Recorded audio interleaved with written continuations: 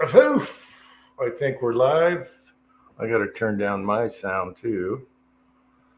Let's see, who do we have here? Thorzax, AR Patriot is here. Patriot Pole, speaking of Patriots. Tactical Rabbit. I think Tactical Rabbit is cooking homemade pizza. That's always good. If you get the crust right, oh yeah. Um, Here we go. Let me pan down here. Tactical FUD is here. Did I say Took care of that? that problem. And I'm still panning down. Papa's Place is here.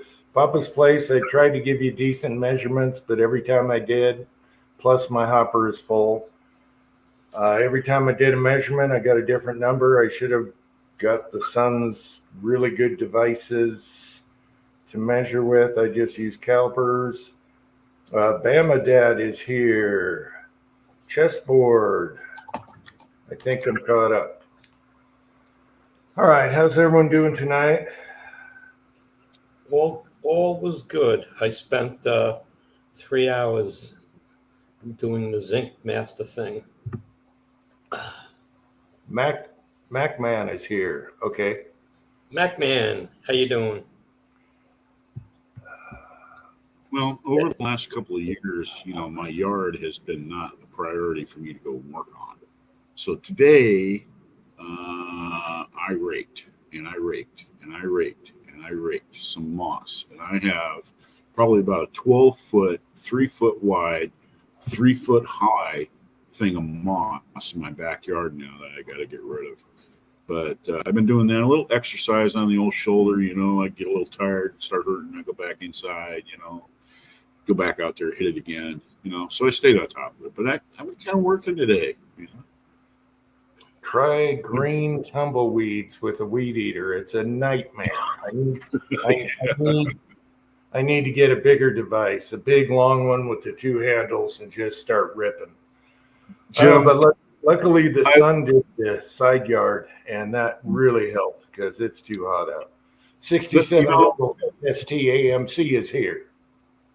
That's it in itself, because a lot of people want to not live in a neighborhood, they don't want to be in a tract home and that sort of thing. So they want to buy property so they have the privacy.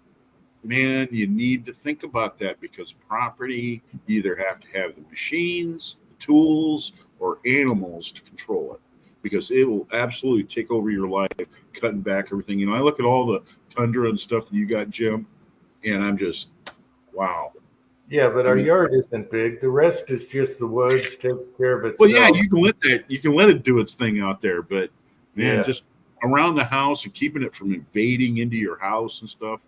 Yeah, I dealt with that for a long time. I own property and was just like, man, I spent every weekend, man, burning, sawing stuff up with my chainsaw and having burn piles. And actually, that was kind of good for the family thing, because we had a lot of bonfires and stuff. We had a lot of fun with that, but it was kind of a positive thing. But yeah, man, I just worked and worked and worked.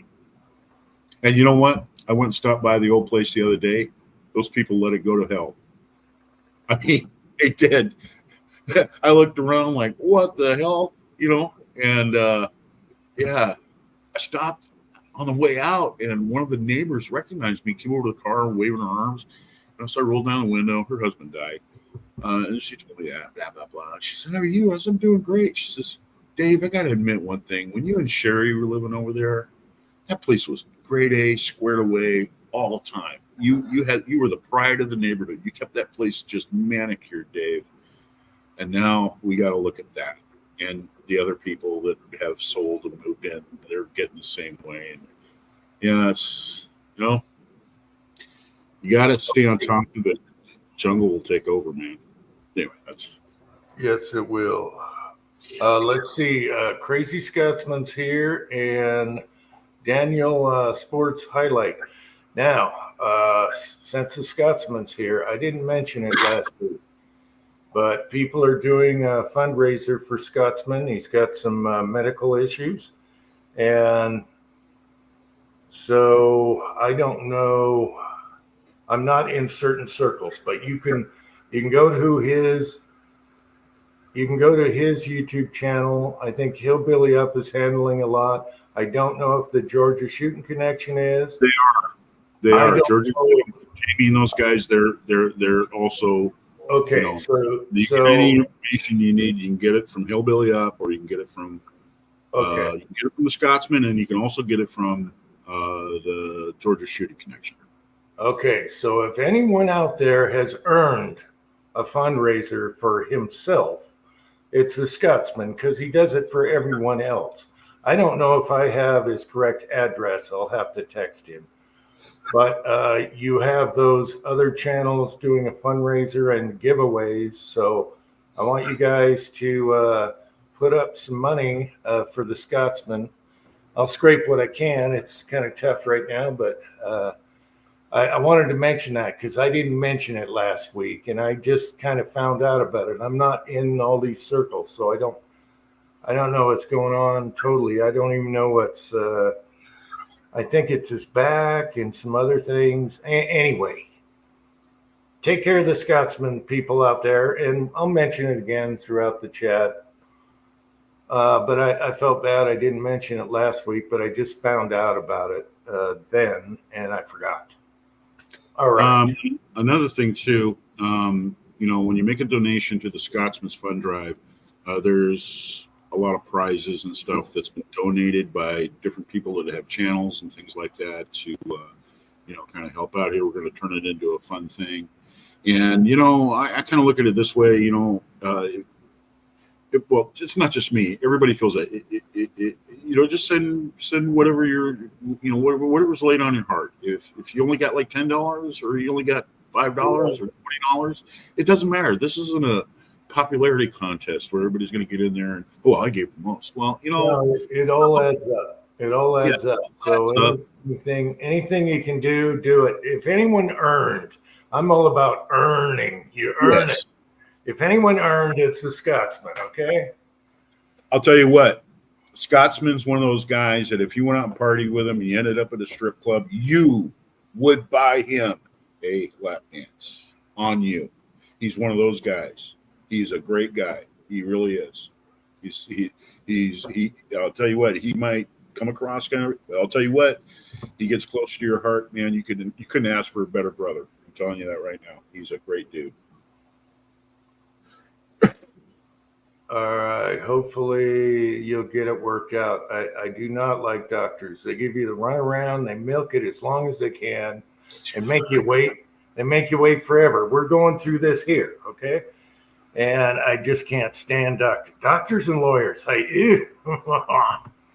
Don't get me started. All right. I can keep my mouth shut on that one.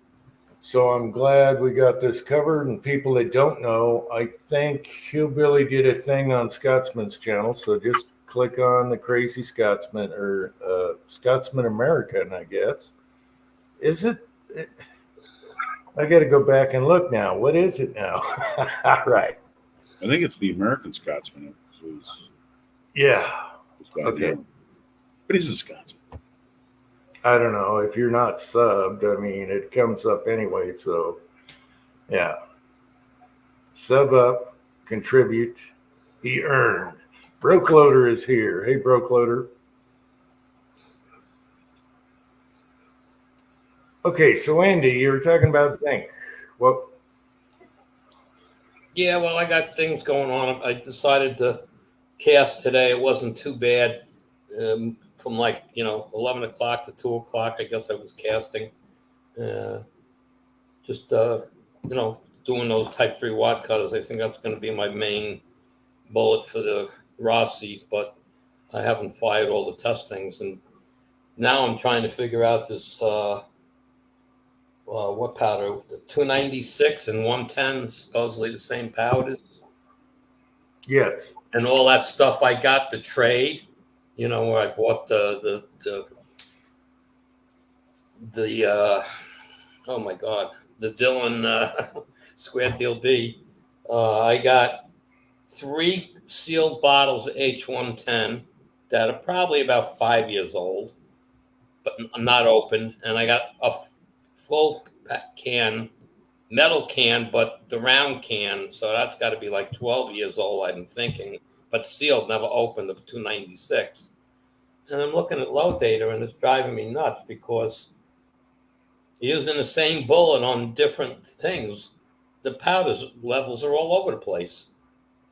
Mm-hmm. I like how can it be so different? I mean, I think it was hydrogen has me with I just put in like 100-grain bullet, Mm-hmm. okay, because I know those two powders want a heavier bullet, but I just put in my a 90-grain, actually at 100-grain bullet I put in there for the zinc purposes, and put in the dimensions of the bullet and all that stuff, and changed everything I had to in the software, and I'm getting what I think are reasonable loads. I go online and look at it. They're telling me we're 15 grains at 296 or 110. I won't even fit in a 357 case. I don't think that much powder would fit in a case. So now I'm going to switch to that 195 grain round nose that I have for the 357. And I forget what that even weighs, 133 grains, I think, something like that. I'm going to try to see if I can come up with a low data for that, because again, it's physically a bigger bullet, but it's only going to be 133 grains in zinc. So I still haven't come up with the decision that bullet physical size versus mass, It's volume. it's the volume in the case is still going to be the same for either way I do it. But that's the whole point. Once I set up in quick loads, once I set up the bullet profile for the cartridge, all right, it knows now that the distance and case volume, knows all of that, and that's why I can't. I mean, hydrogen's giving me a freaking crazy number, 14 to 16 grains at 296. I don't think that'll fit in a 357 case. Man, I'll have to go look at what I load. But okay, Hobbies Hobo's here. Tin Man is here. Mario is here. Hey, what's also funny is sometimes you'll see in the manual you get a different load for 296 than you do H110, even though they're the same. Mm-hmm. And like, whoa! I think there was one in the Lee manual. I forget what caliber. It was so far off, and I was like, what? Yeah. I prefer, for some strange reason, I prefer 296, even though they're the same. I always got better grips with 296. I don't know why. Well, they're the same. Yeah. I want to use up those powders because I mean, I got them for nothing basically, and great powders. You got to have them. And I mean, I use 110. I think I forget what I'm using 110 for. Is it 300 blackout or is it 300 blackout, range, weight? Yep. Light, mid. Yep. And but I'm still, at 300 blackout when I loaded, regular loads or 2 to 3 regular loads, I'm using the real stuff. But anything, my super subsonic stuff, I'm working with that Winchester powder I have, and I've had great success. But yeah, I'm finding the Winchester powder, because there's not enough in the case, you don't get a complete burn. Yeah, an H110 296, you want it closer to the bullet. You don't want half loads on that. Right. It will not like it at all. It likes it full up most of the time. Yeah. Well, it's also telling me it likes Magnum primers, so that's like another thing. Yeah. It's like 2400. You don't want to go light on 2400. You want to take it up to where, you fill the case with that stuff, because otherwise you get unburnt powder. You get unburnt powder. Yeah, I see it in the suppressor all the time. Yeah. But I mean, I'm not worried about a little unburnt powder. I just don't want to, you got to remember I'm in a territory loading with zinc. So I have the profile of a 195 grain bullet that weighs 133 grains. Yeah. So it's much lighter, and the bullet's going to be whizzing compared to the actual weight of the bullet. So I'm trying to, you have to come up with that safe load, and I'm trying to find that starting point that'll give me a velocity roughly of what I'm looking for out of a 357. Okay. And be, a safe load. I have my button on the Scotsman until we find out it's him. Yeah. Yeah, he's got to wave or do something, man. You got to give Uncle Jim a wave or something because he doesn't do the thumbnail anymore. No, it's me, man. Okay, we're good. I had the button ready. It's like, I haven't been using the camera just because I keep shifting around a lot, and it's All right. I know it annoys some people when you move around a lot. So. All right, cool. So, Andy, one thing I was going to bring up about H110. H110 was developed actually as a military powder for the M130 carbine, and they had stockpiles of that stuff after the war. And but it's a great powder. I mean, it works in all those cartridge cases that are that size.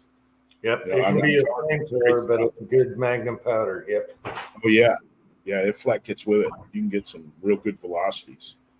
The only thing I really didn't like about H110 and 44 mag is the muzzle blast, man. Holy crap! Yeah, I know. It's a flamethrower. Yeah. Yes, man. And 44, that's why you go to like number 9 or Shooter's 2400. World Heavy or 2400. I shot so wet. I used AA number 7. I used AA Unique number is great. 7. Yeah, Unique is great for mild loads in 44. Perfect. Yeah. Good target. I mean, if you're going to shoot a 44 mag and you want a good target round that's not going to bust your wrist, but you're still in the, kind of magnum lead there, that, Unique is really a good choice to go with. It really is. And you get a lot of shooting for it, because you're not using the volume. Tin Man's talking about the Olympics, the torch. They're in France. It's woke. Boycott the Olympics, people. It's bad. It's garbage. It's garbage. It is. Why even occupy your time to even watch it? No, it's disgusting. They actually did the final supper scene with all these weirdos on the table. And then they did another one. Oh, it's totally evil. It's bad. And then Harley Davidson is woke now. So they're going to go through what Tractor Supply went through and all the others. They're going to go through that and back off and, oops, I'm sorry. But Harley Davidson pulled some crap on their employees. It's wacko out there. I don't think the bikers are going to like that. I've gotten in a place and they had the Olympics thing, and it was the opening ceremony with all the boats going by. And I was like, and then it dawned on me it's the Olympics. And they had these guys on bicycles doing like, the bicycle thing, that kids do with, ride the bike, really riding around on the thing. And my first impression of that was, what the hell's going on here? I mean, this is the Olympics. And then they had this dude, they had a guy, okay, you could tell this is a guy dressed up in like a Little Bo Peep outfit, okay, and he's singing some crap. And I was like, this is garbage. It is. I do not want to just sit here and watch this. They're really hitting the bottom of the barrel now. Yep. Disappointing. You heard what happened to Netflix, right? No. Netflix, you didn't hear? They donated a bunch of money to the Democratic Party. The next day, there's 6 million people canceled the subscription. Hey, that's how you vote, with your wallet. Yeah. That's it. That's the only thing that's going to send the message up there to northeastern United States, to all those gated communities up there. Is when you start voting with your pocketbook, and hey, we're not paying for this anymore. That's it. And they get the message up, man. They do. That's definitely the way to do it. It's just to let them know. Walk away from them. Then if you walk away, they start to realize they messed up. Okay, Warsaw, is that you? I got the.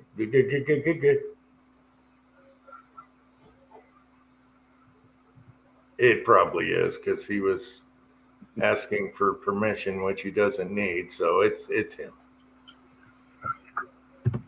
When he flashes the cock, we'll find out.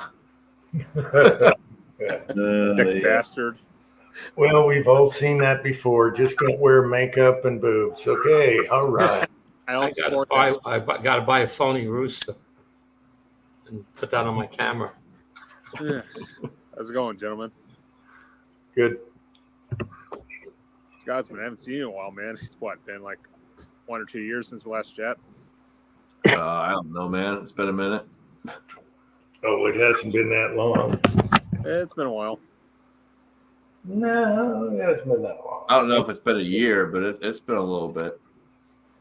I'd say about 6 months. You were on. Anyway, time for a smoke. I get agitated with all this stuff going on in the world. By the way, Uncle Jim, how's Minnie doing? Minnie's fine. Why? The reason why I was asking is the incident you were worried about. No, she's doing good. Cats are Good. cats are good. Garage guy's here. Hey, garage guy. Let me get back on camera here. Yeah, I love your barn, man. I love the AIDS-fied barn. The what? Love your barn, man. I just love it. Barn. Workshop, whatever you want to call it. Your garage. Oh, The Yeah, framework I looks like wish a I barn, would've- so I took for granted I thought it was a barn. My bad. yeah. I wish I had a barn. We need a barn, but can't afford it right now. Biden prices? Are you crazy? Should have done it 3 years ago. You think it's bad now? You should see Fidel Trudeau up there in Canada. He's like demolished the economy now. Well, did you see where Mick Jagger was? They were playing a concert there, and he goes, "And how about that Trudeau?" And they all booed him. And so he switched the subject to soccer or something. Hilarious. They booed the crap out of him. Oh God, they're still talking about the fucking bitch in California. I'm tired. West Covina Dodge is here. Hey, Pat. And then we'll quote Tin Man. They didn't donate to Harris. Okay. All we got to do is vote with your wallet. Don't use what the crazy people out there do. Vanessa Kitty is here. Fuzzy is here. Hey, Fuzz. Hey, Vanessa. Hey, Pat. Cat.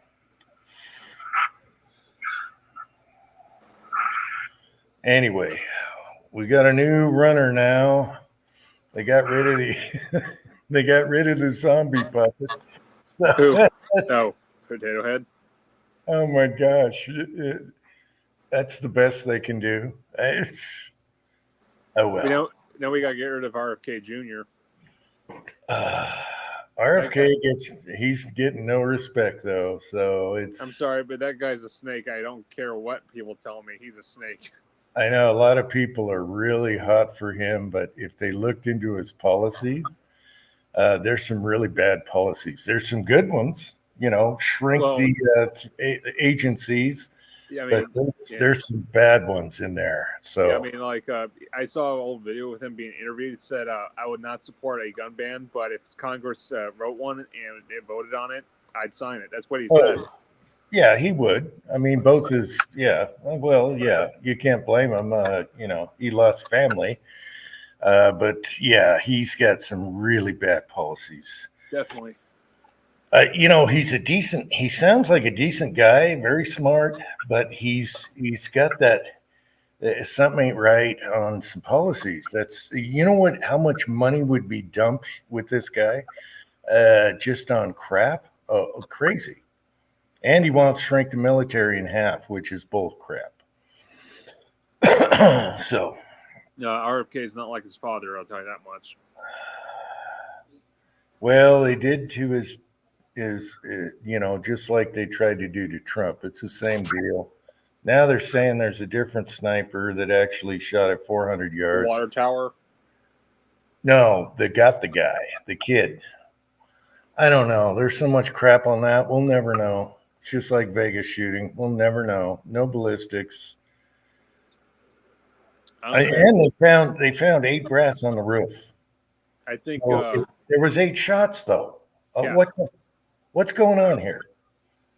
I don't know. It's just the same thing as Vegas, man. Well, they're just gonna cover up. nope. But I think the Vegas was CIA. That was all CIA thing written over there. Well, this could be that too. You don't think the CIA is involved in this one? Come on, man. Vegas, yes. This one, no. Come on, dude. They Yeah. do not want a guy that doesn't conform. Okay, to play the game like everyone else. They hate that. That's why they hate the guy, and that's I hope he's got really good protection now. Get us through a few months here. Anyway.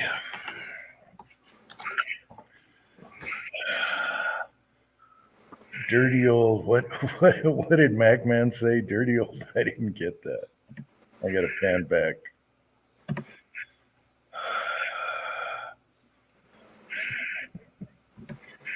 Anyway, it's crazy cuckoo out there, people. You're seeing it every day. It's crazy. However, the good news is we got media where we can talk now and get the other version, and that is a good thing.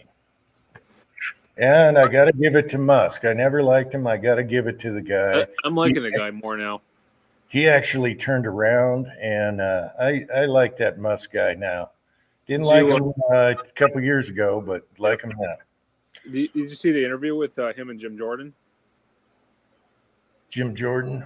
No. Yeah, Jim Jordan was having an interview with him one-on-one, and Wow. apparently Elon Musk was actually tricked by contract, manipulated. He literally pretty much allowed his kid to be transitioned. Really? They put him on blockers, and they fucked him over. Elon Musk was literally scarred for life after that. Well, they also screwed with his rocket contracts also, and a bunch of other stuff. Yeah. They're really going to mess with him, but the guy's rich, he's smart. He'll get her done. The only thing I don't like about him is he said he really wasn't about AI back and forth, and AI is dangerous, this, that, the other. Yeah, he's got robots already. Yeah, well, he says there's a lot of good in AI. It just depends on how you use it. But that's a scary. This is all. Just go back and watch Terminator. There's no good in AI. I was going to bring up the Terminator. I was thinking, what's the actor Arnold Schwarzenegger? Yeah, and that's coming true, just like the original Star Trek. They had stuff that came true. We are literally living in the Matrix and Terminator put together. That's what we're living in. Skynet's a real thing. Skynet is real. It actually exists over in the UK. All I got to say, people, is don't let them mark your forehead. Okay? Never. Take the bullet. And never get a brain implant with that fucking device that No. proposing. And don't take the jab. That's the first starter right there. Yeah, whatever. All right, going back inside. I'm really surprised. You might see it if, when we change our administration now, I would imagine probably within 2 years, you're going to see these lawyer outfits, getting together saying, were you forced to take the vaccination against your will? Did your employer say that you were going to be fired? Did your employer say that you were going to be separated from the institution, feeling that you no longer had anything to offer them because you wouldn't accept the vaccine? Well, call the law office, so such and such. You may be entitled to compensation. And you know what? They're going to go after like Pfizer and all the rest of these guys and sue the pants off. And another thing, too, I was watching, I don't know the woman and I don't really know her history, so I don't want to be judgmental here. But I'm just talking from my experience in government, is that the gal that was the director of the Secret Service, she got taken in and they had a critique and they just raked her across the coals about how that was handled with Trump and all that. Anyway, she resigned. Now, I guess if from some of the history that I heard, she had like 26 to 28 years in with government service already, and she had retired and she was working for Pepsi, and then she was approached by the Secret Service and said, hey, come back. and see us, we'll. She had I guess we got a desk waiting. she had 30 years in the Secret Service prior, and then went to Pepsi. I forget how many years she was at Pepsi, but she had 30 years prior in the Secret Service. Okay, on the borderline of being a male chauvinist pig, you see a lot in government where a woman can really open doors with a smile and hang around these powerful guys and agree with what they say. Oh, you're really smart. That's a good idea. They're always supporting them. They're always winking at them. They're always using their personality and stuff. And the bottom line is they get like 20, 25 years. And next thing you know, they're way up the ladder. They're supervisors, general foremen, department heads, and things like that. They don't know what they're doing. They don't know what their job is.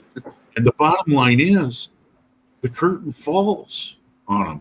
Next thing you know, they don't look that good anymore. It's like that song from Greta, Van Fleet. The curtain fell. I mean, you're not a Valley doll anymore. Nobody cares about you now. And when you screw up and your head is in the noose, baby, you're gonna swing because I ain't gonna stick my neck out there for you. And that's just the way it is. That's the way it goes down. And I'm gonna tell you what. That's what I seen by that picture that was on the news about her walking out of her, thing after she, resigned and everything. I was thinking to myself, curtain fell, baby. That's what happens. That's what you got. No friends at all. They all run for the corners. They will not stick their neck out for you. They will not do anything for you. I've seen it over and over again. And those of you guys that are in the Navy, I challenge you, search your memory. And anytime that you went by the captain's office, did you ever see a female yeoman in the captain's office as a secretary that was ugly? No. They were all babes. Every one of them was just a knockout babe. And you want to know why? Because that captain, when he thinks that his little wee-wee isn't long enough, he goes out there and cries on her shoulder, and she makes him feel like a man. That's it. And so it's bull crap. And that's what's wrong with our government. That is it's that we have people in there that are we have people that are qualified that never get the job, and the people that are totally the wrong people to be running the place are the people that get into power because of political connection. They're part of the pretty people world where they don't have to try. They don't have to try as hard as anybody else because everybody wants an attractive, secretary. She doesn't know how to type. Well, what does that got to do? Management picking stuff, typical. Let's get back to earn. You got to earn your spot, and she doesn't earn it. The roof was flat. Everyone's walking around on it. Bad excuse. I'm glad that she resigned. She had to. She was struggling. You knew one way or another she's gone. They're just until things change, though, it's not getting any better. You know what? I hate to say this. It works out for the management there in any organization like that when that sort of thing happens because they can all save face after that. They can go in there and say, yeah, I seen problems on the horizon with that person. And I didn't want to say anything, blah, blah, blah. And they all look like they're concerned. When actually they don't really care. See, over the years, man, and I spent a lot of time in management, guys. So just so you're aware, I've spent a lot of time in management, and I'm not in management now because I had enough of it. I lost enough hair from that crap. But over the years, I've seen and had some really hard-working women work for me, and then I've also had a bunch of POSs that were not worth a damn. When it comes to what happened with Trump, for example, just look at some of the videos of these women and how they're handling the firearm. There was zero skills, zero, absolutely too short. They were way too short. None. and they're putting them out there to protect a former president. Come on, please. Yeah, and they're too short. With Trump, everyone needs to be 6'2". I'm sorry, that's the way it Right. is. Their job is supposed to be there to take the bullet instead. So if you're supposed to be there to take the bullet instead, why are you 2 foot shorter? Mm-hmm.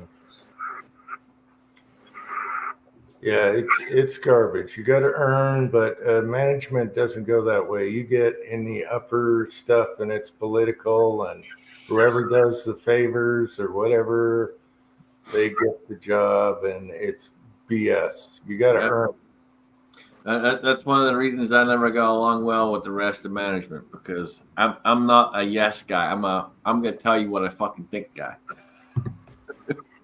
Here we go. Vanessa Kitty is 6'3". There you go, Vanessa. See, there's plenty of qualified women. There's been really good sniper women in history. One in Vietnam, which was vicious as hell, and it just depends on the the person. One of the greatest women snipers out there. She was Russian. I forget what the hell her name was. Yeah, Russian and Vietnamese. She was the Cobra, I think, in Vietnam. She would skin guys. Okay, she was vicious. Everyone was totally, and luckily Hathcock got her when she was taking a pee. So there you go. Yep. Otherwise, she would have, got a lot of our guys. So yeah, it's not a gender thing. It's a qualification thing. Okay, I'll speak on this. Well, apart from women, I mean, not all of women, but a big majority I'm seeing now all over the internet. You're bitching and complaining. Well, why aren't the men going after us? Well, it's like because you're fucking toxic up the ass. You've been treating people like shit. You always go after people for money. You ask more for men. Why do you think? Because you drove the men away from you. Dating has gone down a drain in American society for a while now. Anyway, there's very good qualified women. There's also been really good spies that were women. Vicious, awesome spies. So it's not a gender thing. It's a qualification thing.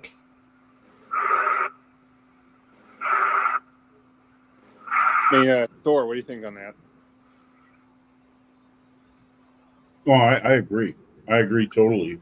The problem is that it's the fault of both of them. It's the fault of them taking advantage of the fact that they're part of the pretty people world, and then in the management side, you got the good old boy thing. You got nepotism going on and all that other stuff, and these are people that are not even in the GS scale.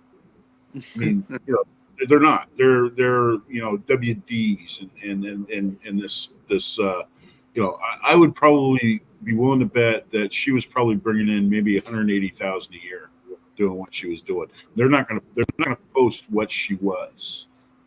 She probably negotiated for her salary, but but she was in a position to do so because she was connected and she was part of the pretty people world, and that's it. And like I said, man, that's what's wrong with the whole thing. That's what's wrong. And the same thing goes on Boeing, Lockheed, Martin Marietta, all of them. All those organizations that have that problem because it's just a society thing, I think, and it's just the way that I don't think we're going to be able to ever stop that. It is a society thing. You're right, because what it is that they've weakened society to the point where you can literally go cry about it and say, I'm not getting what I want, this, that, the other, and magically somehow in the twists of all this goes on, now you get what you want because you've cried your way to that position. You've cried your way to this, that, the other. It's my finger hurts. I'm not going to go to work today. Dude, get over it. Well, here's another thing too. Up and out. If you ever heard of Up and Out, I mean, you can have somebody who's not qualified, just an absolute buffoon, someone who's a turd, okay, and they're spreading their turdism throughout the other people that are in the organization, and they're starting to act like turds. Well, you got to get rid of them. So what happens in corporations, government, stuff like that? They open a position and they highly recommend that to that person to put in for that job, and that would be the way to go and further their career. And it's an up and out thing. Yep. Get rid of them. Yeah, because So- they're polluting the workforce, or they're polluting the organization from doing what they're supposed to be doing. You just touched something. It's like with fucking Biden when they appointed fucking that Supreme Court justice, Caitlin Brown Jackson. It's like, all right, I know why you're putting in there. Just because she's skin color and you have a bunch of black people that are voting for your ass, you put her up there because you wanted her to be there. And also for your leftist policies. And you know what the sad part about that whole thing? It's not a black thing. It doesn't have to do with Hispanics. It doesn't have to do with anybody. It has everything to do with the person that made that decision to bring a black person in or a Hispanic person. They actually are the ones that are discriminating. Yes. They're creating it. Yes. By saying we're going to make an exception. Yes. Why is that? Again, they've created weakness throughout the entire world. It's not just here; it's everywhere. They've created the weakness throughout the world to where people literally will sit there and cry about every little damn thing. You can't smack your child anymore. Can't give them discipline. How dare you do that? Mhm. They can't go to work at a young age because they can't have that. Oh, you can't let the kid fight off his bully at school? Fuck you. It's all Look what about happened. merit. It's all about merit and earning. Some of the best inspectors, especially on an assembly line, are women. They're very detail orientated, and it's all about merit. So you can't judge anyone from color, creed, or gender. It's who that person is, and that's who's qualified. We have a woman at work who is on the weld line. She's on the 100-pound weld line. She really wants to be on the 420 weld line. The 420 weld line is where we make the bigger tanks, and the bigger tanks are our bread and butter. And she is a hardworking badass. Yeah. But she gets nowhere because the guys are all jealous of her, and so they go and cry because they want the particular job. So she's being pushed back because they're all crying about it.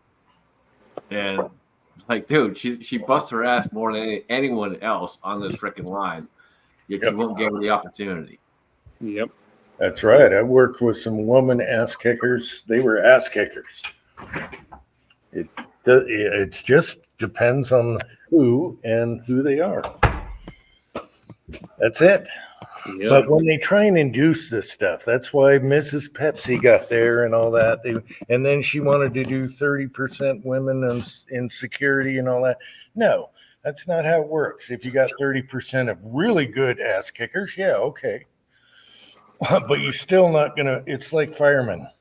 Mm-hmm. Firemen have to qualify lifting so much weight walking up a ladder. If you're giving the women a break for that, it's not right, because when the shit hits the fan and your life's on the line, you want the guy that can carry you up a ladder. Jim, don't even go there with anybody who's watching out there who's a member of the military. You see it every day.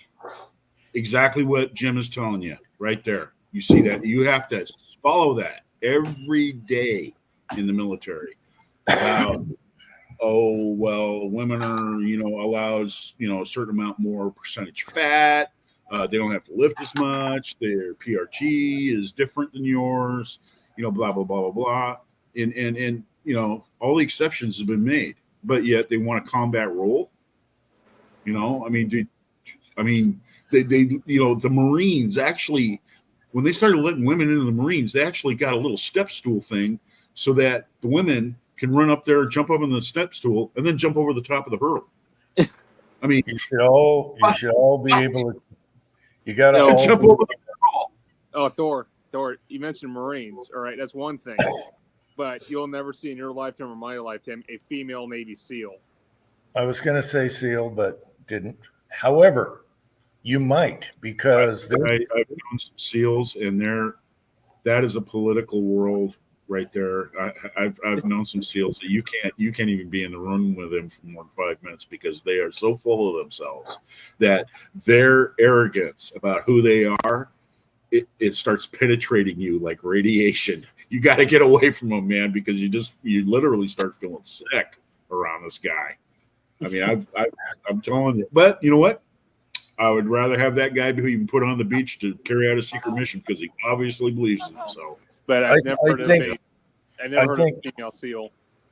I think there's going to be women in the SEALs sooner or later. I know a lot of UFC, MMA fighter women that could kick most guys' ass and out cardio them all day long. So they have the handicap of testosterone. Okay, we're built different. However, there are some out there that can kick ass. Oh, there's plenty of them, man. There's plenty of them. The submarine community, predominantly for decades and decades from its inception, was a male organization, and now they have females on submarines. And get this, they have to have a senior officer, okay, that looks after all the younger female officers and keeps them in order. Keeps them from going batshit crazy. Really, I'm not kidding you. I am not kidding you at all. That's the way it is, and they allow that on submarines now. And I mean, there's no more fishing. There's no more fishing for porn. There isn't any more tube girls. There isn't any more of that crap, man. They threw all that stuff out. They had the little thing there. What was that? Run Silent, Run Deep. Where all the guys are running out of the mess decks and they're going to go to battle stations, and they got that pinup girl, and they're all like slapping her on the butt as they go by. It's a picture, right, that the cook put up there. They took rid of it? You know what? You can't do that now. No,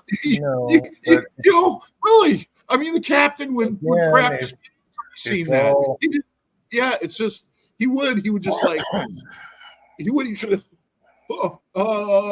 You need to take this down now. This never happened. Oh yeah. Exactly. That's exactly it. Scared to death he's going to have to answer for crap like that. You know what? Run Silent, Run Deep. Those men were at war. And they were proud of the fact that they were men and they desire women, a good-looking woman. To them, hey, that's the America that I'm fighting for. That's who I am. I'm a man, and I'm going to go out and fight this war. And you know what? We need to bring that sort of pride back to our military. I did do a video on airplane art. Okay. That's another one. This is what Pat's talking about. I did do a video on airplane art. But again, it goes back to qualifications. Okay, they have the handicap of not having the testosterone and all that and built like a man. However, they can work together because, say a submarine, they could be really good at the radar, the sound, all the technical stuff. They are so good at that. Why not? Yeah, that's the thing. You gotta be. Women have much better attention to detail than men. That's just a fact. It really is. It's a fact. And Earhart went around the world, kind of. Okay, we're good at detail, but we're nowhere good at detail they are. It's just a fact. That's right. They'll kick your ass on detail. I'll tell you right. Any married man knows that. They'll kick your ass in detail. They'll correct you. They'll remember everything. Everything from 20 years ago that you forgot. Yeah, you will get corrected on detail. I'll guarantee you that. Especially if you got a smart wife. But just like Jim was talking about, man, I've met some badass women in my time. One of them was when I lived back in Missouri, and going to competitions and fighting in competitions. We had one called Cuddles. That was her nickname. Her nickname was Cuddles. And you want to talk about a badass, man? That was a badass. I think I've talked about it before, but we would go to competitions and you'd always see the guys going, "Oh, I'll just whip her ass, man. I'm gonna beat the shit out of her. This, that, the other. And it's gonna be easy. This, that, the other." And I'm just sitting there going, "This is gonna be a show." Oh yeah, bring it on, fellas. Dude, that girl was so damn fast. So damn fast. Was incredible. Testosterone can be a bad thing. I'll tell you a story. Not that I know this guy. All right. We had a problem. This guy, he went out there and looked at what the problem was, and we had a whole sump full of bilge crap of diesel and oil and everything else in our sump. So this guy had the crew go in there with some, mop up buckets and chem wipes and everything like that, and soak up all this stuff, fish all this stuff out of the sump and get the sump pump working again. This guy told everybody to put it in a bag. So they bagged it all up. Then this guy went to the submarine, went down, went into the goat locker, went back in the back and berthing,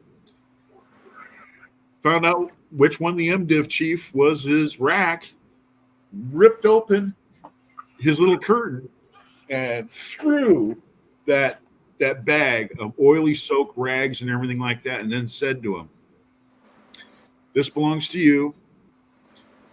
You put it in my sump. You put it in my sump." And I thought I might just return it back for you so you can go ahead and you can take care of it. Now, that guy was reprimanded for doing that. Now, testosterone could be a bad thing. When you got two 6-foot tall guys in a 4-foot room staring each other down, that's not, that's not a good thing. And I've seen that sort of situation before. Okay, for Pat, my wife can kick my ass on skis and cross-country skis. She used to be a cross-country skier, and she would kick my ass. Now, can she put her initials in the snow, though? Good point. I know she could do one.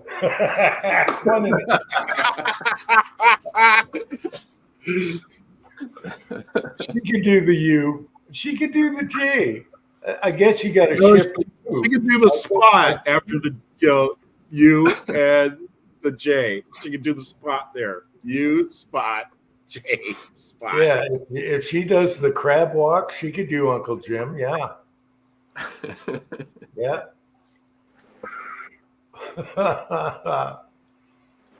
Oh, this is funny. This could be totally pissing off a lot of people, but again, I stick up for women. They have features that blow us away, and we have testosterone and muscles and all that. It's just it's different, and there's a place for everybody. Military, everything. That's why they were good. It goes back to qualifications, and it all goes back to what you said. Everybody has their specialty, what they're good at. Some of these people, they just think they're good at it, and then the next thing you know, they want to be it. Well, you aren't it because you are not it. That's why. You got to earn it. You see that, Forzax? Uncle Jim, you're I think $3 billion submarine. We're getting to close a valve or a hatch. They Probably forgot to close a hatch. a hatch. This is an Indian. Oh, the Indian Navy, yeah. That looks like a bratwurst. That submarine looks like a bratwurst. They literally forgot to close a hatch, and the whole submarine literally got flooded instantly. Yeah. That's bad too, because when you start going down, you got water coming into the submarine. It isn't like you can dive over the side. You're inside a cylinder, and and there's only one way out, and that's where the water's coming in. And so, You ain't jumping out. Yep. yeah, you're done. You need to get on the surface again now. Yeah, there is no. Well, we'll do damage control now. No. We need to go now to the surface. Period. Thor. That's also another thing. You ever heard of the submarine called Kursk by any chance? Yeah, the curse. Yeah, there's a movie they made on it. It's The Command, and I don't know if those guys actually survived or not. I mean, the 13 men that were still left alone in that sub, you think they survived? No, they didn't. They didn't? Nope, they died. Yep, they let them die. And the reason why they did that is that, you see, we were monitoring what was going on over there, so we knew what happened. And as soon as we knew what happened, and then all the rest, the Russian Navy showed up and they started circling around it, that was just a security barrier.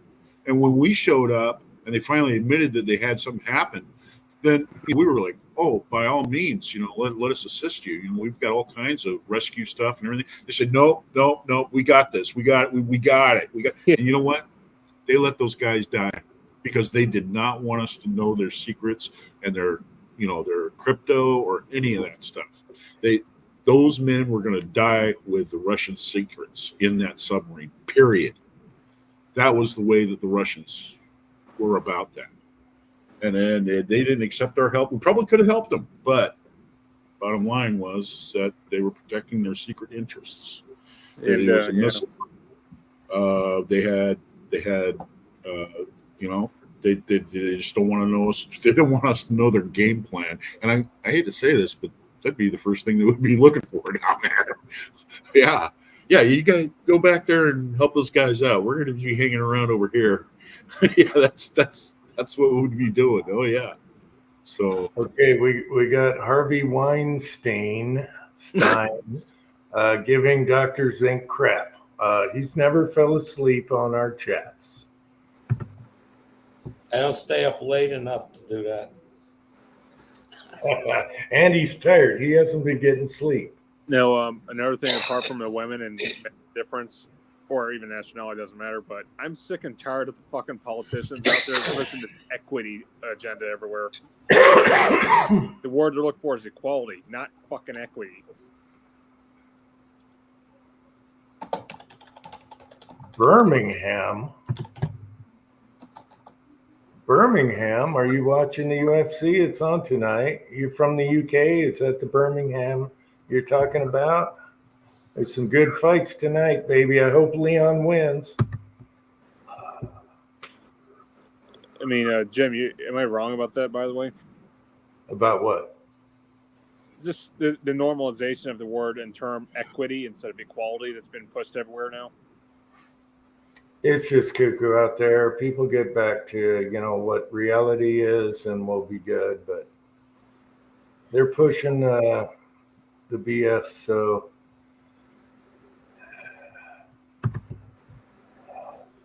oh,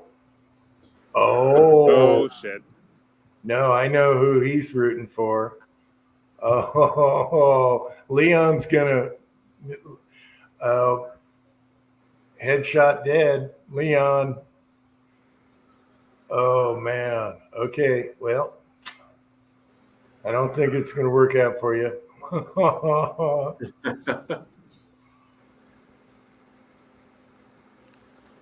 Living in a fucking pussified world, I'll tell you that much. Pussified men and pussified women. That's all they want. That's what they've been pushing, man. That's the whole point behind it. That's all they keep doing. It's just making the world weaker. We can't take over if you're strong and want to fight back. No, I'm not saying you're a terrorist. I'm talking about the UFC fight tonight. All right.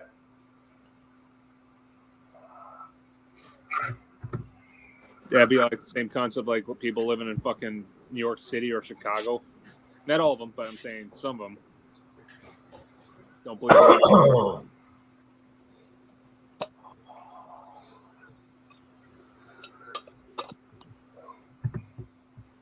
All right, Harvey. Why don't you let your women wait, Harvey? I just have a question. Why don't you let your women eat with you at the dinner table? Just asking. And utensils would be nice too.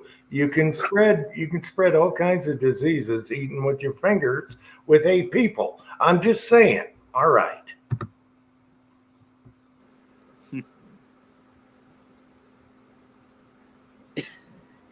Anyway, I know who he's rooting for. If he's from the UK, he's rooting for Bilal Muhammad, who is fighting tonight. And I'm sorry, he's going to get knocked out. Yeah, if you watch the UFC, I don't know if you do, but you'd be rooting for Bilal Muhammad. And that's the main event. I think it's the main event. It's for the belt. Main or co-main? A main event. Heavyweights are co-main. Anyway. Because, wait a minute, because I will tell you, though, you guys, okay, let's get this. Harvey, I will tell you, you guys won't let this crap go on. All the,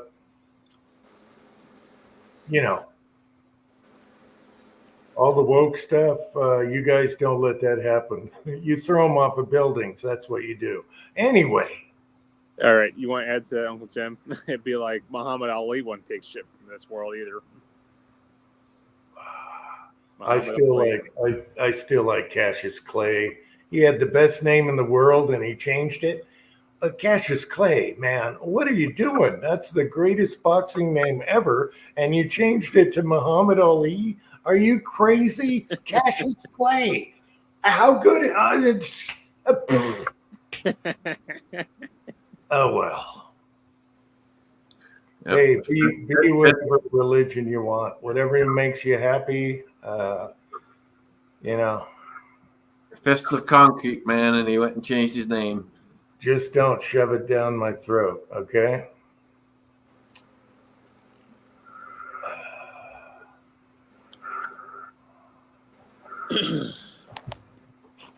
I could be vicious right now about certain age wives, but I won't say nothing. We won't go into religion here. All right.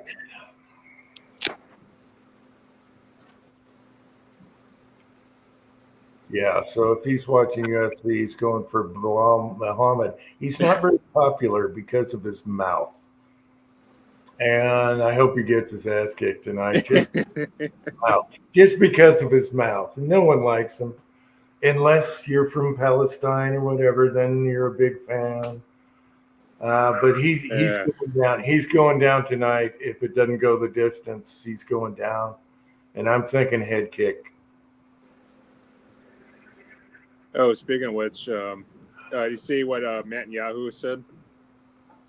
No, I haven't been keeping up on Middle East. The Prime Minister of Israel said, "Your enemies are our enemies. America's ally is our ally. We're pretty much together." Well, there's a lot of Americans that don't care for him either. So I like the guy, honestly. I mean, what happened to Israel? I mean, let's put it this way: that'd be like our version of 9/11. You don't fuck around with Israel. Well, I do believe if you get attacked and they take hostages and rape your women, it's time to level the ground. I'm exactly. Sorry. It would happen here. If you did that here, we would be leveling the ground. That's just the way it is. So don't do that stuff. It's bad. Yes. Good night, Tactical Rabbit. Enjoy that pizza. If you're going to start a fight, you got to expect to finish it. And of course, it was Hezbollah. It wasn't really the people in Palestine. It was Iran, Hezbollah. They're doing they're using people as human targets. It's bad. It's bad. That's why I like Trump. He doesn't like wars. He doesn't like people getting killed. There's no need for it. Get along, negotiate, get along. And I agree with that 100%. We all know the reason for wars. A lot of it's money. It's all money. It's Stock all money. money. It's the military-industrial complex. The military-industrial complex They're, is a mute more, fucking Thor. sham. You mute. That's all it's ever been about. It's all about making money for big businesses like Lockheed Martin and all the rest of them. They got the contracts, and that's it. If there's not a war, they ain't making money. Yeah, World War II was different. We got attacked. We actually put it off. We didn't want to get involved. And then the Japanese Pearl Harbor, that was it. Now we're on. That was the biggest mistake ever on their side. I think we should have got involved earlier, to be honest with you, Uncle Jim. I know, but we didn't want to get involved. Okay. We thought it was kind of like, it's kind of like what's going on now. We didn't want to get involved with that over there, what's going on. So between Russia and, until we got attacked, and then it's time to level ground. It's, and we just, that made us the strongest. We were never so strong than we were under World War II. Yep. And talk about women. They were on the assembly lines doing everything. Yeah. And back to the women again. They did an awesome job making all the stuff on the assembly lines. They were awesome. Yep. No, but if we had known and actually gotten involved earlier in the Second World War, I think more lives have been saved, especially under the Holocaust that fucking Adolf Hitler was doing. Yes. But we didn't want to get involved. So Well, I know one thing with the with the Imperial Japanese at that time, they were, because of their belief system and their emperor, they were going to fight to the last man. I mean, the toughest soldier, in the theater of World War II was a Japanese soldier. All he had was a rice bowl. He might have a hand grenade, maybe 10, 20 rounds of ammunition for his Airsoft rifle, which, by the way, towards the end of the war, I don't know if Jim ever seen one in the gun shop, but these Airsoft rifles, you can buy them, and they're called a rope hole Airsoft because there's a hole drilled in the stock so that you can put your sling in there, just a piece of rope. They welded the sights on. They just wanted to put rifles out there, and that's it. They were dedicated. I mean, that was the toughest soldier of World War II, was a Japanese soldier. He would not give up. The Arisaka rifles actually were very good, and then they had to go cheaper and cheaper as they ran out of resources and the cast receivers on them, and oh yeah, it was Arisakas are really nice rifles actually, and then they went to the point. Yeah, they went to the point where you had a 2x4 on there. Thor. Yeah. Thor, I like to add to the Arisaka rifle. I looked into them because of the Mauser variants. The Arisaka, you know what actually got killed for the Japanese soldier that got him killed? Really? No. You know what got him killed on that rifle? Oh, what? What's rattling top, the dust cover. They had a dust cover right where the bolt actually. Yeah. And that would get him killed because the noise would go rattling. Yeah, they took that off and threw it away. It's hard to find dust covers for those Arisakas, the 99s and 30. I think it's the 38, type 38. Yep. Or 625. Yeah. But just that little dust cover was enough to make a rattling sound in the fields, and the Marines or even the soldiers would find out where they were located and they would pick them off. My opinions and my, the things that I've seen and the things that I've been able to put together in my mind, I want to apologize to everybody out there. I mean, I don't mean to offend people, and maybe what I believe is not what you believe, and I'm good with it, man. I'm okay. I can only base what I think off of my experience and from what I see and the experiences that I've been through and all that. And so I'm not trying to offend anybody out there. Really, I'm not. You like, for instance, like the dedication of the Japanese. They were so enthralled with fighting to the last man. We resorted to nuclear weapons at the end of the war just to save lives. And those nuclear weapons, Nagasaki and Hiroshima, they were just it was skywriting. We blew them up, and the cloud went up, and on the side of the cloud it said, "For who?" And then when we did the next one, and the cloud went up, it written on the side of that cloud, it said, "For what?" We had to wake them up. For who? For what? And then that got their attention. But they were going to go down. They were going to go down as a nation. Period. And they were going to fight the last man. It was a dictator. They were very religious, and they would die to the end. Yep. I'll tell you what. You got these electric cars and alternate, sources of fuel and stuff that's going on right now. And what we're doing is we're sending a definite message to the Arabs. The curtain's coming down on you guys. We're not supporting you guys as much anymore with buying all your oil or anything like that. I mean, Europe, Britain, it's natural gas. They got biofuel for all their diesel trucks.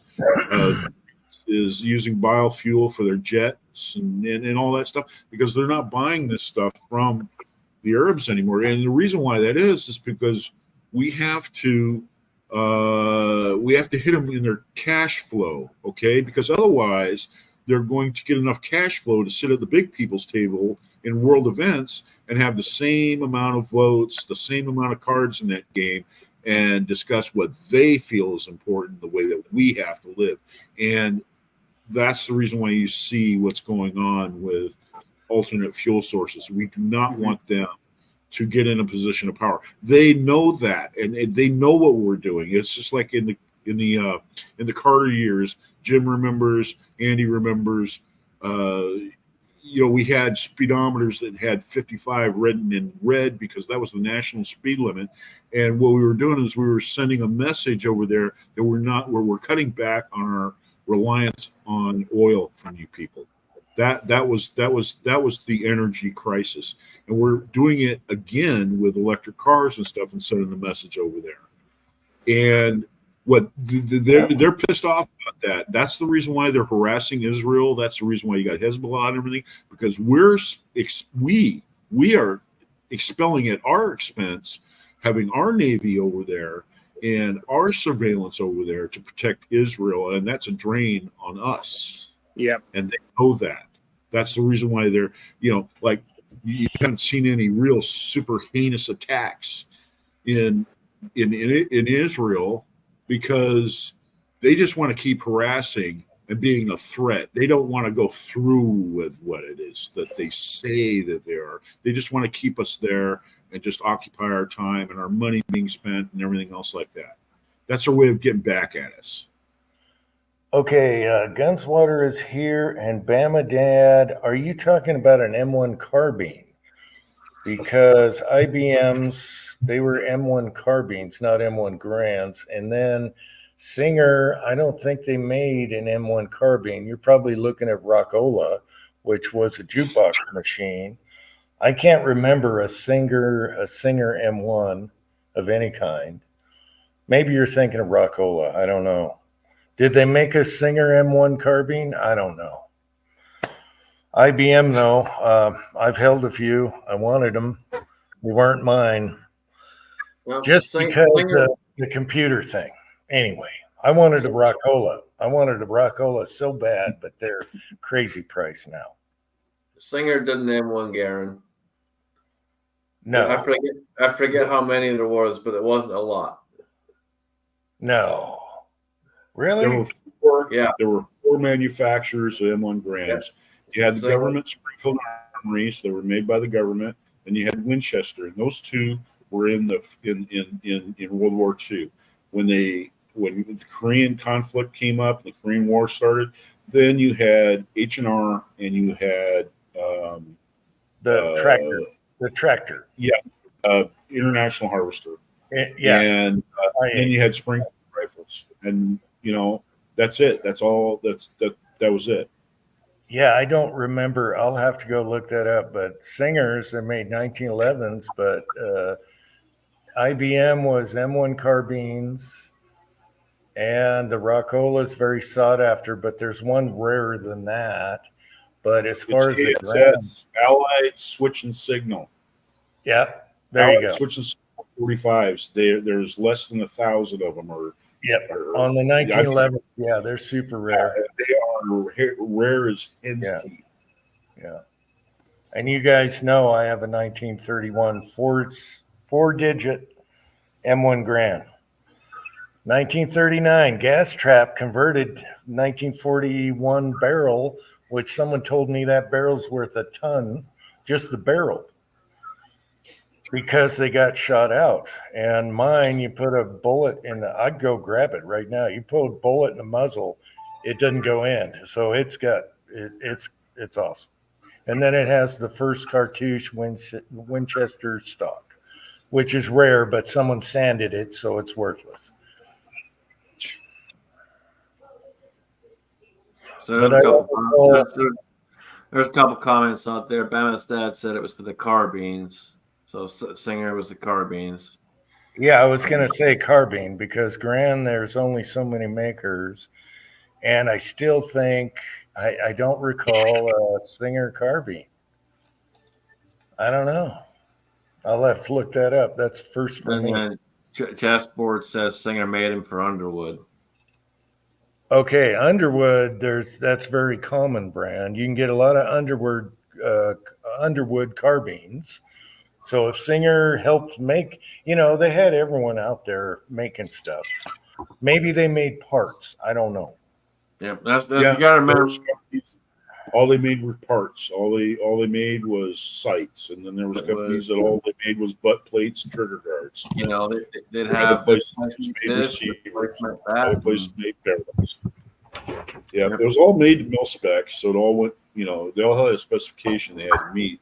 And to tell you the truth, there's no quality difference between one manufacturer or the other. One isn't going to outlast the other one. It's just that this one's rarer than that one. That's about it. It's like receivers on the M1 Grand. I got news for you people. All those receivers were made by Springfield Armory. None of the manufacturers that were contractors invested in the forging, dies and presses and all that other stuff. They didn't invest in that to make M1 Grands. They got all those receivers as billets because Springfield Armory couldn't machine fast enough those billets to make rifles. So they sent those billets as blocks to the manufacturers to finish machining them and then roll stamp their name on them. But all of those receivers were made by Springfield. All of them. Well, Bama Dad's got me curious. I'm a curious monkey. So tonight I'll be trying to look up Singer M1 carbine. Never heard of it. Good night, Andy. Hey, good night, Andy. I'm sorry you left already. Good night. He jumped off about 13 minutes early. That means Tin Man might come on tonight, but he should be putting videos up. Mrs. Tin Man, get on his ass. All right. Yeah, I never heard of a Singer. I held a lot of them. There was a lot of collectors that stored their stuff where I worked and never saw a Singer, but I wanted the Rockola just for the jukebox. And I've held it, and I wanted it just for the name. They're all pretty much the same, but yeah. It'd be cool if you made a good guitar out of a Rockola carbine. That'd be so awesome. It would. How about have the old, jukebox in the back, and you got your glasses on, you got your Rockola carbine that's a guitar. That'd just be awesome. That'd be over the top. That would definitely be an Uncle Jim prop. Yes. It looks like we lost Warsaw also. Anyway, I think he's not much on exits. He doesn't tell everybody goodbye sometimes. He just vanishes. He could have got cut off. He typed in the private chat, said he had to jump off and just jumped off. Okay. I'm having a hard time keeping up here. But Okay, Singer made a good sewing machine. I got an antique right over to the left of me right now. Yeah, Bam and Dad, they're gonna be up there, man. Just an example. I found an M1 Garand, unfired, and this was back about 8 years ago, somewhere in there roughly. We found it at a pawn shop when we were doing a big buy at a pawn shop. My boss asked me at the time, he's like, "What do you think we should pay for this?" I'm like, "Well, it looks too good to be true. I don't know, honestly, because it doesn't look like it's been fired, and there's just no fucking way. Like, there's no way." Yeah. So we only paid. I forget how much we paid for it, but it wasn't a lot because we're like, I can't verify it here in the shop. I got to take it back to my shop and do some investigating and actually verify. And I got it back to the shop and was taking it all apart, checking the uprod and all that. So just an important note for people out there: if you're looking at an M1 Garand, always take it apart and make sure the uprod is not bent. The uprod gets bent when they shoot hot ammo through it. Don't shoot modern loads for an M1 Garand. They will not work properly. There's another thing too about the M1s. They're not as common anymore, but you could actually find rewelds where they actually sawed the receiver in half, and some gunsmith got jigged it up and then filled it with weld and did a nice job at refinishing it. And yeah, you got to watch out. Same thing with 45 frames, the ones that say U.S. property on them. Take a look. If you're serious about buying it and the guy who's talking to you is real serious about selling it and he's saying it's original, you tell him to take the slide off of it. Say, field strip it right now because I want to look at those rails and make sure that they match, because that's the hardest thing, is getting those rails to line up perfect. And you can end up with a re-weld, and a re-weld is not worth anything.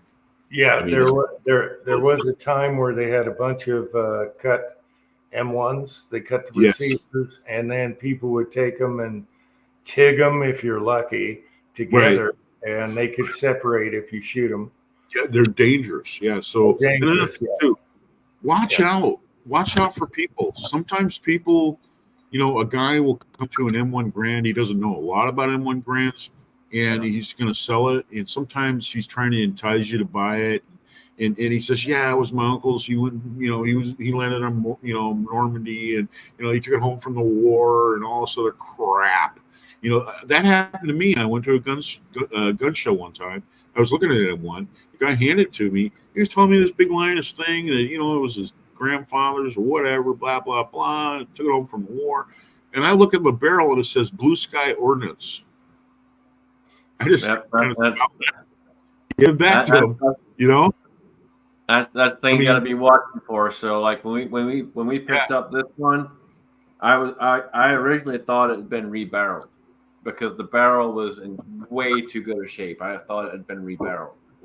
And as I'm sitting there taking it all apart, checking everything, I'm looking at all the numbers and I'm going through my book and I'm going through everything else, all my different references. I had an oh shit moment of holy hell, I came across an original fucking M1 unfired. And I shit my pants right then and there. Yeah, that is rare. That's rare to and find. Obviously, almost all of them went through the rebuild program. Almost all. Obviously, when I went to sell it, I couldn't advertise it as unfired, but because there's no way to verify it. It didn't have any rounds through it. But literally, when you put the mic in there to measure the barrel, literally it was fucking perfect. So we ended up selling that at the time for $2,500.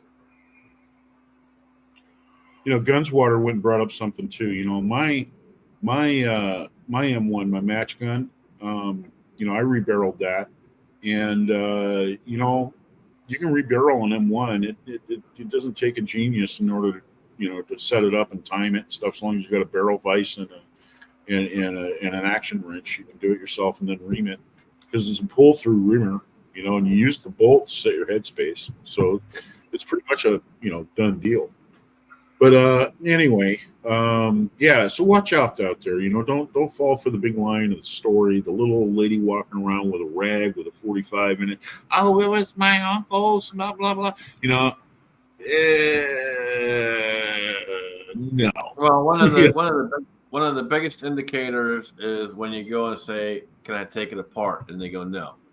They won't let you take it apart. Walk away. Serious about selling it, tell them to field strip it for you because you want to inspect it. You want to look at those rails. You want to make sure that you look at it and make sure you're not buying a re-weld. Or another thing too, counterfeit guys that do the stamping thing and all that stuff. There's guys that do that. They put cartouches on stocks and things like that, say it's all original. Just like that Blue Sky Ordnance. That Blue Sky Ordnance rifle that guy had, that was a Korean, import. That was a Lend-Lease gun that we sent to Korea, and now Korea went and sent it back, and they were imported by Blue Sky Ordnance, but they had to be roll snap. And Blue Sky Ordnance was smart enough to put it on the barrel because you could change the barrel. If you put it on the receiver, you're kind of screwed. So I went to a gun show probably. Oh hell, it's probably been, I don't even know how many years now. It's been quite a few years back, but went to a gun show down in Cincinnati. I'm no longer a member there anymore, but I used to be. But and it's hard to be a member there. I walked away from it because it just ended up being a lot of BS. But anyway, I went to the gun show down there and was walking around, and this guy had a beautiful Smith & Wesson, and I forget what model it was. I think it was maybe a 19, and it was in a heat controlled case, is what he said. So temperature controlled case, the whole 9 yards. And I was like, "Well, can I take the grips off?" And he's like, "No." I'm like, "What do you mean no?" I'm interested in buying it, but I want to look at it before I buy it. He's like, "Well, once you buy it, you can take them off." It doesn't work that way, dude. I want to make sure there's nothing going on. And he's looking at me like I'm crazy. And, and this has happened to me a lot over the years. I literally had the proof of the guy that I know what I'm talking about because of my age. And he just looked at me like I was super young, like, dude, I know what I'm talking about. I'm not fucking walking up Blaze Street like a fucking retard. And like, I know what happens 9 times out of 10. If there's going to be rust is going to be under the grips. Take the fucking grips off. And he wouldn't do it. So I walked away. And it's just something you got to be careful. Yeah, I've been to some good gun shows that were actually pretty good. Puyallup used to have a pretty good one. But you know what? The one that's in my county, I mean, you go to that one, they might as well just say that it's, it's a museum. I mean, it's the same thing. You walk in there and they're like, lay the cash down and get out of here. Well, I want to inspect it. I want to, mind if you take a look there? They act like, oh, no, you can't. It's a museum piece. You have to handle this with gloves. You have to be able to pay my price. That's all bull crap, Are you here to sell a gun or are you here to show off what you got? His thing was, I don't want to take it out of the temperature control case, but you want to sell it to me. So how's that work? I want to sell the gun because this is the money talking, not me. Yeah, I was like, okay, whatever, dude. But and one of the reasons I walked away from that particular place in the organization, which was the Ohio Gun Collectors Association, I walked away from it because 95% of what ended up being in there the last few years that I went there was all fucking knives. Tables with fucking knives, and less guns showing up. Gold by the foot. There's taco truck. I thought they were going to have a gun show here. You go in there and there's, guys, sharpening knives for you, stuff like that. Knives, beef jerky, and jewelry taking up spots. There was some jewelry and stuff there too, and I'm just like, dude, this is not what I come here for. I don't drive 3 fucking hours, 3 hours one way, so that I can go and look at fucking knives. I can come down here and look at guns. That's right. It's a I gun bought a show. new, I bought a new Guns knife, and by the way. ammo.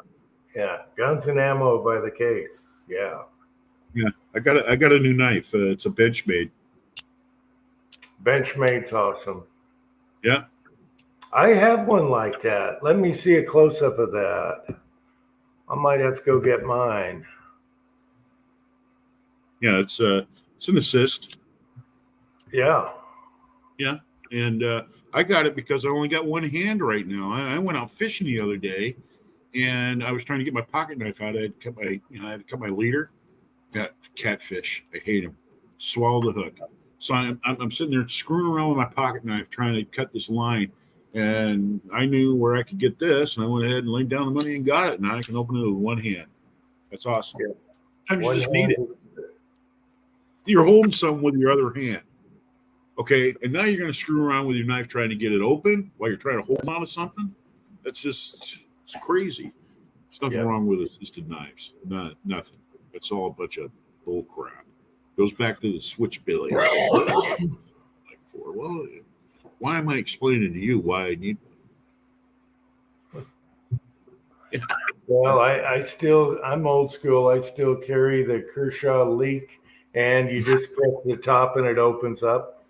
And I cannot kill that knife, so Yeah, I still carry the Kershaw those leak. Kershaws back in the day. Those Kershaws were the shit, buddy. Well, they it's American made Kershaw, and they I've hold had, it in too. I've had it 20 years. All my jeans has a wear hole where it sits, and I've used it. I even at a grocery store they had some kind of. I'm trying to get the label off for the lady at the cash register, and it happened to be cable, and I was cutting a steel cable, and oh my god, it's still sharper than hell. I Yeah. don't know. I don't remember how I did it, but I have broken a leak. Really? I snapped the tip off of it, and I don't remember how I did it. But yes, I Oh broke well, a leak. you're gonna snap tips off of hardened steel, and now it's a screwdriver. Yep. Yeah. I don't remember what happened, what I was doing with it, but yes, I have broken a leak. But the actual blade itself was still sharp. You're gonna snap tips if you use them that way. But I have a $20 Kershaw that I bought years and years ago, and to this day, it's one of the best knives to hold an edge, even out of knives I have that are hundreds of dollars, stupid amount of money. The $20 fucking knife holds an edge better. I like what Yeah. Hobbies put up there. If I like what Hobbies you- put up there. It's always fun to see it at a gun show. An ultra rare spec ops, sniper airborne, night ops, folding model, though, taken from an enemy soldier. And you know, that's kind of true because that's what a lot of those guys behind the tables claim. You know, this was actually brought back. Really, Oh, you'll get all kinds of stories, man. That's Yeah. When especially looking at milsurp stuff, you really just got to pay attention. And even from your home country. if you really don't know what you're looking at, you really have to do the research on it, because walking into a gun show, they will screw you left, right, and center. Even from your home country, or your original place of origin that you left, Scotsman, the British Isles or the British, whatever. Those Lee Enfield rifles are outrageously priced now. I could not believe it. I've got a number 4 Mark II, and I was looking online, just kind of screwing around. They want like $1,200 for those things. I paid $45 for that 30 years ago at Puget Sound Firearms. I walked in there. They were going out of business. They were liquidating everything they had. I went up there and I said, yeah, I always wanted one. He says, well, make me a deal on it. No reasonable offer refused. I said, All I got is like $50. He says that'll cover the tax and everything. $45. It's yours. And you know what? I didn't even sign for it. I didn't need anything. He just handed me the rifle. That was it. Done. I was out the door. I mean, it was crazy. Yeah. But yeah, I paid $45 for that. Now it's worth $1,200. And those, the Mark ones and the number one Mark threes and the number ones and the number threes. Those are outrageously. They're pricey now. You used to be able to pick those up for $100 all day. $80. You paid more than $100 for it, man. You got a hole in your head. No, anything surplus is going to be crazy money. Yeah, it was the day after Saving Private Ryan came out that all that stuff just shot through the roof. It was the day after. It was. I mean, you could buy 45s for $100. Government issue 45. When Obama got in, that's when shit went crazy. We literally had stuff. We used to sell SKSs for $99. Hey, I bought SKSs for after that fucking got in and shit went nuts, man. We were selling them for $350, $400, $450, $500. Yeah, guys in three-piece suits. Guys in three-piece suits walking into gun stores, laying down the cash. I want an SKS and I want 1,000 rounds of ammo. Yeah. Yep.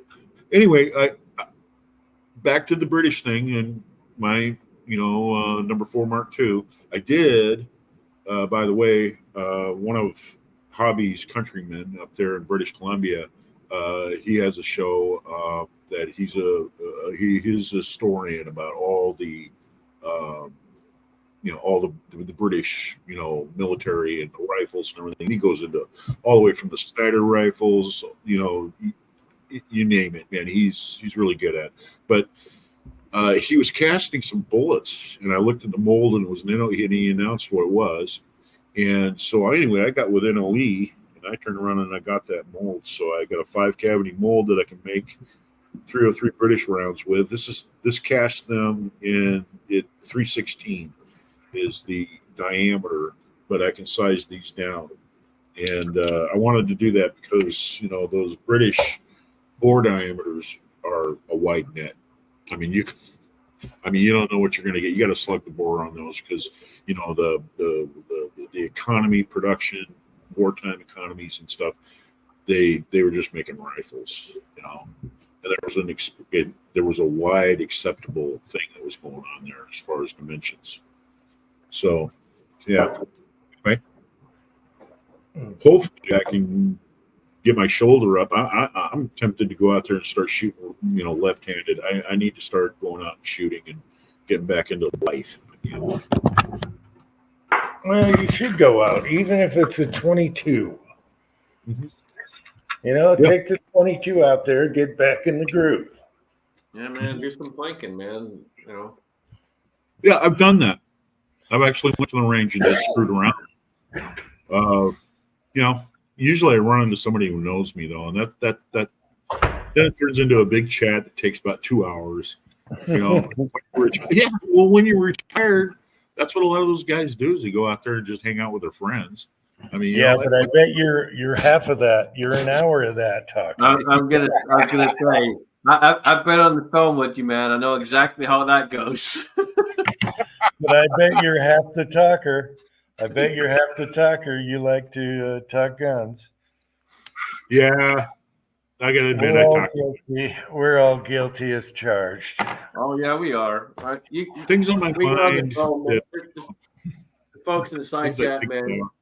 We'll get on the phone and it'll be easily an hour, 2 hours, 3 hours.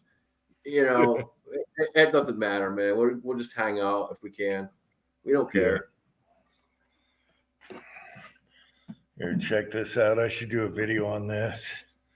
Oh, when they used to make stuff just old school, and look at all the protection on the corners, and my shooting box. Anyway, it opens up and it has all the drawers in it. It's pretty cool. My son got it for $2. It is so awesome. I just giggle about how well stuff was made, and all the corners are protected. He loves old school, and so do I. Anyway, Jim, open it up. I want to take a look on the inside. okay, I'll try.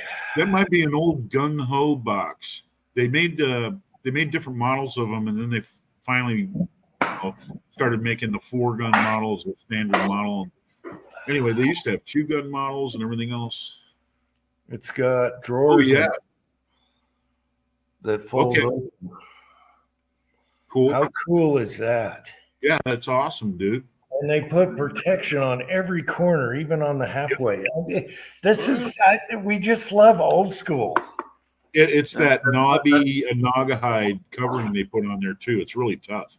That's why shit was built right, man. I know. you gotta Everything that's built today is built to fail, including your car. It is built to fail. Don't even get me started. Yeah, Jim Spotting remembers stuff. it from a year ago. Years ago. In the 1980s, we had a saying. We had about a certain percentage of society. We called them the now generation. And that was the people that had to have it right now. They didn't care what they had to extend their credit to get it. They were going to buy it right now because they wanted everything that their parents have worked their whole life for by the time they were 25. And that was the now generation. And that has spread. And the thing is, with getting credit nowadays, these manufacturers, they don't have to build a good product anymore because people just go down and buy it. They put it on their credit card. You know, we're in a lot of trouble. We're in a lot of trouble because as a society, we're in debt. Again, my opinion. But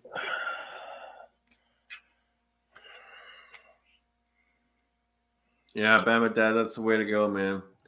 If you can do it, put a new engine in it, do it, man.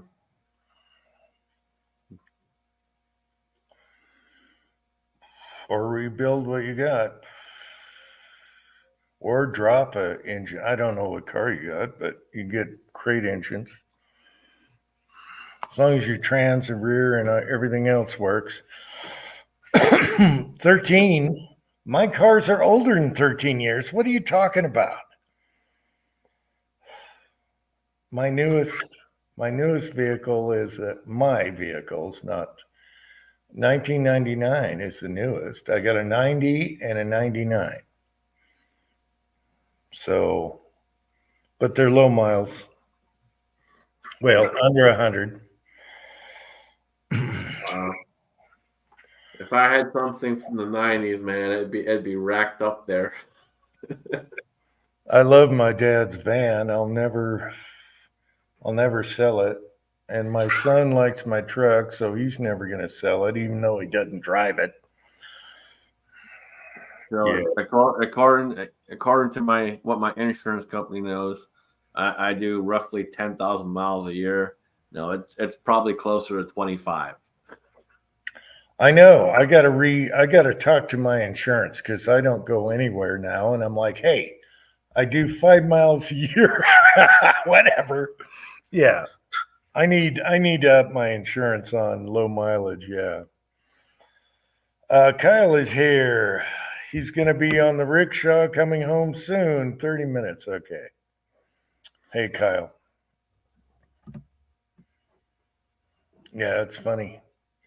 I still like 60s cars, or late 60s. Yep, I'll go to 70. Yeah. 60s and 70s where it was at, man. You got an old school 60s Mustang. That's an actual Mustang. Anything that nowadays has the name Mustang on it, that ain't a fucking Mustang, people. That is a wannabe Mustang. It's not a Mustang unless it's a 60s.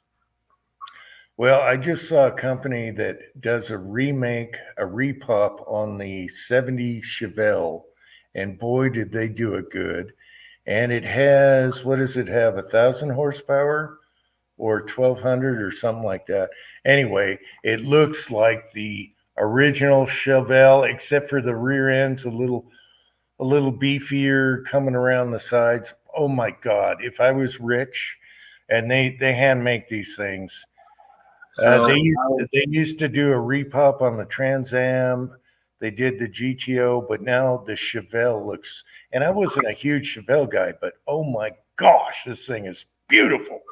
I was driving through town yesterday, and the way I came back, I had to stop at my landlord's place to pay my rent, and there's a little car auto place right there across the street from them. And I was driving by. It's only a 25 in that area, and I just happened to look over and I see SS, and I'm like, oh god, it's a freaking Chevelle. A 72 Chevelle SS is my dream freaking car, dude. Yeah, but they went to emissions. I like 70, 71 is okay. Then they put all the crap on it. You know, those fucking SSs were where it's at, and that thing was in mint condition, dude. No, you got to look up, find it on YouTube. They repopped them. They only make a few, and they're for rich guys. They come off their jet plane and look at the car and just shit their pants. Anyway, what they did made it look like a 70s Chevelle, but a little beefier on the sides. But they kept the look, and they're convertibles, and they have horsepower galore. I don't know how they keep it to the ground, but well, I'm not gonna look it up because I'm not one of those rich guys, so that just made me cry. Yeah, I know. It takes them a year and a half. I forget what the wait time is. You got to wait a year and a half. I used to have a 68 Mustang. I love that car. I wish I never get. Oh man, there you go. Chessport had a 65 Mustang. Heck yeah, man. Yeah, the 68 wasn't a fastback though, but it was still really nice. 289 with 302 heads, and it was fast. I should have kept that car. Damn it. Oh, one guy is here. I just liked the size. It was perfect. And it wasn't that bad on gas. And it was fast. Someone did something to it. Yeah, I like the old 70 Chevelle, man, with the freaking big block in it. Heck yeah. Badass car right there. Hey, I like all the old Dodges, everything from the 60s, early 70s that I wasn't interested in as a youngster, buying used cars cheap. Now they're all cool. Everything is cool back then. I love it. Plymouth Satellites, it doesn't matter. They were perfect. They were beautiful.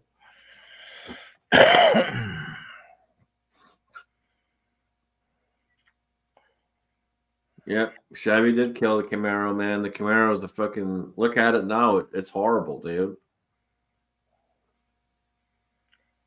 The lines on it are ridiculous. Yeah, you got to go to separate companies that repop them now. They keep it true to what they used to look like, but that's expensive. They're all custom.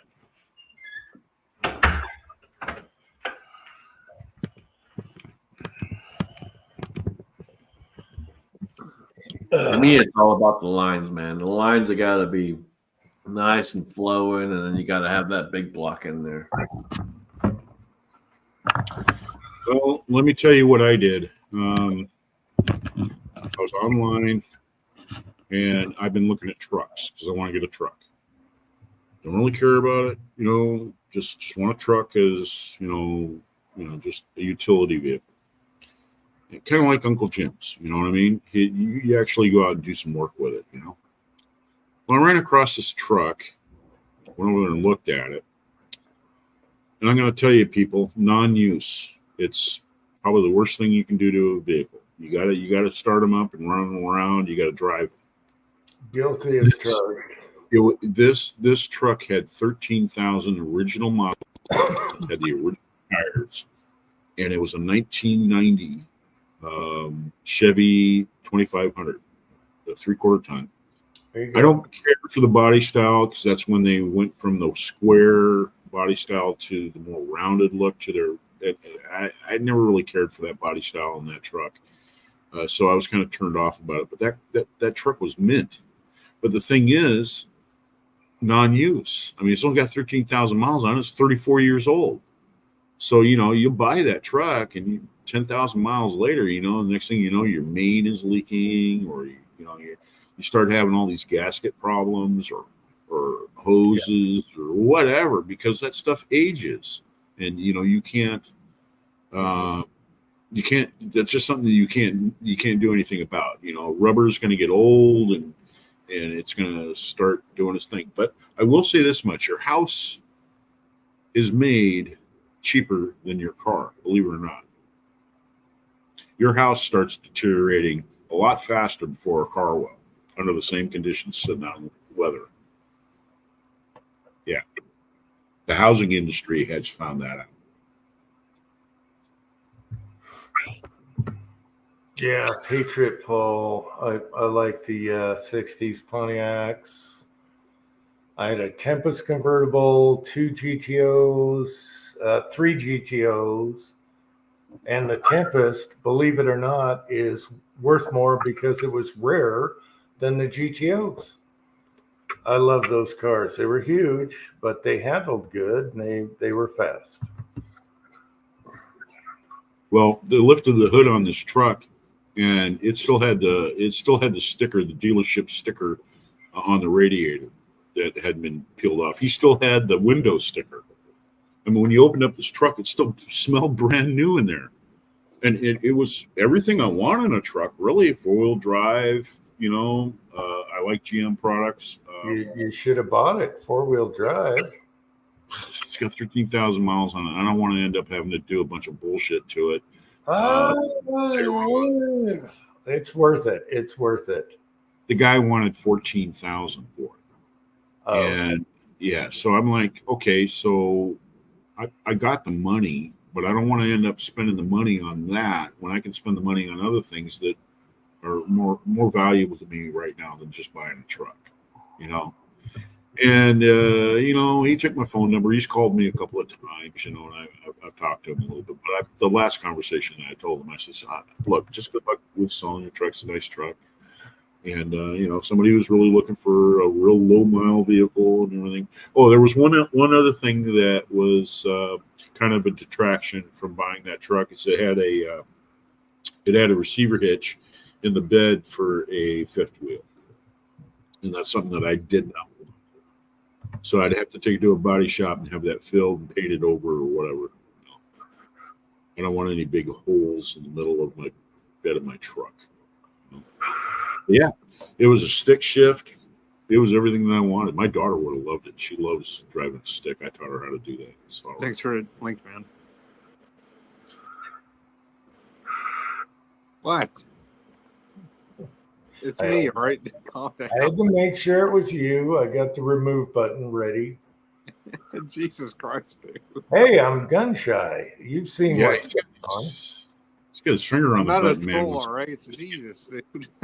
You've seen the trauma we've had in live chats. Pat, of all people, they cut and paste Pat driving down the road, and Jim was like, "Oh, it's Pat." Clicked on it, and everybody got a great big surprise. Yeah, probably They did a lot of people on here. They cut and paste their picture, and I got to see move or whatever. Yeah. Harvey Weinstein is back, or Weinstein, Stein. What is it? Stein or Steen? Whatever. Stein. Like Frankenstein. Oh, I love the old Frankenstein movies. Yeah. The originals? Hell yeah. All day long.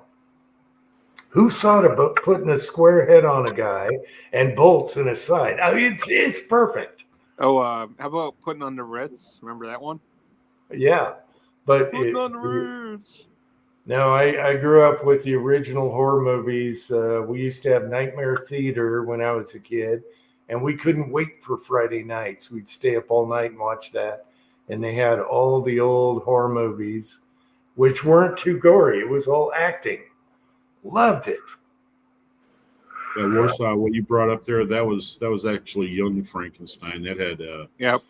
Gene Wilder, and that movie is a gas. It's fun. Well, And yeah, Terry that's Garr, oh my God, Terry Garr is, oh my God, she is just, oh man. Yeah.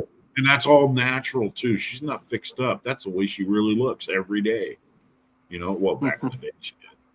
But yeah, Terry Garr, man, she was hot. Wow. She was like Barbara Eden, man. Holy shit. Yeah.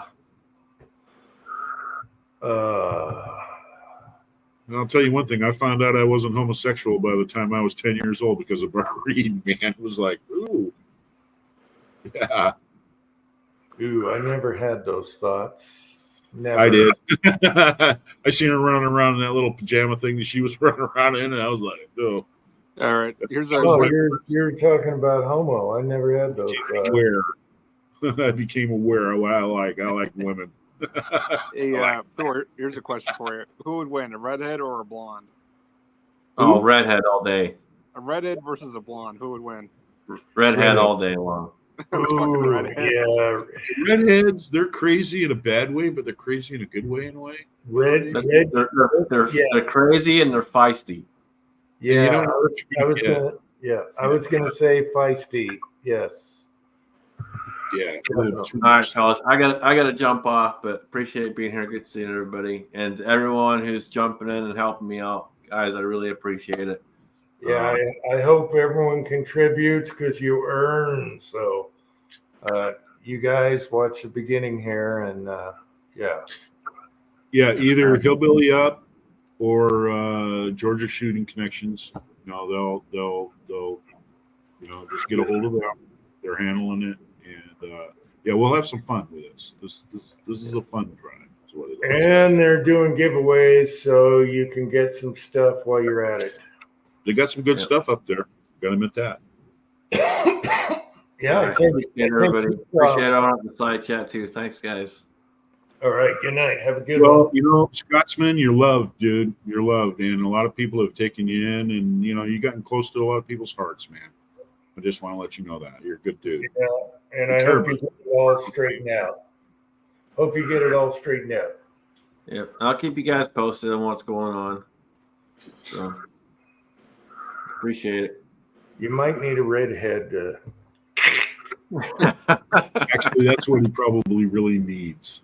That's every guy needs a redhead every once in a while, but Just no bearded redhead, unless. All right. Oh man. Unless it's down there, and the red bush is always nice. All right. we'll see you later, Scotsman. Take care, Scotsman. Later, fellas. Yeah. All right. Take care. Hey, my first crush was a redhead, but that didn't work out. Yeah. The only thing is you got to keep them out of the sun. They got very light skinned. Yep. They burn easy. For blondes over redhead. Well, I'll take a blonde, but redhead, yeah. I like them all. Over brunette.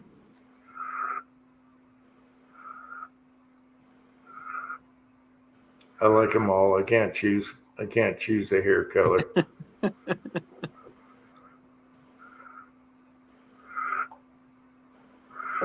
You got frogs or something? I'm hearing something in the background. No, Kyle isn't here yet. Why is that noise then? Are you talking to me? I got. There it goes again. No, that's got to be Is you. it me? Is it me? It's like a frog sound or something in the background. No, I got a fan that's constantly running, but Yeah, I got one too. I got a fan on, like yeah. 3 feet away from me. Oh, Bama Dad is correct. As long as it's not purple hair or any funky colors. Yes. Purple, pink, no, not going for that whatsoever. You have an identity problem if your hair's purple or pink. I'm sorry. Yeah, the Walmart look. Yeah, you got a serious identity problem. Sounds like somebody's snoring. Nope. There it goes again. I don't know what that is, dude. It could That be- might be That might be Streamyard, you know. There it goes again. Is she? I told you. Yeah, The I only- know. The only way to find out is to mute each. Okay. No, it's not me. All right, continuing. Aha. It's Warsaw. It's not me, dude. It is. It's not. It is. We just proved it. What the fuck's this? Yeah, mute. Hold on Mute a your second. stuff and see if it comes across again. Just mute it. Here, I'll go on mute. I got to go upstairs Here. for a minute anyway. Time me, dude.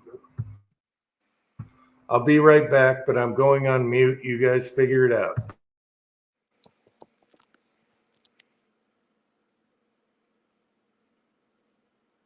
See, it's not me.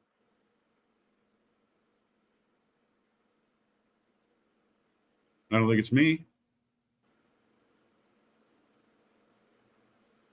Maybe it was Jen.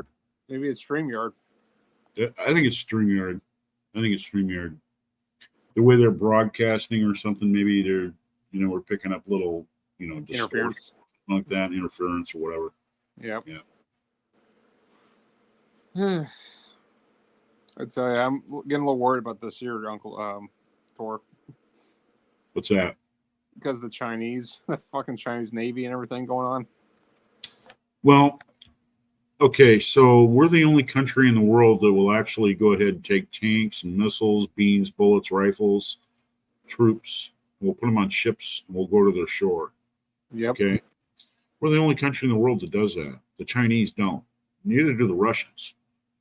The Russians, they'll take care of, they'll police their interests, like the Ukraine and that sort of thing. That whole thing with Ukraine is that you've got Ukrainians that live in Russia, and then you've got Russians that live in the Ukraine, and it's a big, mixed up bunch of garbage and struggles for power and independence. It's almost like the Boras. You ever seen anything about the Boras in South Africa? The Boer Wars? Yeah. The Boer Wars, and it was the British. The British, their attitude was, you want your independence? Well, I'm going to tell you what. We're not going to talk to you about negotiations, but we are going to come down there and kick your ass. And that was their attitude, and they ended up getting their asses handed to them. 500,000 troops went through there that the British dedicated to that, and up against what, 25,000? 25,000, Boras. And they were kicking their ass. They had them surrounded and they had them pinned down all the time. And it was just arrogance, So, yeah. And that's one thing I wanted to touch on too. That's what I was looking for, is that, you got to look at the culture too. And one thing I'll say about the Chinese is they are arrogant. Well, stubborn fucking bastards, I tell you that much. The mother of a male child over there has one purpose in life, is to make sure that her little boy feels like he's everything, and he knows everything, and he's the best at everything, and that he's Chinese, and there's no better blood out there unless you're Chinese, totally Chinese, and that's their attitude. That really is. Well, now they've aligned with Communist Cambodia right next to Vietnam. And now, this past week, I found out they're in Belarus, right next to the border of Ukraine and Poland. What the Chinese are? They're in fucking Belarus as we speak with the Russians and the Belarusians. That's a communist thing. Yep. And Belarus is not the communist country. They're all being brought in there by political interest. Yep. Yeah, it probably isn't even economical. It's more of a political interest about keeping trade up with the Russians, between the Chinese and the Russians, and if you want to still do business with our country, well, you're going to come and help us out with this. I'm literally seeing Chinese soldiers in Belarusian uniforms with AK-74s. That tells you something right there. Well, I'll tell you what. A lot of people a lot of people wonder why we spend the money on our Navy. And I'll tell you one thing that our Navy does: they collect intelligence. That's one thing that they do, and they're very good at it. That's one of their number one things they do out there is to watch adversarial countries or countries that aren't in our best interest, and they keep an eye on them. And it goes back to what Reagan said. I mean, trust but verify. I mean, it wasn't the CIA's job to be doing that. CIA is not big enough to keep an eye on that stuff. They're not big the enough. ones that keep fighting these wars. Well, I'll tell you what, when you raise the periscope of a submarine and you can take action shots right off the right there, catch them red-handed doing something out there at sea. Well, we know, and there's a lot of things that go on that we never even hear about. That it's all about intelligence, and they say, well, what about this photograph? Isn't that your ship? Isn't this where you're doing trade, or there's something going on here? I mean, yeah, and we can do that. A lot of things can't be covered just by satellites. What was it, Uncle Jim? If you guys want to see a good movie, Robert Mitchum comes on a destroyer, and everyone's wondering about him because they don't know who he is. Is he a good captain or whatever? Turns out to be an awesome captain. Anyway, he's in the movie, he goes up against a U-boat, which has an awesome German captain on there. You remember that movie? That's the enemy below. Movie.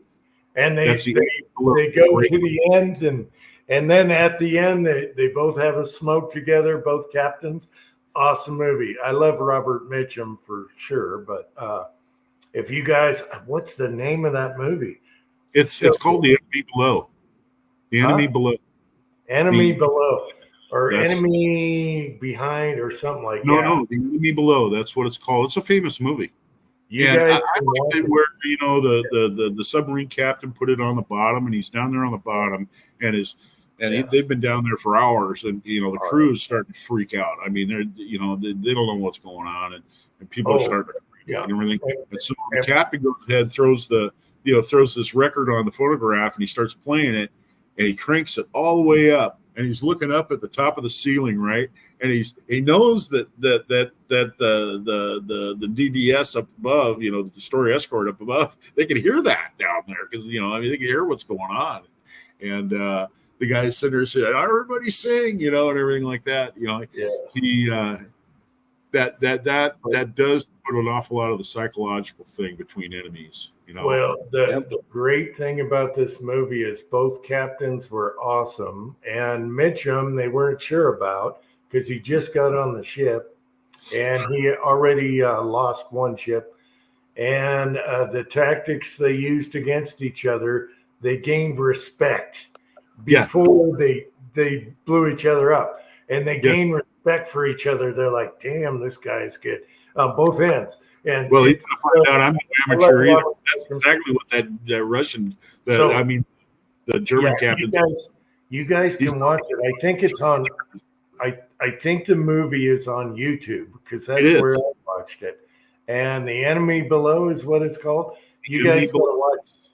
Yeah, and another one too. It comes on YouTube every once in a while for free, but for some reason they scrub it, and that's Run Silent, Run Deep. That's the one where everybody lines up there, and they're going to go to battle stations, and they're patting that chick on the butt, that picture and all that. You'll never see that on a submarine now. But I'll tell you what, that's another good movie too. Run Silent, Run Deep. Yeah.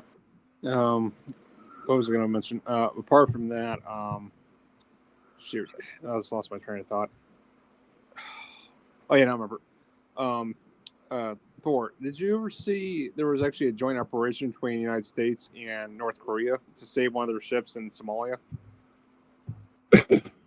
Okay, so here's the position in the United States. We don't care what country you come from. You call out for help, and if you are a seafaring, government, you have whatever, we'll come help you out. I mean, there's probably going to be paperwork involved, But Yep. but I mean, we'll come and help you out. The United States does have a good policy about that.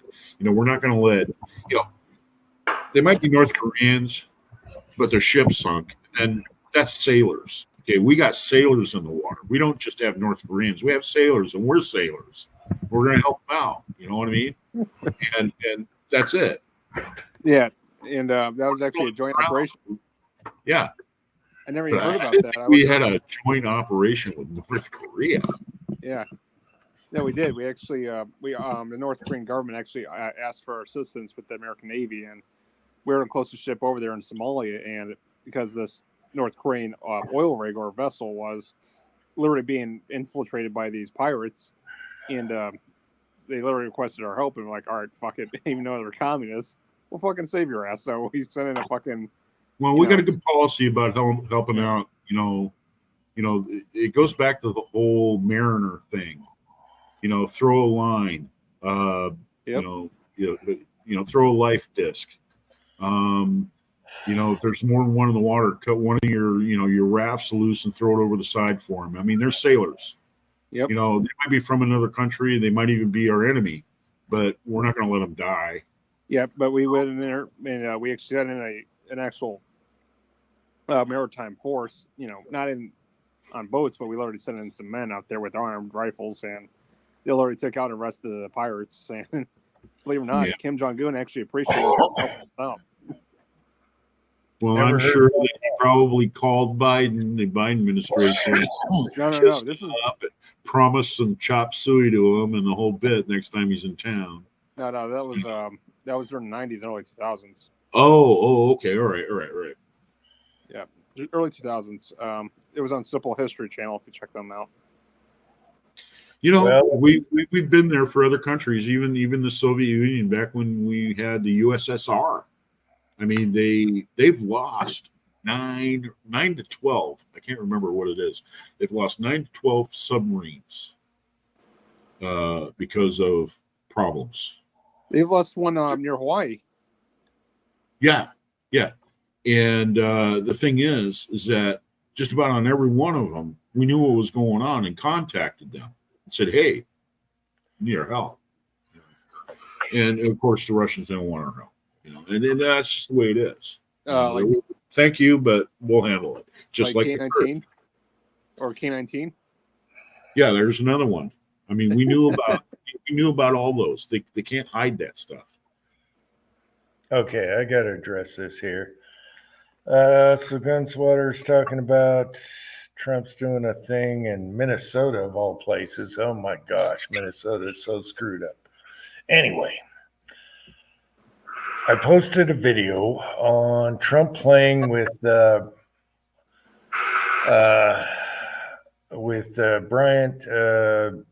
the U.S. Open winner in golf, right? That thing went viral. It's probably got 8 million views now. So I think Trump settled it playing golf with DeChambeau, okay? Who is the U.S. Open champion, and it's to break 50 from the ladies' tees. That's a contest he does with different players. Well, they tied the record with Trump, the old guy, the oldest guy he ever played with, and they tied the record. And there's so many haters in the side. I keep watching, checking. There's so many, how the trolls and the haters pop up. Oh my God. He made 2 or 3 birdies on his own ball and an eagle. And he's 70 what years old? 78. How old is Trump? Anyway, DeChambeau is awesome. He's my favorite golfer nowadays, and the guy hits at 400 yards. He used to be a long drive champion, and now he figured it out where he can play it on tour, and he's kicking ass. Anyway, the haters, it's unbelievable how stupid these people are. They're saying it's rigged, just like the shooting and all that. No, it's not rigged. It's live play. DeChambeau would never do a cut and say, take a mulligan, ever. That's not how he works in all his videos. And he was, you could tell he was on the ground laughing his ass off. You You could tell And it was just the way that Trump was acting while Trump was driving the golf cart. I mean, it's just the way he was acting. I mean, Trump would be, if I was younger, he'd be a guy that I'd be hanging out with, and we'd be drinking beer, driving around. He's just having a good time. The way wow, just how he handled that whole thing with his conversations with the guy and everything. That just made this is just Trump as a guy. He's not the president. He's just a guy. that video alone was the ultimate FU for it was the ultimate FU for all those people out there when they had the debate, Biden versus Trump golfing and all that. He just tied the record with DeChambeau, and he hits it in the fairway every time. His putting stroke is just weird. He's got a pop stroke where he kind of turns the putter at the same time, but it works. He legged every putt, and he made the last putt. He made a lot of putts, and DeChambeau is laughing his ass off. This is a U.S. Open champion, and he's like, I can't believe this guy. He got inside of me. Are you crazy? And it just blew up. It blew up. Now it's got like 8 million views, and the haters are just hating this right now. That was just as good as the fist pump after the ear shot. It's like collateral. It was so awesome. If you guys did not see that video, you have to watch the back nine. Trump just kicked ass, and he would kick my ass in golf. He would kick my ass in golf any day. It wasn't even about being the president. It wasn't about being Trump about anything. It was just a guy out there. This is me, and this is what I like to do, and I like to screw around and play golf, and and there's some things I can do, and there's things I can't do, but it genuine. It showed he was a regular guy, and people just can't stand that. The libtards, they cannot stand it. Costanza. Anyway, to me, that was my favorite of all time. It blew up the internet. It blew up YouTube, and it's so funny.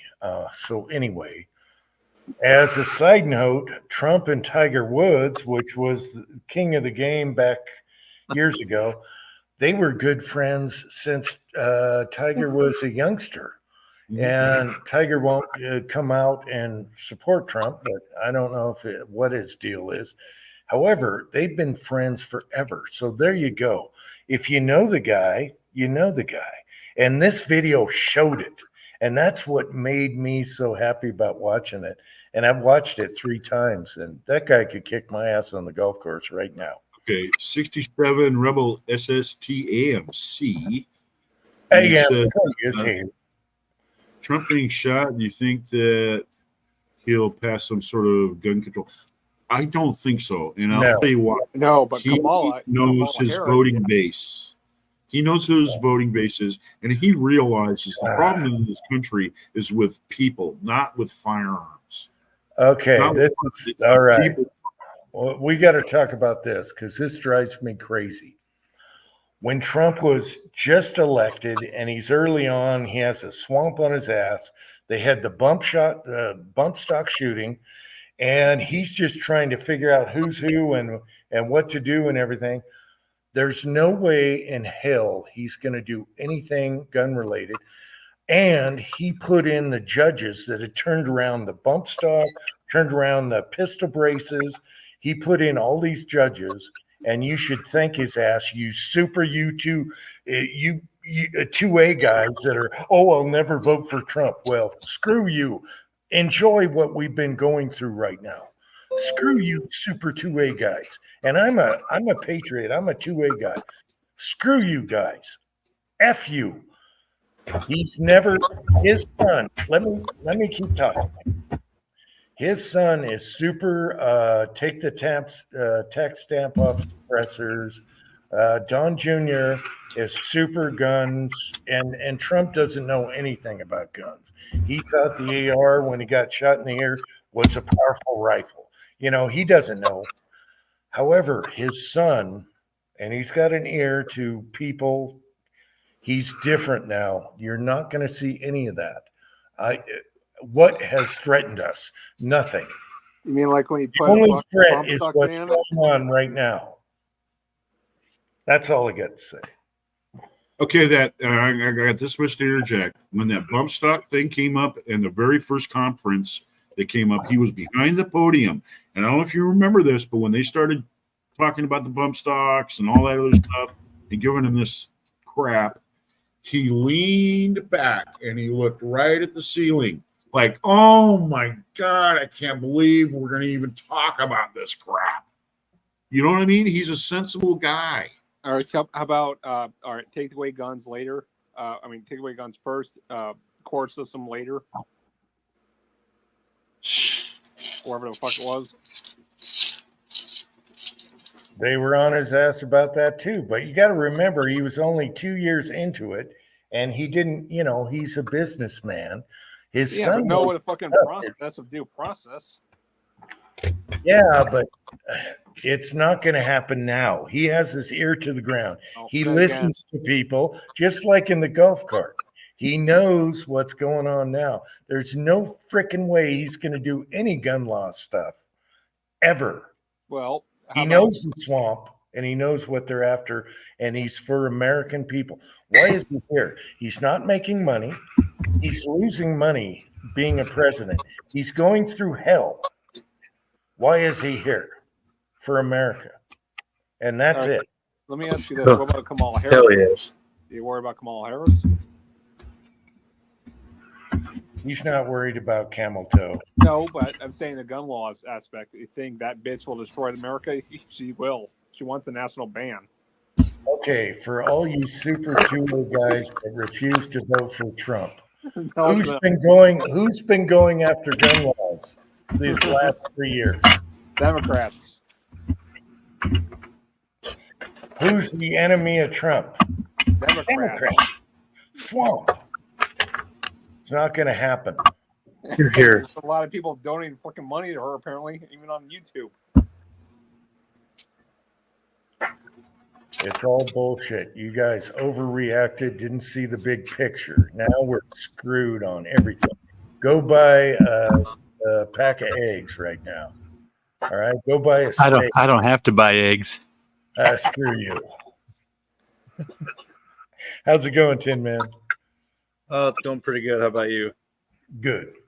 Yeah, but all I wanted to say is he's not a gun guy, but his son is. And he's got his ears. He's heard enough from people that there's no way he's going to do any gun laws. Reagan, Clinton, they all did it. But Feinstein. Trump's not going to do it now. No, he's going to clean house. Yeah, I'm pretty sure Bill Clinton is the one who passed us, assault weapon ban in the 90s. You had Reagan and Clinton. Yeah. And I remember when that sunsetted. I can't believe they actually put a sunset clause on that law, Yeah. but I remember when that 10-year law lifted. No, gun rights is not going to be in the picture when it comes to his last 4 years.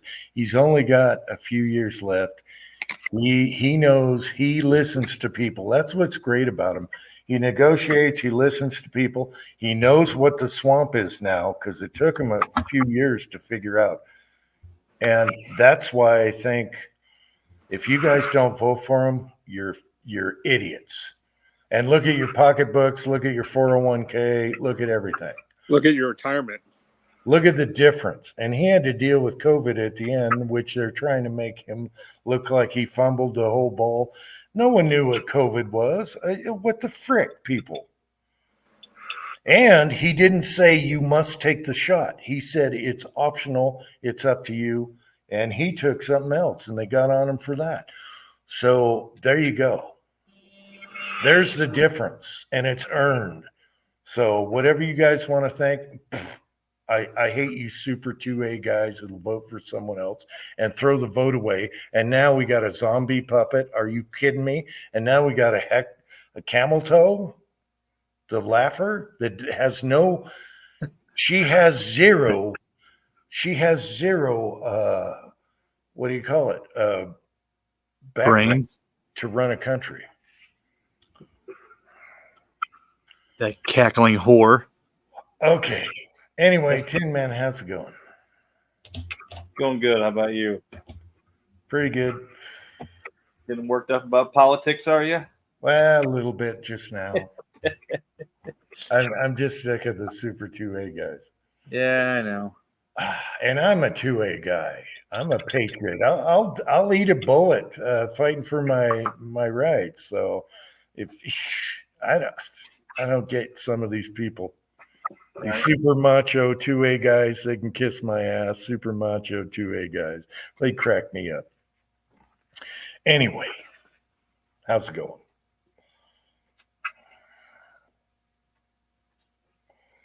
Tin Man? Huh? Sorry, I was grabbing some bullets. What's up? Oh, I thought you were doing a video. Editing. You know, I had to work today. Then I had to hang out with the kids when I got home from work. I know. Yeah, I know the drill. And you have two. I only had one. Yeah, I know the drill. Uh-huh.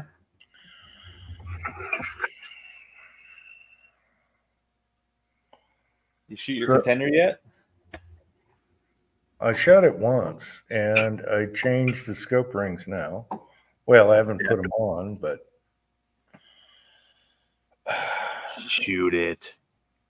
I know. I'm not sure about that barrel, but I don't know. I used my pet loads, but it wasn't. He was shooting high. I got to go out and take time with it, but I got the rings now that are nice Picatinny with dual lugs, and they're not going to move. Now there's no excuses. We'll see what happens. Uncle Jim, since we're talking about Trump, let me ask you this: have you seen a movie by the name of Steel Rain 2? No. It's on Amazon Prime. I highly suggest you watch it. It's a South Korean made movie. They made an alternate version of Trump when he was doing deals with North Korea, but it's really good actually. And they made this president called President Smoot, and it's exactly kind of like how Trump is doing deals. So he gets captured by this rogue North Korean government that literally is overthrowing the dictator of North Korea and wraps up both the South Korean president and Trump. And they're stuck in this fucking nuclear North Korean submarine because they're being held hostage by the rogue North Korean, coup. But this is how Trump actually makes a deal. Makes business. You need a businessman, not a politician, okay? No smoking, okay? We're doing this. Come on. Hey. Erectile dysfunction, for fuck's sake. Come on, man. You're killing me here. This is right. Secondhand I'm smoke. tired. I just have a few, okay? You're killing me here. It's a fucking nuclear submarine. I'm tired. All right. You want to smoke indoors? I'm going to take a fucking shit, and I'm going to leave the door open, all right? Stop. How about that? Stop. See ya. I don't know. I don't know if that's something I'd watch. It's hilarious. Watch this. 뭐 하는 거예요? 아니, 그럼 전세를 계속 맡고 있자는 거예요? That's how you make a deal. 어이구, 말을 듣고 그냥 출발했으면. I don't know. I like facts and history versus fiction. I don't know. Come on, you gotta watch it. It's shits and giggles. It's really good, actually. I don't know. And it's not bashing Trump or anything. It's actually kind of showing a version of him. Yeah, I don't know.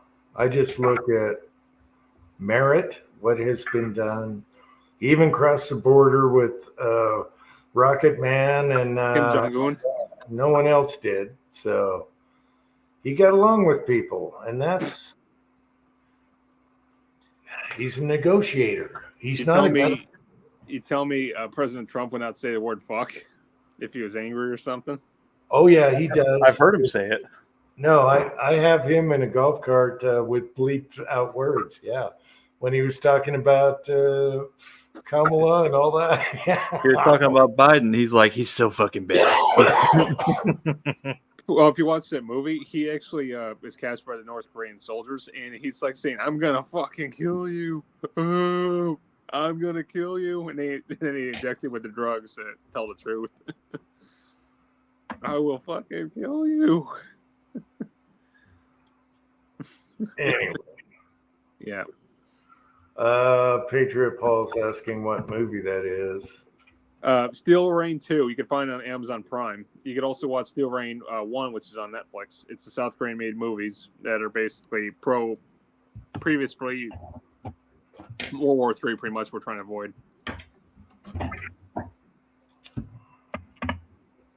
Oh, well, just judge a guy by his enemies, and you can see the swamp is his enemy.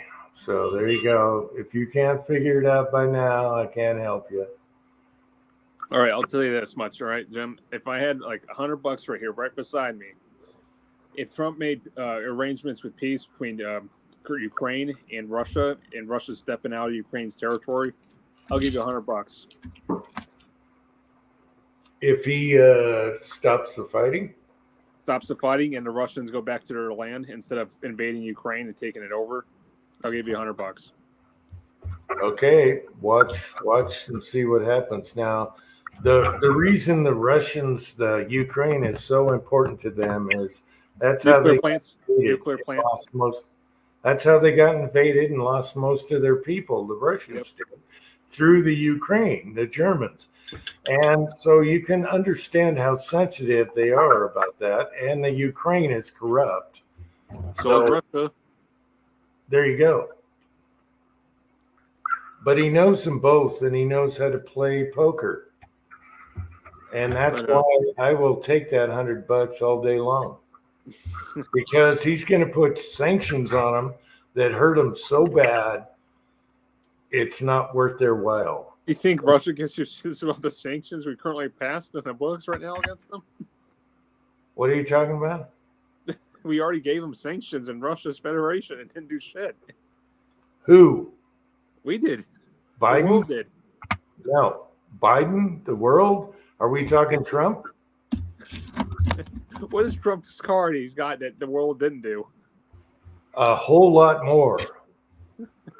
You're talking the UN and all that crap? No. He's got a whole lot more than they do.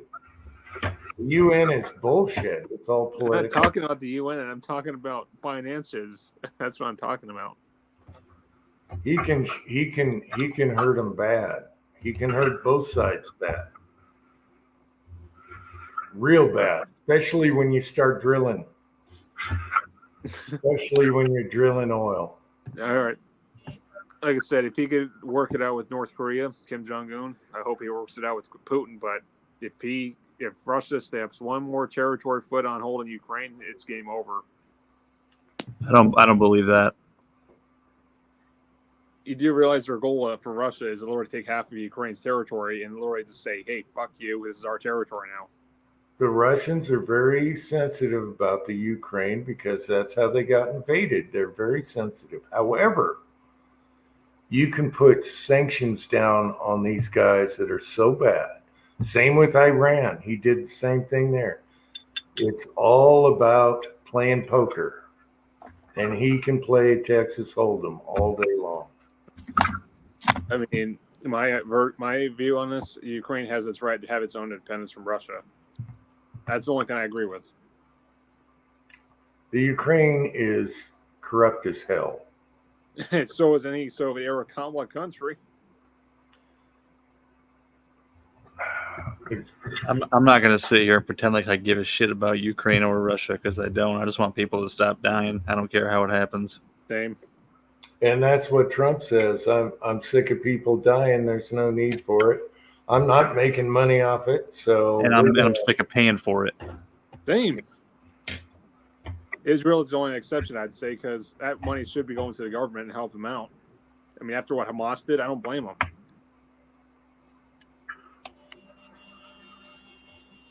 I'll take that $100. You watch.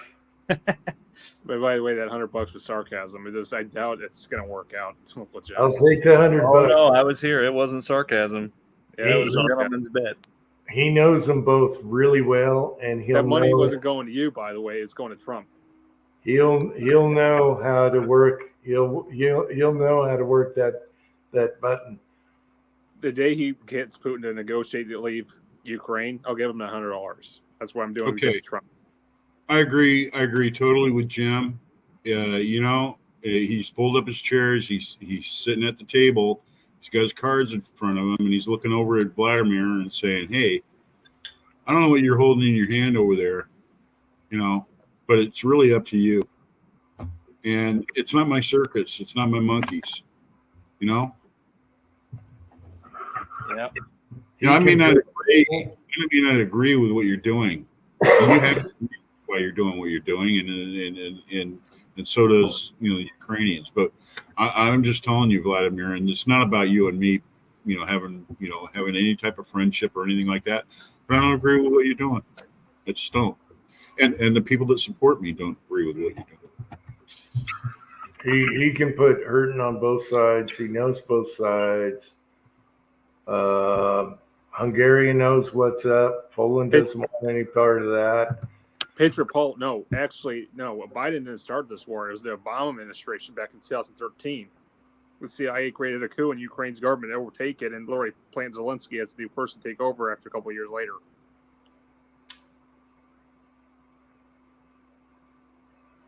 I think he can solve it. He says in a day. I don't believe that, but he can solve this problem. Just look at his background. Did we have any wars under Trump other than getting rid of ISIS? Well, no, and then he knew Iran.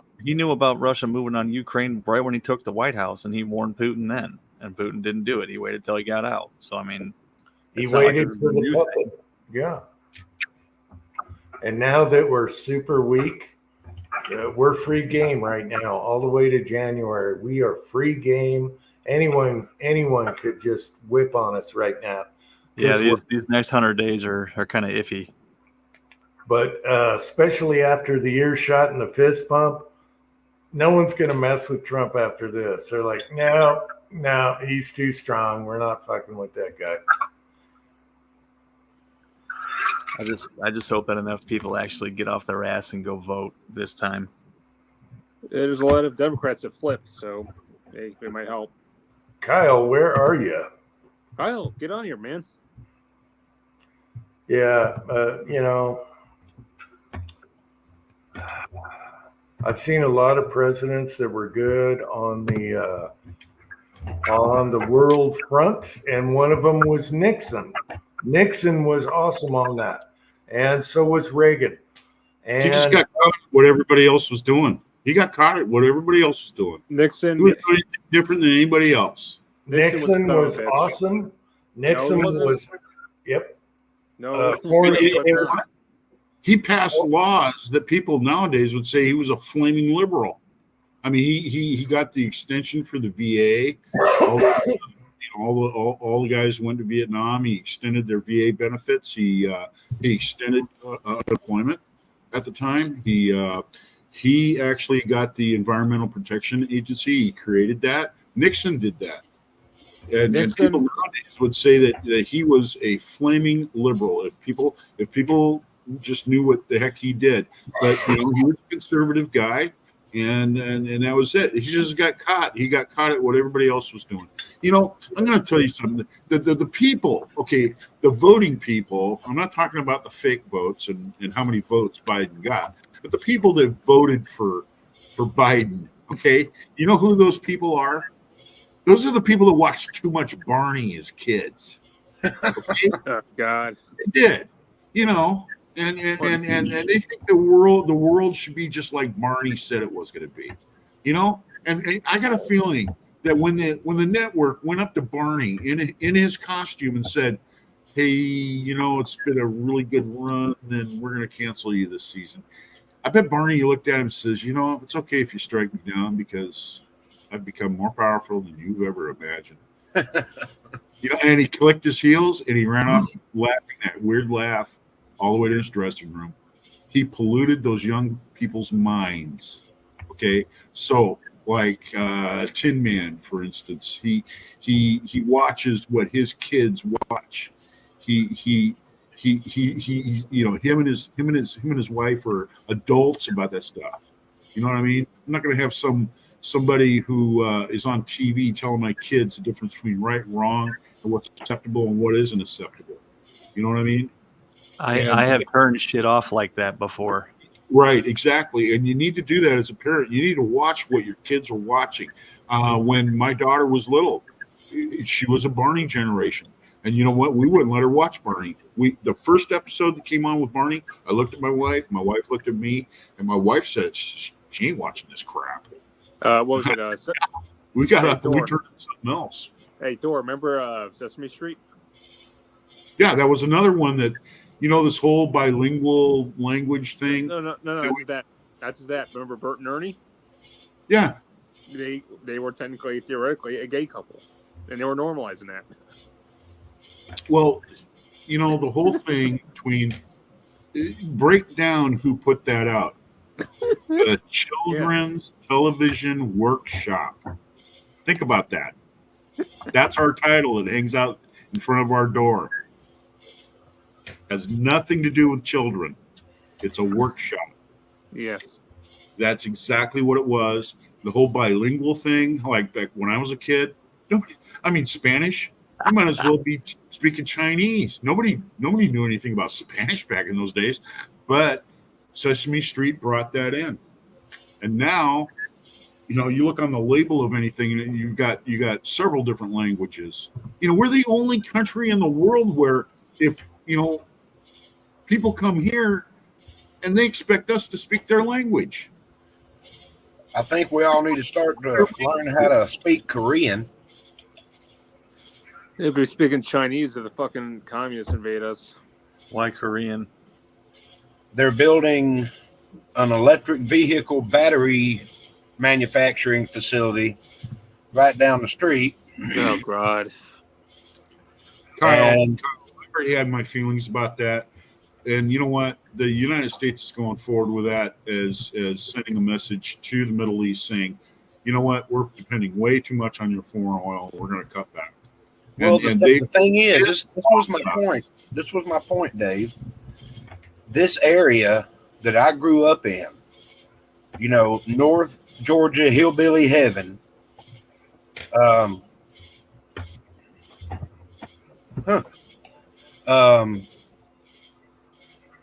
Is being flooded with Koreans. The only Americans working on building that factory are the construction workers. And the only people that they're going to employ, probably like 6,000 people, are Koreans. North or south? South. I'm okay with that. They're cool. They're buying up every restaurant, every small store, and turning them all into nothing but Koreans. The lady that bought the barbecue place across the street from where I work she walked in the door and said, "Anybody that's American, get the fuck out." Pardon my French. That's what she said. Well, she needs to get her ass handed her. And now the only people that go there are Korean. All the signs are in Korean. The menu's in Korean. But I will say this. They spend a crap ton of money in my store, so... But they always come in groups of 4, and only one of them can halfway speak English. They communicate with us with sign language. Just look at it this way: when you go down to the convenience store and it's owned by a Korean, they'll hand you your pack of cigarettes and then give you that look. There you go, you fat American. Yeah, so get used to it, man. It's gonna happen. Well, anyone that moves here needs to assimilate, okay? They got to speak the language, and most do. That's the problem, though. When you have 10 million people crossing the border, they're not going to. And be an American. Did you guys see the video where the 2 illegal aliens were robbing a house, and the guy calls the cops and he goes, "There's 2 guys ripping off my neighbor's house. I got a shotgun. I'm going to take care of it." And they're like, no, don't do it. And it was in Texas. You got them both. You got them both. I remember the joke where similar situation, guy's breaking into his house and he calls 911 and says, "This guy's trying to kill me. He's breaking into my house and he says he wants to kill me. I need somebody over here right away." And the dispatcher says, well, we can't have a cop over there for at least 10 minutes. And he goes, oh, really? Bang. Never mind. It's in the corner. That's pretty much what this guy did. They said, stay in the house. He's like, no, I'm going to protect. We have a new castle law here in Texas. And they came out and he popped them both right before, the cops took 5 minutes, whatever. And he got off. He was he wasn't accused of anything. So. But he probably lost his job and a shit ton of money. No, he was fine. A lot of people agreed with him. Well, I mean, I agree with him. Yeah, that's the neighbor I want. It's like them homeless guys that were trying to squat on my empty lot next to me. That's my property. So I went up there with a damn AR, and I said, get the hell out, or I'll bury you where you fall. Yeah. We got to go back to, what's right. Yep. Worst part is Cletus with his shotgun. I'll take it. The worst part right now, Kyle, is not just the fact that illegals are in the country; it's the fucking squatters taking over people's homes. Yeah, that's ridiculous, isn't it? And me as a homeowner don't have the ability to kick them out. You do have authority, though. We should. Anybody find any unique? Well, actually, Patriot Paul, I haven't been looking for it because I've got plenty. So, not here. I'm still looking for $35 bricks of primers. I'm looking at a bunch of those, Kyle. Yeah, but you've had them for 10 years. Yeah, I know. Midway had free hazmat. It's probably over now. They had hazmat on primers and probably powder, but that's probably over now. Yeah, they do that quite often. But the primers are still $89 a brick. I know. Crazy. I mean, I've got primers. I'm nowhere near out, but I don't have what I'm used to having. You know what I'm saying? Does that make sense? 1,000 primers is dangerously low to me. Yep. Yeah, large pistol is what I'm getting. That's the one I'm worried about. Jim, get your ass off the mountain. Come to Iowa. I'll give you a couple bricks. No, give him to Pat because he needed a large pistol. Hey, anybody stops by, shit, you need I'm something. gonna give mine to Pat if he comes by. So that's all right. They're coming around. They're out there.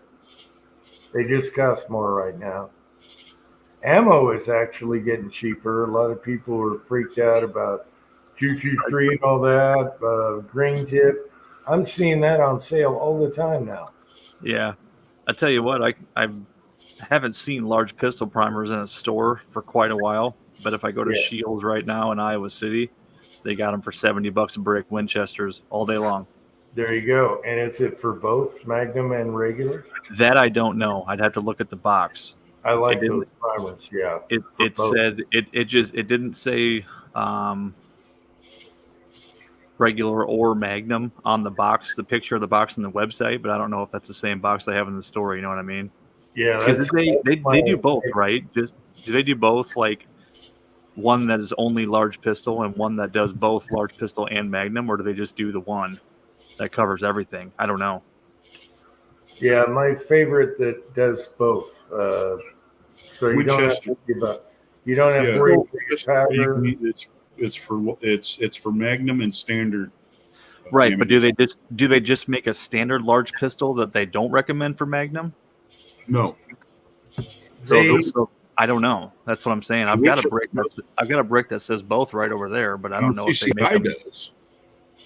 Yeah, I know CCI does, but like I think the picture that I found of these primers didn't say the word Magnum on the box, and it's not the blue box, it's the newer white and red box. So I don't know if they changed it to where I don't know.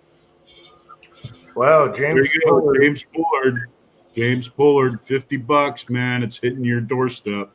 That There we ship. go. That's when my knees start knocking. When it gets down to $50, then it's You know like, what's oh, going to happen? God. We're going to end up with a new administration, and then all these people that have been buying all this stuff for those high prices are going to take a big, long draw breath, going, "Oh, thank God that's over. We got rid of that administration." And then these companies are going to, "Oh, geez, we're not selling them anymore for that high price. Well, we're going to have to start coming down." And that's exactly what's going to happen. We can only hope.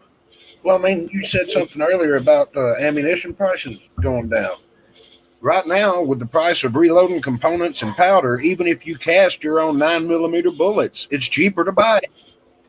That's how it was back in the day too, before COVID hit. You know what I mean? No, not for me because I got old primers, so it's cheaper to load it. If you cast, Yeah. if you cast, it's half the price. But you will run out of those old primers. You have to Not if you only shoot 5 rounds at a time, bro. It's going to take me a long, long time to run out of primers, man. I'm stocked. I got more than I could ever use. I don't know. I'll never have to buy primers ever again. Yeah, everybody thought I was nuts when me and a couple of my friends went in. It was a midway sale, no hazmat, and the primers ranged from, I think it was $29 a brick to $38 a brick. But they limited everybody to 10 bricks. So we all got different primers and then swapped. I just bought them by the sleeve, $5,000 box, Case, 5,000 a piece. Yeah, that's the way I bought them, and just started stacking them up in the closet, man. Yep, that's the way they shipped them. I never had to do that because the time I started reloading, I could go to the gun shop right up the road and get them for $28 a brick, and I did that for like 6 weeks in a row. I went and bought a brick every week and just started stacking them. I never bought a case. Here's another thing too. You got to understand that we're at different stages of life here, Tin Man. I was a young man when, and there were times, man, that buying a brick of primers, that was like, oh my gosh, I got 1,000 primers. I mean, that was a big deal for me back in those days. Because I had a family to support and that sort of thing. Which, by the way, I am totally with you on Uncle Jim going up and visiting you in movies about Uncle Jim being out in the front yard playing with a kid, holding his hands up. Oh, Uncle Jim's tired. Come on, he has to get in his rocking chair. And that'd be great. Having dinner and screwing around and stuff. That'd be awesome if Uncle Jim would go up there to visit you. If you have a rock that needs to be moved, he can move that for you. Wife and the Dude, wife. they could whip golf balls at you all day long. The wife and him get in an argument at the dinner table. That's pretty cool. We gotta get this on. Freaking film. Hey, Tim, if you got a rock that needs to be moved, he can do that for you too. Oh yeah. Yeah, I hear you can drag a boulder. I love kids. Kids are cool. Okay, they're innocent. I love kids. All right. As long as they're your kids. Hey, Uncle Jim, let me ask you this. Are you supposed to measure the grainage you put in the casing, by the way? What's that? For certain reloads, like say if you're going to reload like any caliber, aren't you supposed to measure the grain type, like how many grains you put in each cartridge? Yeah, and the bullet. Well, apparently, I believe this is in Pakistan, but these guys are fucking insane. Look at this. They're just throwing in the fucking powder and then just dump it in there. Well, they know where it ends. They also could be making those sabotage rounds too. That used to be a thing. Yeah. But look at all the powder that's compacted in the fucking rounds and just shoving it down there. I bought a whole bunch of what was it? Albanian, and it was the worst looking brass I ever saw in my life, and it was the most accurate out of my Mosin Nagant rifle. And I started ordering cases of it, and the necks looked terrible. Everything was terrible, but it was accurate as hell. No, So that also kind of that could be black powder, man. And if they're doing that with black powder, it's not that big a deal. No, look at hold up all the way. They're using stick powder there. Yeah, with the stick powder. Yeah, it's probably Varget. It likes to be crunchy. It's fine. Yeah, they're doing it like Varget. Okay, they know what's up. I tell you what, I've used some funky surplus ammo that looks so bad, and it shot so good. So you never know. Like that. Okay, so guys, check this out. Yo. We have sample bottles that the vendors give us to let customers taste before they buy, Yeah. And we had, I think it was $169 bottle of bourbon that we finally finished it off, and we sold it. We've sold a lot of it, and so we finished the bottle off. And my boss says, "Here, take this home and fill it up with Old Crow and put it in the front of your liquor cabinet. That way your wife can see it." So it's sitting in the car. I'm waiting on her to go to bed so I can fill it up with Old Crow. That's awesome. Yeah, my boss is a cool guy. But yeah, So just, Ward, you yeah. don't reload? I don't reload. No. Oh man, you need to get away from us then. No, but it's so if you compacted Yeah, a whole well- bunch of powder like that, it's safe. Well, there's It some depends on the powder. Yeah, it depends on the powder, and It depends on the powder. Yeah, that could be. Yeah. really does. It's about burn rates, So I mean, is there a major pressure difference if you're doing shit like that with not something that's safe? They could say. Oh yeah, depends on the powder. Yeah. Yeah, each Yeah. powder has a burn speed and a pressure curve and all that stuff. Like Varget, you can about cram as much Varget as you possibly can in a case, and it'll be fine. Yeah, like Varget, just like that. They could be using Varget. You go to the rim, you cedar down, even the bullet starts wanting to come out, But and if- it's perfect. Did you notice the canalure on those bullets is only like maybe 3/16 of an inch above the base, so they're not seating that bullet very deep. yeah, those were AK bullets. Uh-huh. And And I CFE black is another one where you can't cram enough CFE black in a 300 blackout case to cause any huge issues, I don't think. My Yeah. 308, I load with 4064, and the very first round I tried, as a compressed load, I was scared to damn death to pull that handle, and then I was scared to death to pull the trigger. But that is the most accurate load that I've ever shot, and that Weatherby 308. I Hell mean, yeah. I can put them through the same hole with 500 yards. Okay, Warsaw. I'm pretty sure they waited out and everything. Then they just went by eye, and it probably didn't matter. Okay. And you don't know. They probably, they probably bought those components probably from some country, and they couldn't send them the assembled ammo, and they just told them, hey, just pass the powder through, press the bullets on, you got ammo for your little. And by the way, everybody, including our YouTube monitors, these are not recommended practices. I mean, hell, was it Thor? Here's the thing: in Afghanistan or Pakistan, I think it was Pakistan. I seen them where they literally reload with their ammo. Got powder inside the casing and shit. They take one fucking round of a bullet, put it on top of the case, and use a fucking hammer and just hammer it in. Shit. Well, that's kind of how it used to be done. What happened, Jim? Oh, that was me that said shit.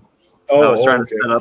to set up my cedar with a dummy round, and I accidentally scooted the bullet in the dummy round down a little bit. It sounded like a Jim. Yeah, just don't top it off with tight group. Ooh, that would be bad. That would turn your barrel into a banana. Dude, that'll turn your house inside out.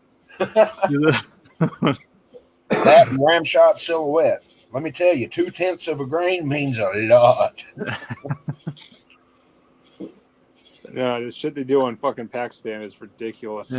Green dot, you'll probably be all right topping a case off. It'll be fine. Let's just put it this way: like for some of their AK builds, they actually literally weld the fucking front and rear trunnions instead of riveting them. They weld the what now? If you have like a AK rifle, like say the AKM pattern with rivets, the front and rear trunnion are not supposed to be welded.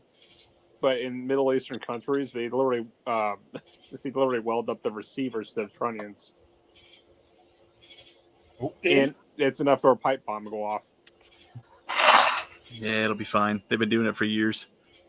Yeah, know what but to heat do. treatment QC, don't fuck around with that. Like I said, man, it's about putting rifles in people's hands, just like the Russians. You know, the AKs are never meant to be rebuilt, man. You just wear them out and throw them away, put them in the recycling bin. You know, there was no rebuild program for their rifles. Yeah, I Have you remember. seen where they made guns out of rifle casings? Bad. That's pretty I mean- awesome. I mean, Kyle, you've handled AKs, haven't you, Kyle? Do what, sir? You've handled AKs, right? Yeah. Which ones have you handled, the stamped or milled? I'd have to go look. Because the first ones were blocks of steel. There were milled ones first. They were machined out of a block of steel before they made a stamped one with trunnions. Well, the only Okay, AK that I actually own is an old Swiss paratrooper rifle. It's stainless steel with a folding wire stock on it. It's Swiss, you said? Yeah. Is that a SIG? Not sure. Like I said, I haven't even shot it yet. I know very little about it. I finally found a magazine that'll work in it. It's most likely a SIG. Oh no, it's older. But I guess SIG's been around for a while. But I don't think the Swiss ever used AKs. Finished, he did. You're thinking the Valmet, finished Valmet? I'd have to go get it and look at it. It's in No, the, it's Israeli. The Valmet is Israeli. No, Not- Valmet is finished gun. You're thinking the Galil, which is Israeli. like I say, I don't know too much about it. Never even shot it. Don't even know if it works. I ran a cleaning rod down the barrel, oiled it up, and put it in safe. Thing's only about that long when it's folded up. I mean, it's tiny. It was either Swiss or Finland. Now I don't Finland, remember. I mean, does it have a rear sight in the back of the top cover? Don't think so. Okay, because that would be a Valmet if it was, or a Galil. Okay. So, I got- Warsaw, what you're talking about is you have the AK, okay, which have the milled receivers, and those were the original ones before they Right. came out with the The AKM. stamp. Right, which is a stamp. KKM was their modernization to make rifles, and that's a stamped receiver. And you know, to tell you the truth, there's no difference between accuracy or quality between the two. I mean, you know, it's an AK rifle. That's, you know, it doesn't gain its accuracy or strength from having a milled receiver or a stamped receiver. It doesn't matter. Well, it's the barrel. The barrel is what matters. It actually gives it accuracy. Thickness of the Yeah. barrel. And, Norinco what was it? business is China? awesome. I think it was China and also Yugoslavia had made a big difference on their barrels. Yeah, you remember that, Jim? Awesome. Yeah. Yeah, Norinco, we used to be able to buy AK, the Type 56 rifle with a spike bayonet, for $139. That was it. That back in the day, you could buy them all day long for that. Yeah, Norinco- We were buying SKSs for $85. yeah, that was quite common too. Norinco's case. generally shoot good. Whole case of 7.62 by 39 for $80. Whole case, 1,200 rounds. Yep, I remember that. I still have some. And copper. I think I've got a couple of the sardine can cases in the closet back there. Those things are fucking corrosive as hell, man. If you don't fucking clean it after you shoot it, it's gonna rust and eat the living shit out of your rifle. Yep. Well, I got this for you. All of it is. All of that stuff that's made over in the Eastern Bloc countries and in China and stuff, it's all corrosive. All of it is corrosive priming. Any of that Berdan prime stuff, it's battlefield ammo. You know, they don't care.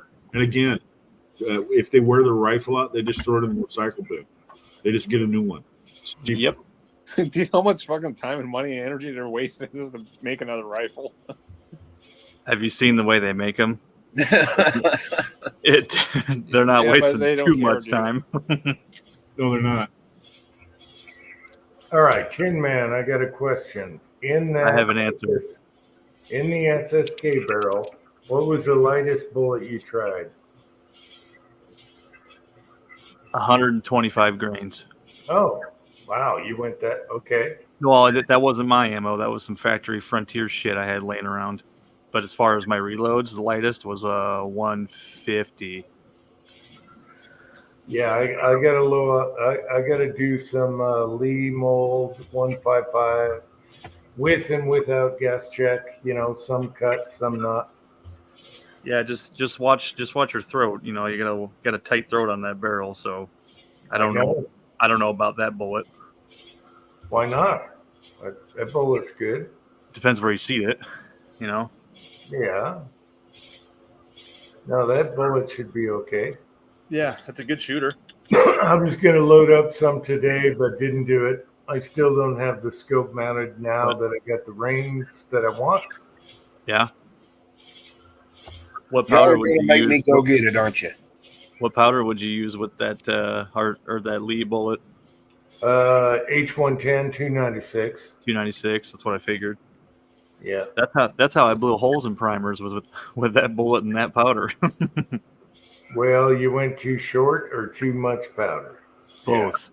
Both. That'll do it. 17 grains to the crimp groove. It was No. balls out, dude. But I tell you what, it was No. accurate as shit. It was dead nuts accurate. Yeah, you got to back her down. No. 16, 15 something. Yeah, you got to back her down. Did you have gas checks on it or not? Yes. Okay. You got to back her down a little bit. 17. Well, yeah, I was just winging it. I'll be honest. Yeah. Well, the primer those were Willie's bullets that he sent me.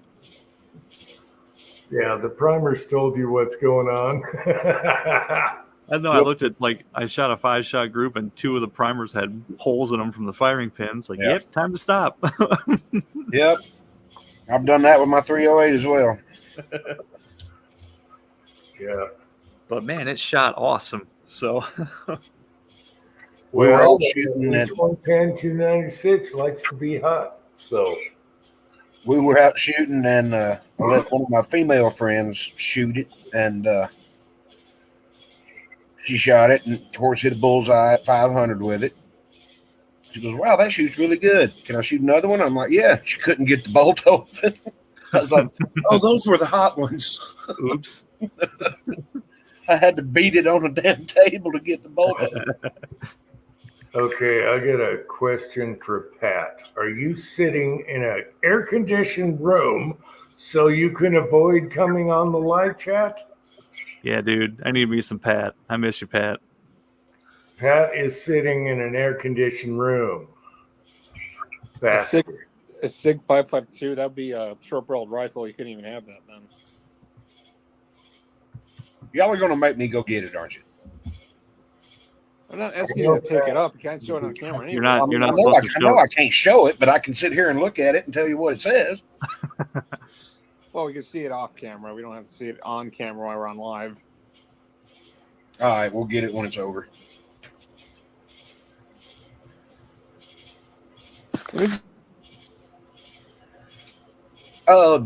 Jim, where did your boy order that safe from? Amazon. And they put it, I asked him what the brand was because Tony asked in the video, and he looks it up, and now it's $128. And I'm like, son of a bitch. So here's the thing. I looked. No, wait. The one for 128 does not have the thumbprint scanner like his does. The one, no, he used the exact one he ordered. Okay. The one for 128 has a keypad. It doesn't have the thumb thing. I just looked at it last night. Will you listen to me? He looked at the exact order he ordered and clicked on it again, and it was on sale for 128. and it did not say he wasn't expecting a thumb pad at all. Is that it? Oh, so they found the wrong one. So he went to the direct link he ordered from, his receipt, and now it's 128. It did not say thumbprint, and it did not say you have to put it together, which you have to, which is weird. It's very thin on the sides, just like a gun cabinet. It's super thin, but it's a great for a cabinet. It's not a safe, but safes are a joke anyway. We can get into a safe just to keep the kitties out. So he got a free upgrade with the thumb pad thing. Nice, because the one with the thumb pad is like 160 something. Well, I thought that's what he paid, $160. Listen to Uncle Jim. Yeah, no, Tin Man, he clicked on the exact order he made. Right. Yeah. It's safe. And he said, son of a bitch, now it's 128. So that tells me he got sent the wrong one. No, he paid 160. No, when he ordered it, it wasn't supposed to be thumbprint, and it wasn't supposed to be put together. That's what shocked us. It came in a slim box. It's very tinny on the sides, but that's what cabinets are. Once it's put together, it's pretty rigid, but you could pry it open with a crowbar. Easy. I just need room for, like you say, the guns I don't shoot all the time, like my 22, 20 gauge, and all my SKSs and stuff. They're filling up room in my gun safes. Yeah, that I could be putting safe queens in instead of having them laying on the couch. Yeah. I got SKSs and Mosins and all kinds of stuff just laying in the floor or on the couch in the basement, so I could put my good guns in the safe. But now, if I want to go shooting, I got to move 15 guns to get to the gun that I want to shoot, and I'm tired of that bullshit. Yeah, and that's why it worked out great for us, because I spray painted his gun locker. It took a major dive on the cement. I mean, huge. And now I put that in the walk-in closet, and I'm like, my God, I got so much room in the safes now, because he took a bunch of guns out of the safes and put them in his new one. And I'm like, son of a bitch, we got room now. Now we can buy more guns. Yay! Yeah. Well, I don't want to do that. I can't shoot what I got, so. Well, my problem is my wife is starting to get into shooting. Oh, yikes. She wants her own shotgun, her own AR. She's already got a couple of pistols. She's got a 38, a 380, and a 9. She loves my Colt 45. I said, you're not getting it? I said, I'll will it to you. How about that? Because I'm going to go before she does. Yeah, but she wants her own shotgun, AR, and like a deer hunting rifle. Kyle, you know what I'd recommend for a deer rifle? Shoot. Mauser rifle. Get a Mauser 308. That's the best ammo right there for a deer rifle. I just dropped a primer. It took me like 2 minutes to find it, but I found it. Yeah, Mausers are great rifles. I'd recommend, Kyle. I've got an 8mm Mauser. What, K98? Mausers aren't. Y'all are really going to make me open up the safe, aren't you? Yeah, I'm guessing you got a Yugo variant or you got some German K98. If it's 8mm, that's a World War II rifle right there. Mausers are expensive now for what they are. All right, what do you want? Both of mine. You're better off getting a cheap Savage, AccuTrigger, cheapo. Yeah. Both of my Mausers were free. So oh, you're lucky. they're crazy price now. I used to have a beautiful one, unissued. A friend of his passed away, and unbeknownst to my friend, he left him all of his gun stuff, anything involving firearms, whether it be safes, firearms, reloading equipment, all that. And he calls me up and he said, dude, you need to come over here. I'm like, okay. maybe I'll make it there this weekend. He said, get in your damn car now. I'm like, okay, come on, honey, let's go. And we went over there. His garage was full of Milsurp rifles. And, Beautiful ones. do what?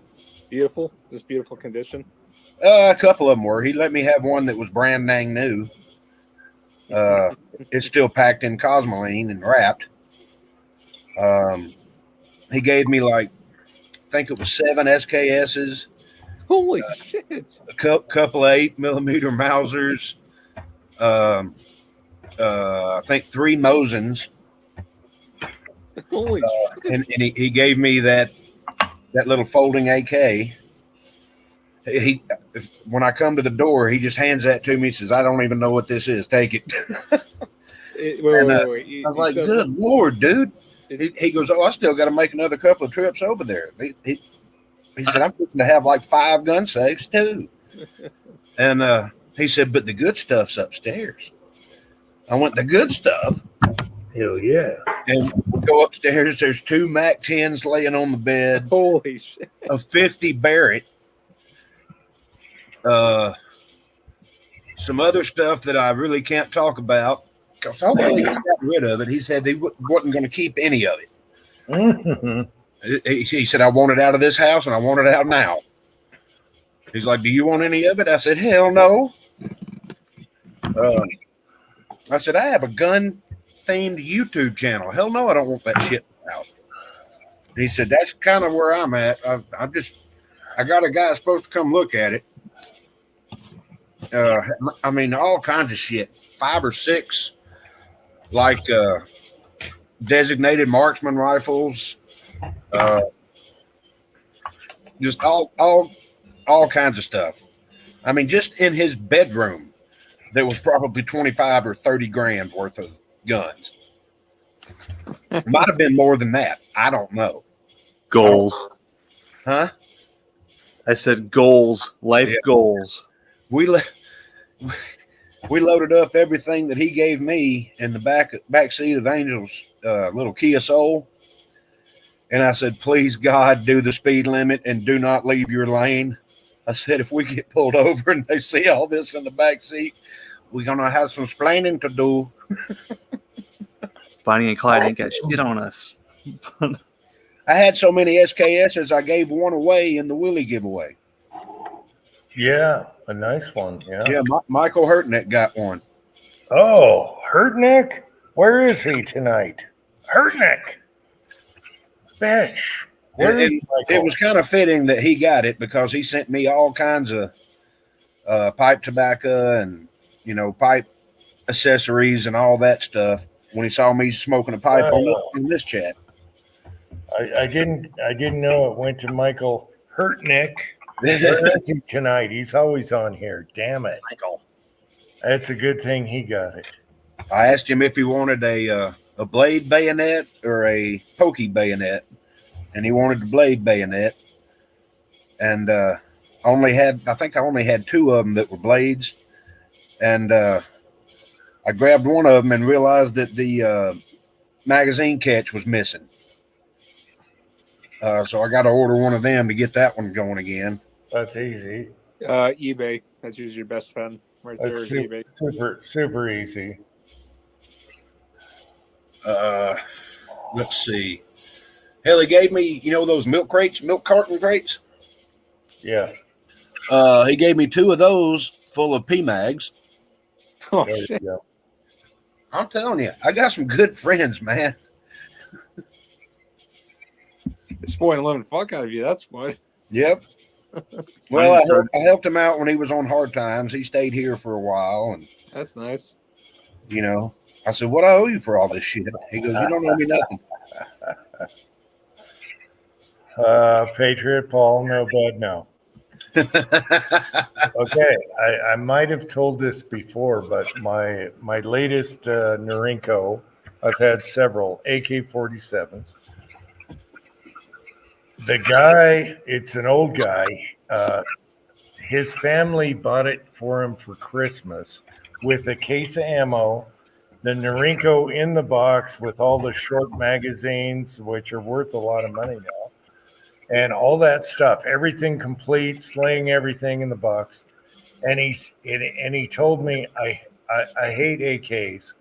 You want to buy it? And I said, hell yeah, I'll buy this thing.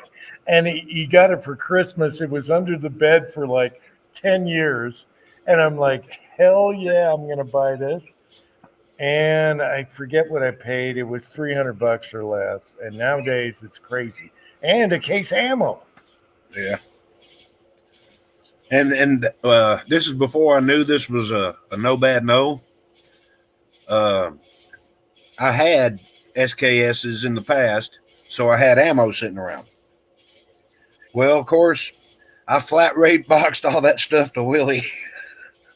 and Willie's opening the box. He goes, "Oh shit!" he called me and said, "Dude, I'll send you what I filmed, but I can't put this on YouTube, dude."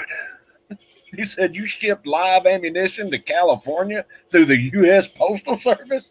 I said, "Yeah, why? If it fits, it ships." He goes, "That's illegal as hell." I went, "Ooh." Only if it goes on an airplane. I'm just kidding. Either way, it's illegal. Fucking California. Well, it's illegal to ship it USPS anyway. Right. What is it, federal? It's got to be through like UPS or something where they can charge you hazmat fees or something. So and I did not know that. I don't know. I don't know if they charge a hazmat fee on ammo if you ship it through UPS or FedEx. I think it's just primers and powder. Like you can send Willie prime called me and brass. said, "This is a bad no." He said, "I cannot post this video." Ammo is hazmat. Really? How come when you order ammo online, you don't have to pay a hazmat fee? Fully loaded ammo is hazmat private. Yes, it is. Oh, but companies can ship it to you without charging you a hazmat fee? If they don't have a hazmat fee. Huh. All right. I was shocked when I ordered some, what was it, 9mm or 380 or something brass from American Reloading. And it finally came in. They're not that fast on shipping, but they get it to you. And I opened the box up, and it was 5,000 rounds or 5,000 pieces of already sized and primed brass. Prime brass is okay. Yep. And I said, "Hell, there was no hazmat fee or anything." I said, "Shit, I just got 5,000 primers." Yeah, prime brass or shotgun is no hazmat. It doesn't have powder or projectiles in it. And that's because of airplanes and, delivery like that. Well, why do they charge hazmat on a box of primers? Because they're a box of primers. It's not as dangerous as separate loaded primed brass. Says who? Oh, well, you light them, torch them on fire, and you tell me which dangerous. A box of primers is going to go boom, and prime brass is not going to be like that. Is it because the box of primers are all compacted together? Yeah. Yep. It's why. a time bomb. Yeah. Probably. Oh, if y'all haven't checked them out, AmericanReloading.com, you need to. Oh, yeah. Every now and then you can catch it, but you got to be quick and you got to pull the trigger. You can't, well, let me go home and talk to the wife about it, because by the time you get back to it, it'll be gone. But they've got killer deals. Me and the same guys that we went in on the primers, I called them up and said, "You owe me $350 each." The hell we owe you that for? I said, "Because I got us a whole pallet of powder coming." He goes, "What?" And the Estes truck showed up in front of my house and said, "You got a forklift?" I went, "Does it look like a place that would have a forklift?" And he goes, I don't know what to do with all this. I said, "What is it?"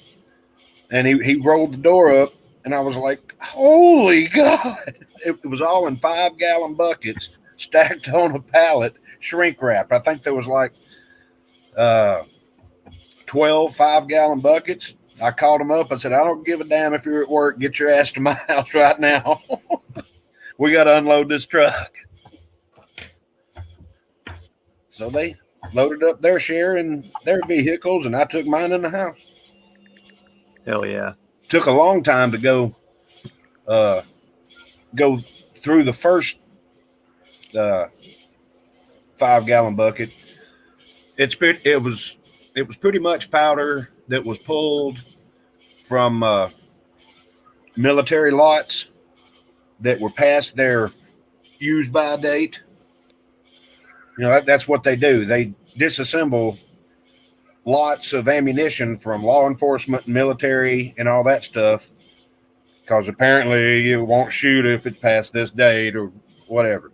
So they disassemble it, sell off the bullets, sell off the primers, and sell off the brass. That's how they make their money. That sounds like a good way to screw over the government. Tell them their ammo has an expiration date, so the government has to buy more. Yep. But they sold, it was mixed 22 caliber ammunition or projectiles. Some were frangible, some were green tip, some were just like hollow points, various weights, regular full metal jacket, plated. Hell, I've got some, I don't even know what the heck they are. They look plastic. Slap rounds. Probably, yeah. But it was a package of 2,000 assorted 22 caliber bullets, and I think it was like $69.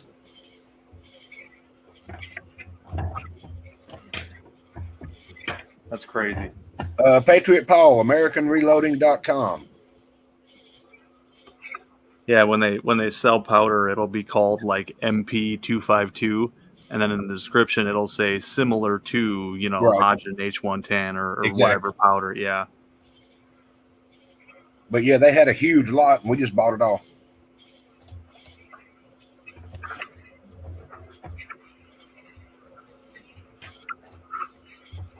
Yeah, they can't sell. I guess they're not or something to sell completed ammunition, so they just break it Let me down. tell you how it works. Let me tell you how it works. Okay, so the United States, what we do is we have Lake City goes ahead and they have a run of 223, and they just take this stuff and they just throw it all in Conex boxes and the whole bit. And what that does is that, first of all, that goes out as in storage as Class A ammunition. Now, we also have what's called Class B ammunition. That's after every 3 years. And the Class B inspection is they take it out and they look at it and they run a test on it.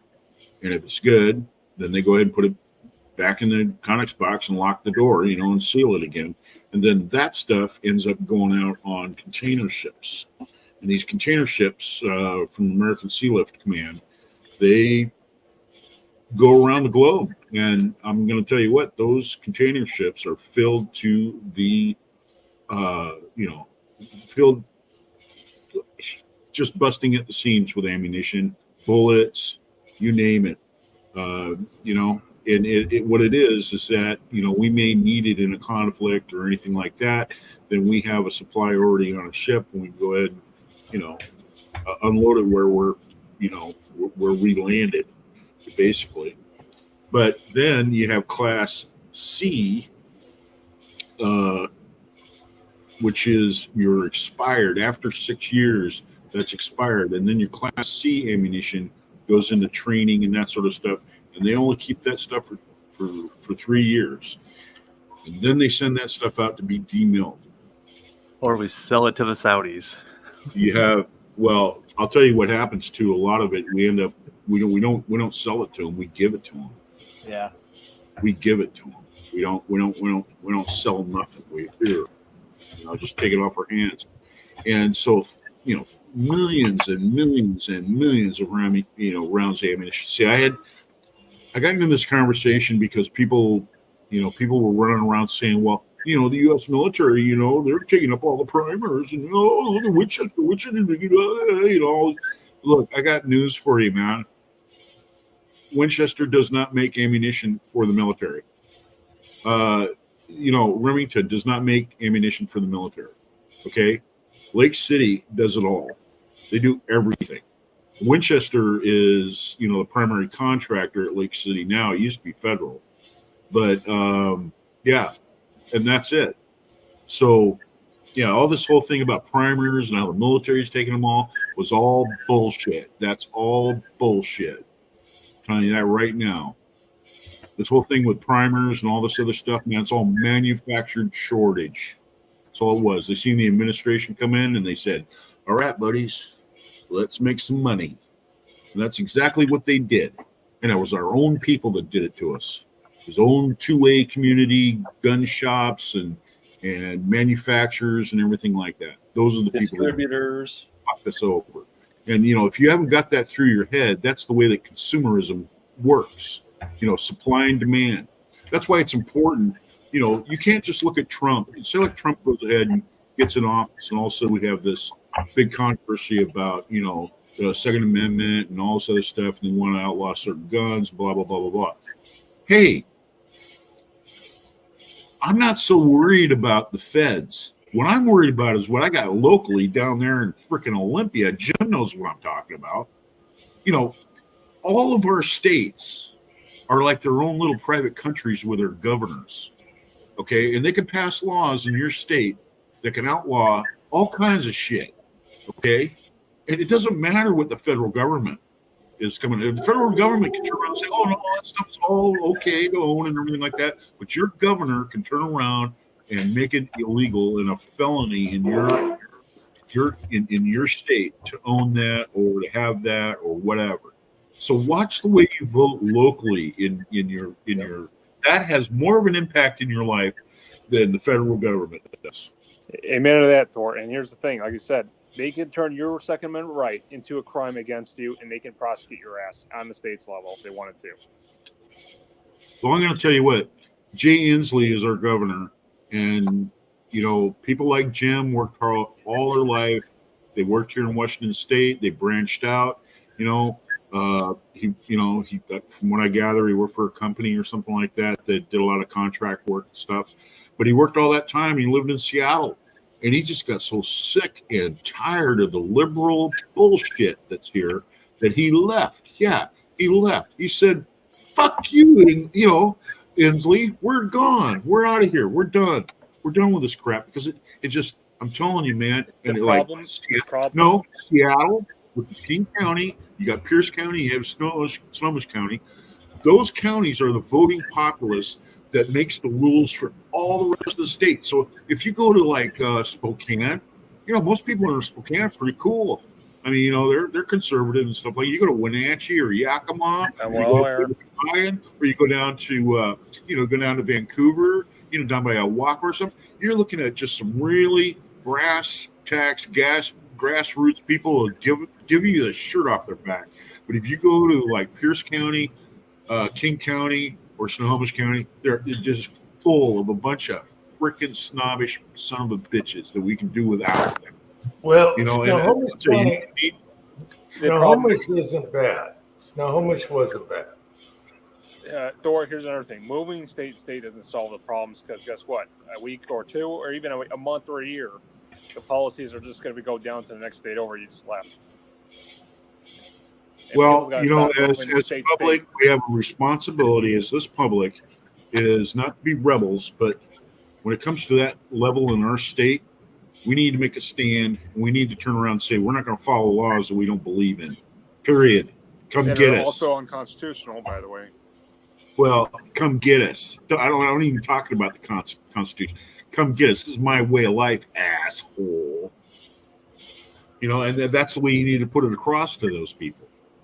The thing is, here's the other thing too, and I don't know if Jordan knows this or not. Inslee is stepping out. He's not going to run for another election, even though that he's already served his terms, right?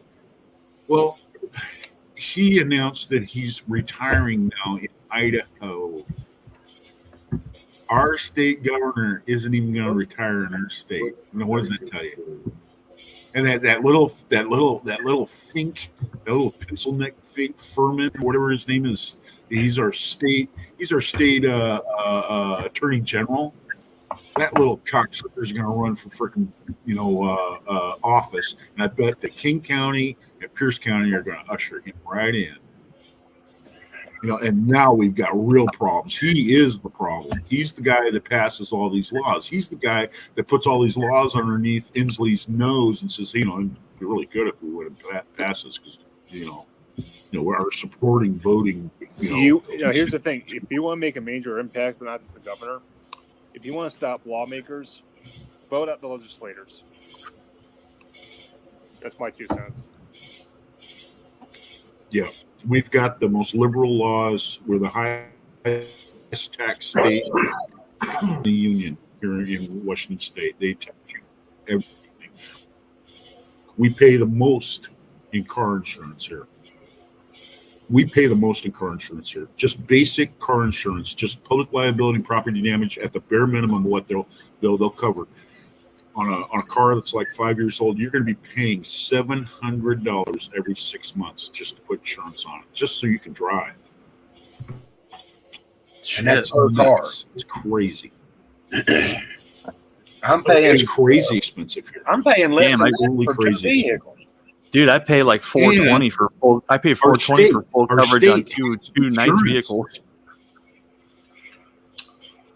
All right. You know what? Our state has an insurance commissioner, and that's the guy who's doing it. And guess what? That is Furman's right-hand boy. And the insurance companies are all behind it because they're just making a killing. They're salivating. You know what? The insurance companies, they get money from Washington State. What they do is they take all their clothes off and they lay it all out on the bed, and then they roll around and it sticks to their sweaty bodies. They're just throwing it up in the air and just laughing. That's what they're doing. That's what they're doing with the money that we pay for insurance.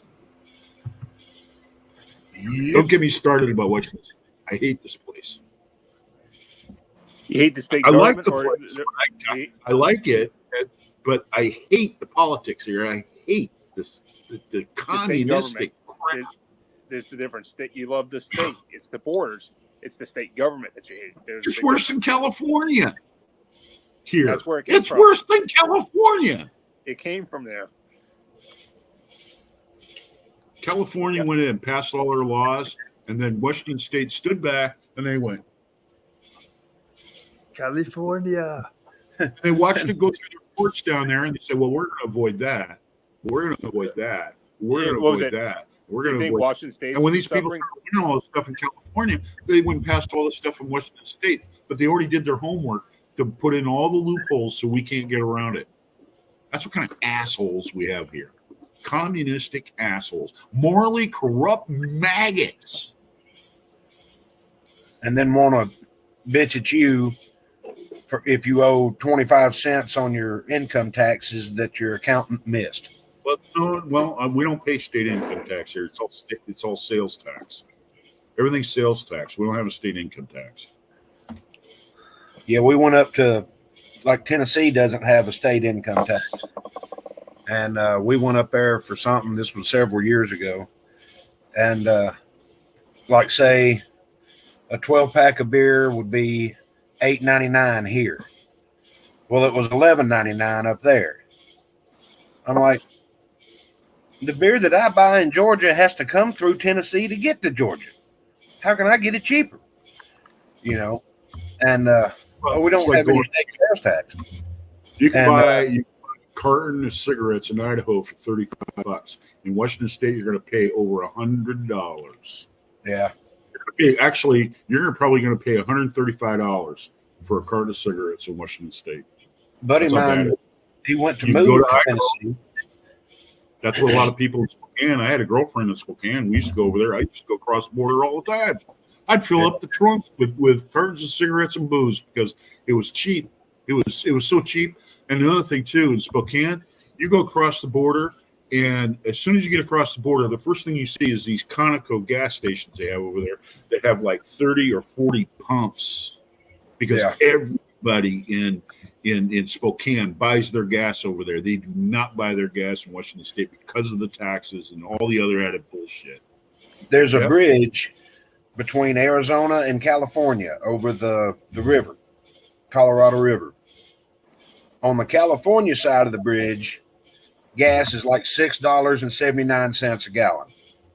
On the Arizona side, which is the gas stations are less than 2 miles away. I think it was 308.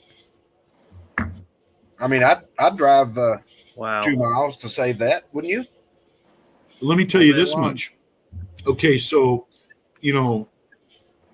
we pay a lot of money for gas here. I forget what it is a gallon. I think it's up there about $4.50 or $4.70 a gallon here.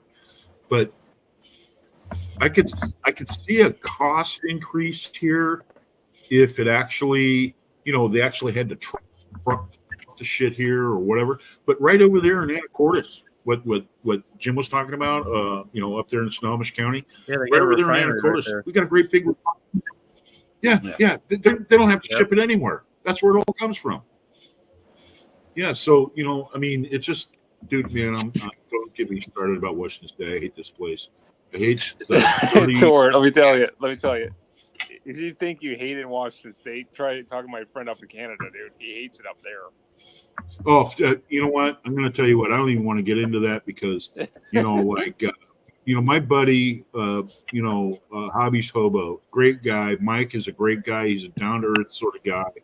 And he gets it shoved down his throat with the liberalism and taxes and this and that. And we're all going to get along and we're all going to help each other out in Canada because we're all a bunch of fucking commies. And that's exactly what it is up there. It's a bunch of crap. I mean, dude, man, I'm telling you, I would move out of here, but I'm all laid up. I mean, it's going to take me years to get my arm back. I mean, I'm a bachelor. I didn't have to move all my furniture and all that other shit, dude, and sell my house and go and relocate somewhere else and set it all up. Maybe I'm just being lazy. I'm not getting up off my ass like Jim, like relocating. But, tell you what, I just, don't get me started about Washington State. It's super expensive to live here. It really is. Try New York State. That's another bad place to be. This is the thing that gets me. They passed a law in Washington State to ban plastic, the plastic grocery sacks. Mm-hmm. When they did that, now, you have to pay for paper bags at Walmart or in all those. You have to pay for the bags. Okay.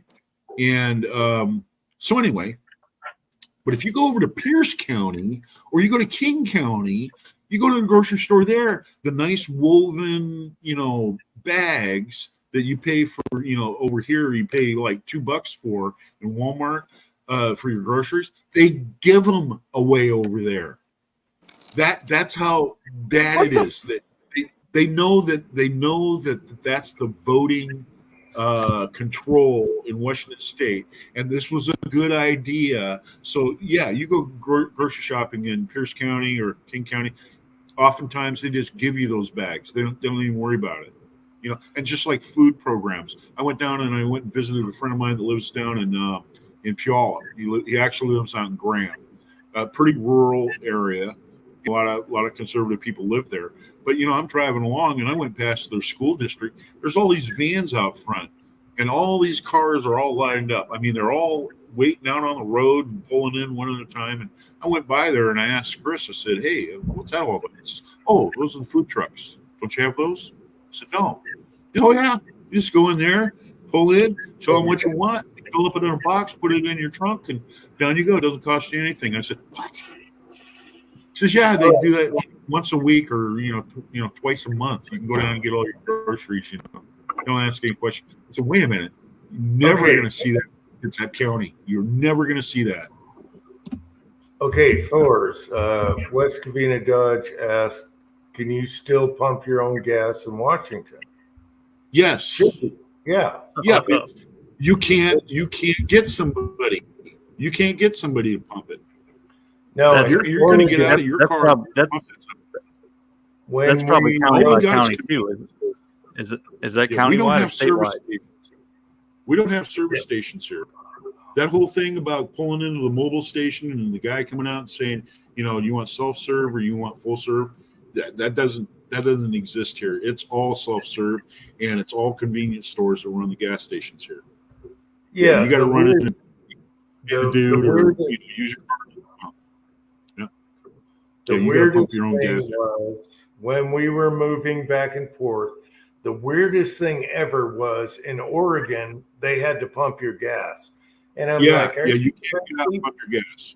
So you had a guy come out pump your gas in Oregon, and I couldn't believe it. That's the first time I ever saw such a thing. And you know So what's I- crazy about that? Even though, because I had a girlfriend who lived down in Camas, and we used to go over to Oregon, to get gas or whatever. You go over there, and gas is cheaper, and the guy comes out and pumps it for you. It's cheaper in Washington State where they make you get out and but pump your gas. they Crazy. don't. It's not old it's a school. law They don't check your oil or none of that. No. They just pump it because they Right. have to. Well, and what it was is that they read the writing on the wall, and they thought that pumping gas is a job for somebody, so we're going to make it a law that we're not going to have any self-serve here. Maybe they got tired of the idiots driving off with the spout still in their gas tank. But Those- now, like I said, the whole thing idiots. about Yeah. stopping at Chevron, and the guy comes out and asks, those days are gone. You got to go in and see Julio, or you got to see Rahib or whatever, to get your gas at the convenience store here in Washington State now. Well, don't say Julio. We love Julio. What are you talking Yeah. about? Well, yeah, I know, but you understand what I'm saying. Or Okay, Wang. I got to answer this question. I got to answer this question right here. Yeah, Patriot Paul, you can use evaporust. Just don't use vinegar anywhere around lead, because that's going to make lead acetate, which is highly toxic. But you can, if you have molds that are rusty, you can dunk them in evaporust, and it's fine. I've used it for years. Yeah, So- that's what I used on Jamie's mold. Did you have to boil the mold in water afterwards to get all the oil out of the cavities and stuff too? That's what I'd be worried about, is getting that shit off of the mold. No, Right. I would evaporust it, rinse it off with hot water, and then for grease, just shoot it down with non-chlorinated brake cleaner. Yep, that's what we did with Jamie's. And there you go. You're good. Okay, Evaporust- what were all the Evaporust is crazy. what That were stuff all is the awesome. AK questions for me? Because I've got it right here. I went and got it. They want to know who makes it. Well, it doesn't really say. Don't show it on camera. No, I'm not. I'm not Whip an it out. idiot. Do it. Whip it out. Let's see it. No. 10 minutes. No. Yeah, Kyle, don't be a dumbass. Don't show it on YouTube. Come on. We'll do Don't be that a right dumbass. before Jim says, The last "Oof." thing you want to be also doing is showing it to the fucking feds too. It's not my channel. Go for it. Yeah. Okay, Let's see. all right. What is Kyle going to do right now? I'm going to read what's on it. All right. Let's But read. you got an Let's see. airsoft that looks just like it. You're going to read what's on what? Evaporust can? No, on the No, rifle. his he's looking AK. No, on the AK. Oh, Right. Okay. what There's you got, man? a triangle symbol, Okay. and it looks like a DB on it.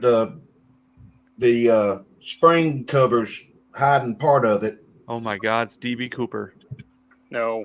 The serial number on it ends in 0617. So it's 617. No. Wait. You said a triangle, right? Yeah. It's Uh, all right. Look, it's a triangle. Uh-huh. It's split down the middle. It looks like a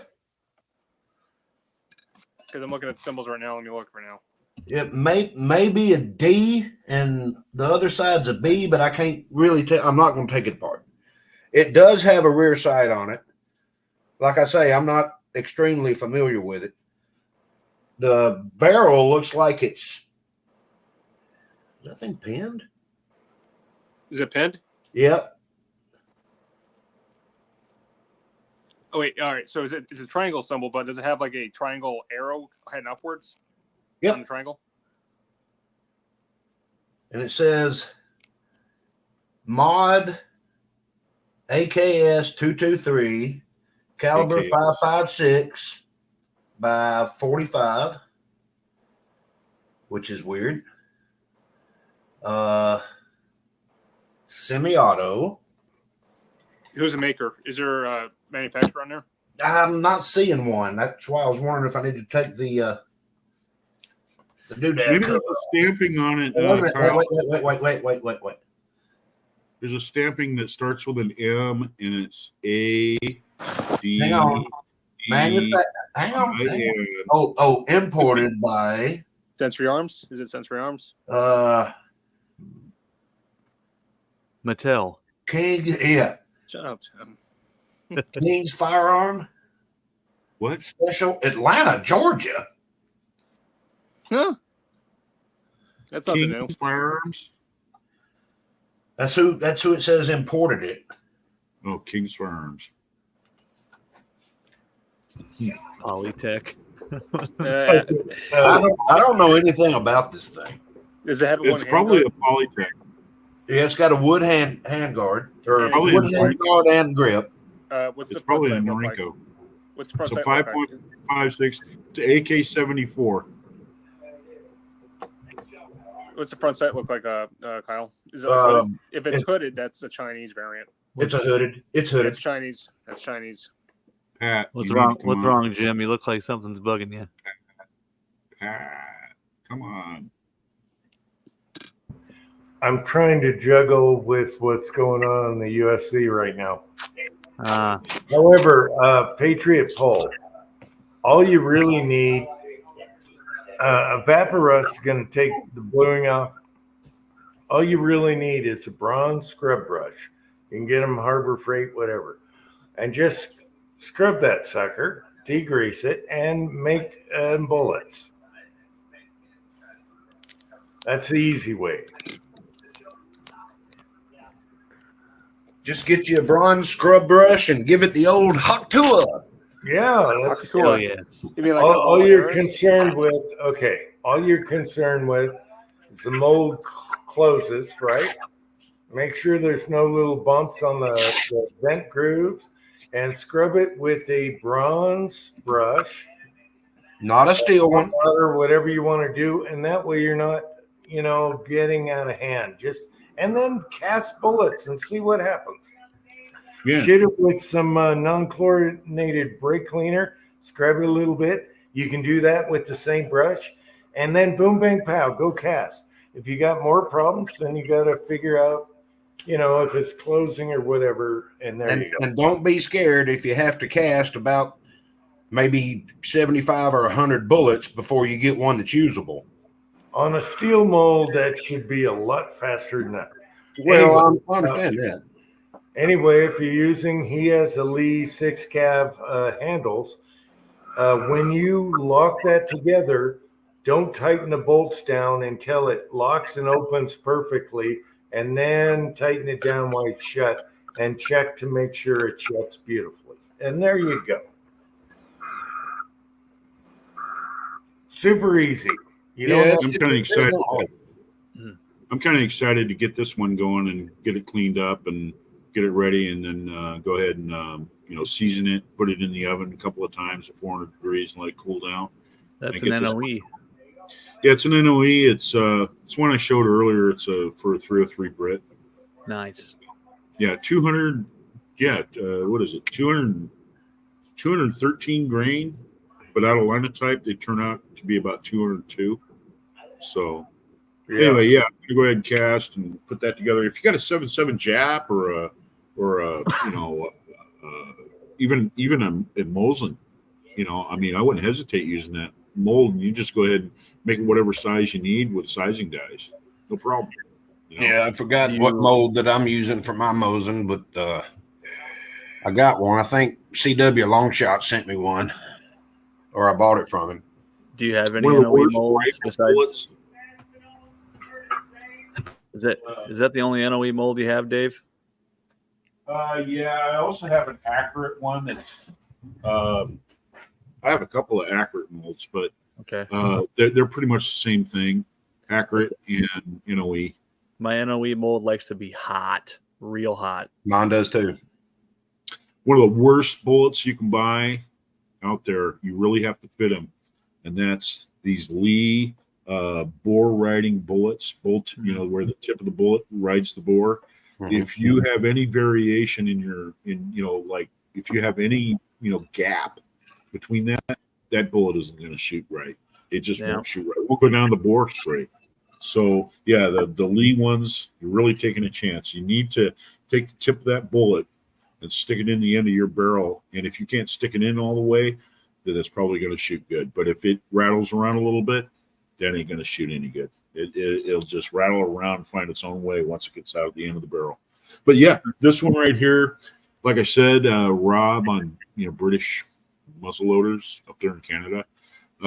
This is the mold that he uses, and he shoots this all the way out to 500 yards with what is it? It's IMR 4227. Damn. He loads it about 1900 feet per second. So that's Yeah, a pistol. That's like a pistol 300 blackout powder, isn't it? Yeah. Damn. IMR 4227. He uses.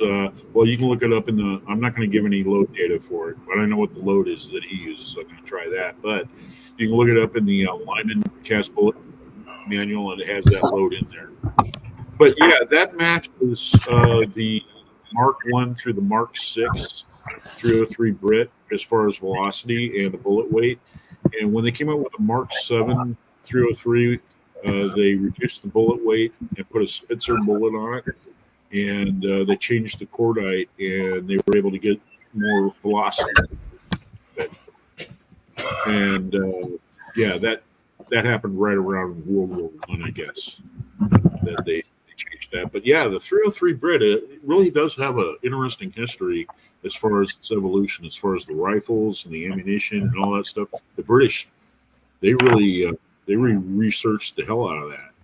Yeah, it's probably one of the most experimented with series of rifles in history. You know who actually also loved using them? Just about anybody now. The Irish. You can find a 303 Brit all around the world. What's the that? Irish use a shit ton of them. 303 British. Irish. The Irish. RA. Oh yeah, well, Pakistan, India, Australia, Parts of Africa, everywhere. Yeah, all over the place. I mean, that I don't think there's one battlefield even now that you're not going to find a 303 Brit in somebody's hands. I mean, they're everywhere. I mean, even in Africa, Vietnam has them. Can I make a response to Paul right quick? Yeah, wait, let me do it first. Paul he got two cavity molds, and they had different cherries. They have different letters after the number. And so he's good to go. He's got two different cherries. They cut those molds because, they did that over the years. So he's good to go. Just clean it up. Don't worry about it. Don't evaporate. Don't do anything. Just use the bronze brush with whatever solvent. If you want to save a step, non-chlorinated brake cleaner, the bronze brush, clean it up and cast away. Steel molds are the easiest mold. Two cavities are the easiest molds to use in the world ever. All right. What about one cavities? They're good too. They throw them the same. Make them One consistent. cavity That's will right. throw the same every time. All right, Paul, I'm going to show you something. If Jim will blow me up, I'm going to show you something. Well, it depends on how you phrase that, but here we go. Yeah. Enlarge me. Oh.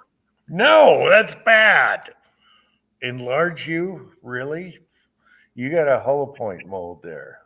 Well, it also makes flat nose. That's the NOE number.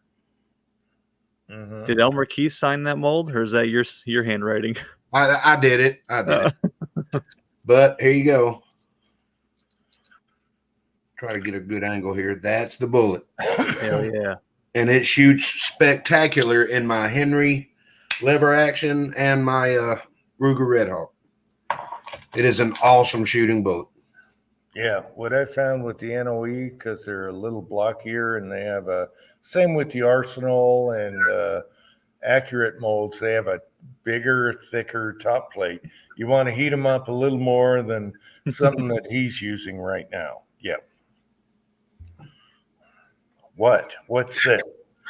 I'm just wondering when you're going to take me off big screen. Okay, this is for you, Kyle. Jesus. All right. Okay. Depending on how rusty it is, if you got some rust down there, if they fall from the mold, okay, they're not sticking in there, but you still see that they're frosty and got little bumps and stuff all over because of pitting or whatever in the mold. It really doesn't matter that much because you're going to put it down through your sizing die, and it's going to smooth all that. It's going to iron that out. It's going to look as bright and shiny as a brand new sheet of stainless steel, man. So don't worry about it. It has little pock marks or something on the nose. So what? It ain't going to do anything. Hopefully your powder coating, once you powder coat and size it, it's going to be like a straight wall. Beautiful. Yep. Oh, I need to do some casting. I haven't casted in like over a year. It's been a minute for me.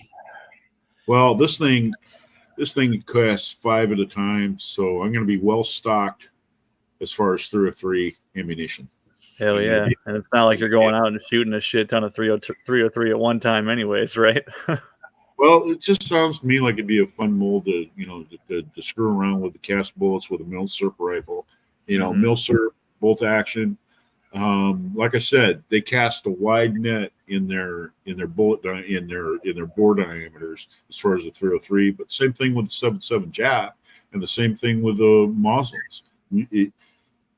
The casting part and the sizing part gives you the freedom to tighten them up, and they'll shoot really good. I mean, you can shoot within an inch. You can rival any jacketed bullet out there. With cast ones, you're just shooting holes in paper. Come on. And not just that. That's a 200 some odd grain bullet. I'll tell you what. Moving along at 18, 19, I can even get it going faster than that. But shooting deer, I can shoot deer with that. It'd drop them like a stone. Yeah. Hey Thor, what's the oldest cartridge that we have in a surplus realm? Huh? What's the oldest cartridge? That's used around right now, still to this day. Probably the 303. No. Can you guess? It's been around since World War I. The oldest what? Say it again. The oldest cartridge that's still being used to this day. 308? I don't know. No, 30-06. 7.62 x 54. Yep, 54R has been around since World War I. Oh, Since the Russian Empire didn't use it.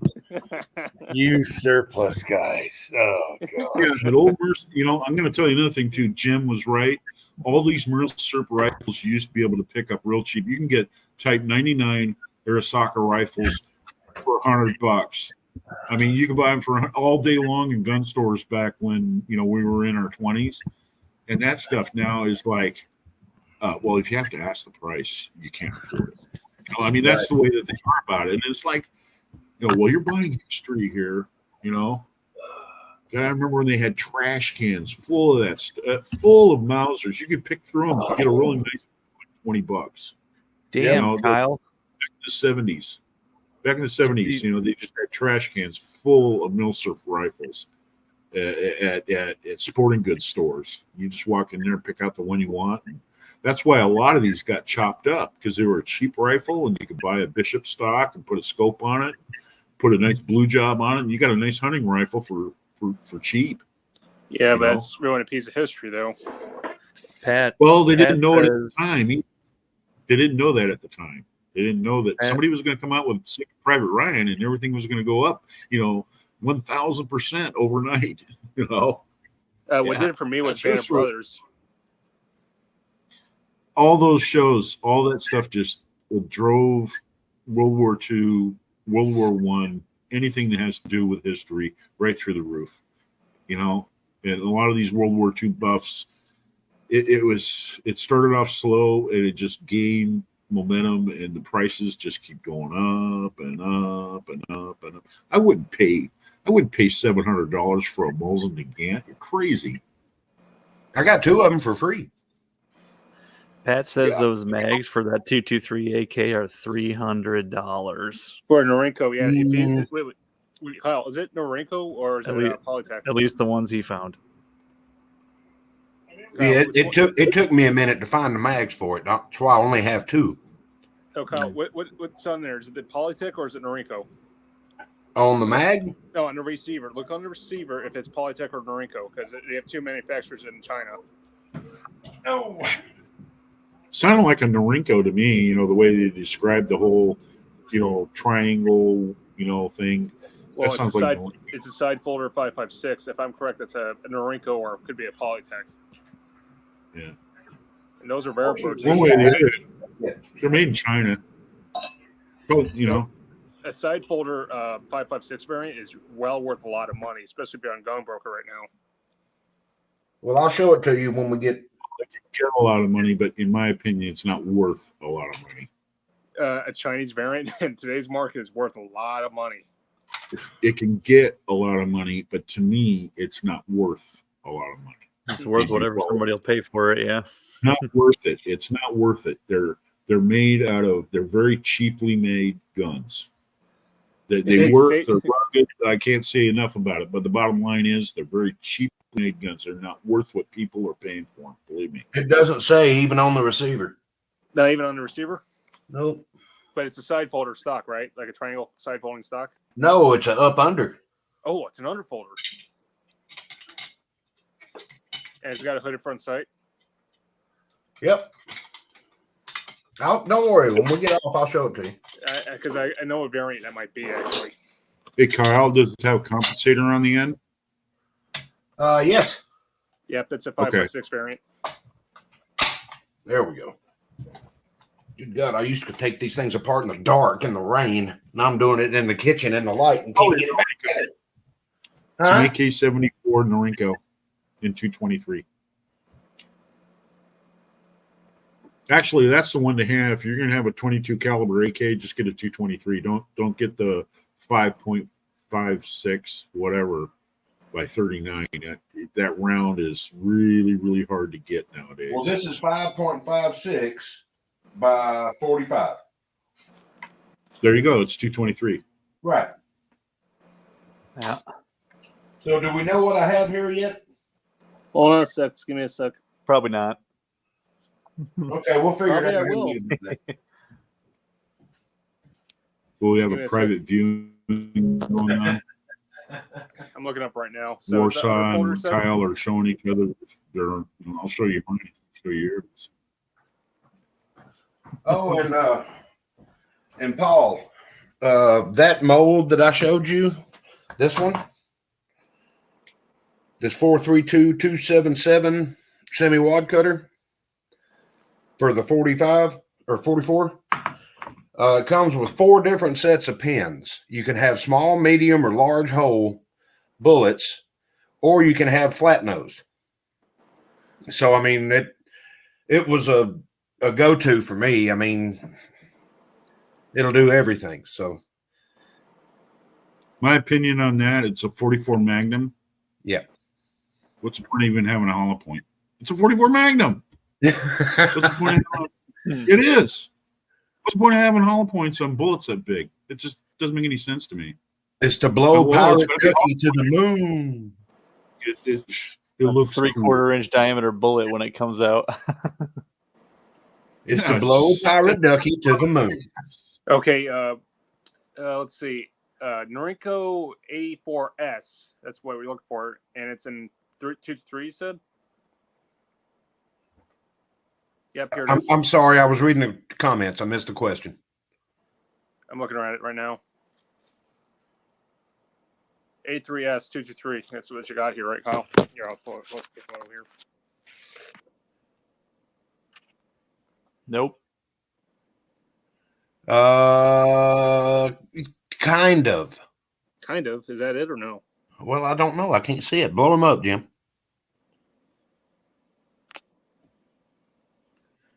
Hold up a sec.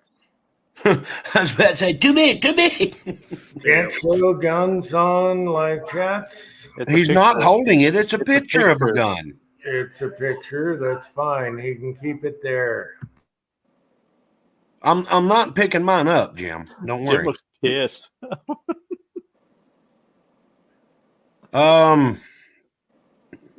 Looks close, except mine's stainless.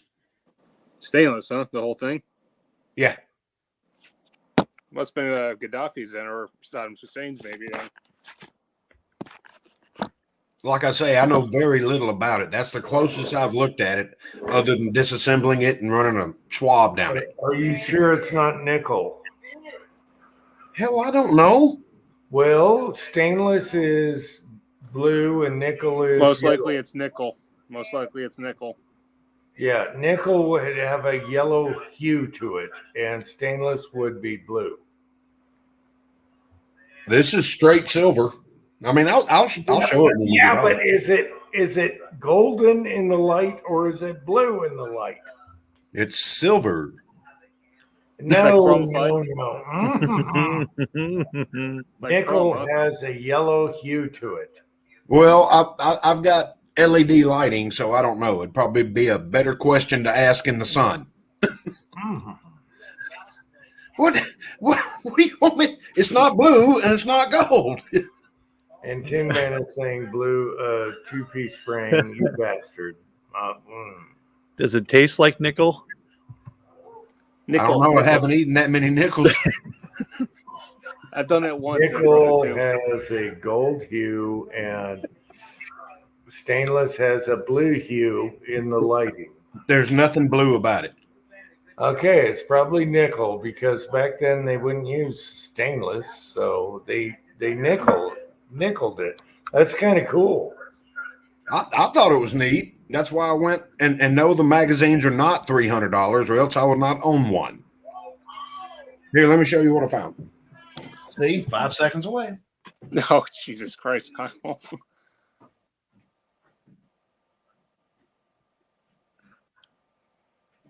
No, Okay, maybe 12.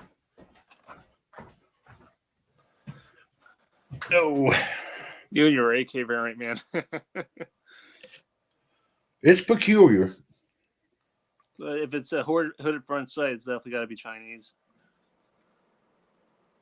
That's what I found. I bought 2 of them. I think they were like $15 each. nice. It's not bad. Well, that's why I only got 2 of them. What's it say on? I ain't got my glasses. Are you nearsighted or farsighted? I'm far. I can read what's on sale at Checkers down the street at the intersection, but I can't read this right in front of me. So you can only see farsighted. You can't see nearsighted. Yeah. Pro Mag? Oh, Yeah, Pro Mag's got issues. Uh-oh. Yeah, feeding Yeah. issues with Pro Mag, but if If it works, runs, it runs. Well, I don't know if it runs. I've never shot it, so Yeah. that's why I only bought 2 because I wasn't sure about the mags. I could help you out. Find some other good mags, Kyle. I think Paul Middle State Armory is actually making some 5.56 AK mags. I mean, I run checked it and it seemed to feed fine. Just hold it back and let it go. So I don't know if there's going to be an issue or not. I just heard a lot of bad issues with Pro Mags because if you drop them, they'll break. Well, hell, if I drop it, it's because I'm shot. Then I'll go to my sidearm. I know it ain't going to break. None of them. Pro Mag makes good stocks. I have a Pro Mag stock on my 1022. Yeah, are they still around? I don't know. Everybody always forgets about their stocks, though. It's funny. Everybody says Pro Mags suck. Yep. See, like we said, Pro Mag does suck. Well, I mean, I don't know. I mean, That's the first one I found, so I only ordered 2. I figured I'd give them a shot.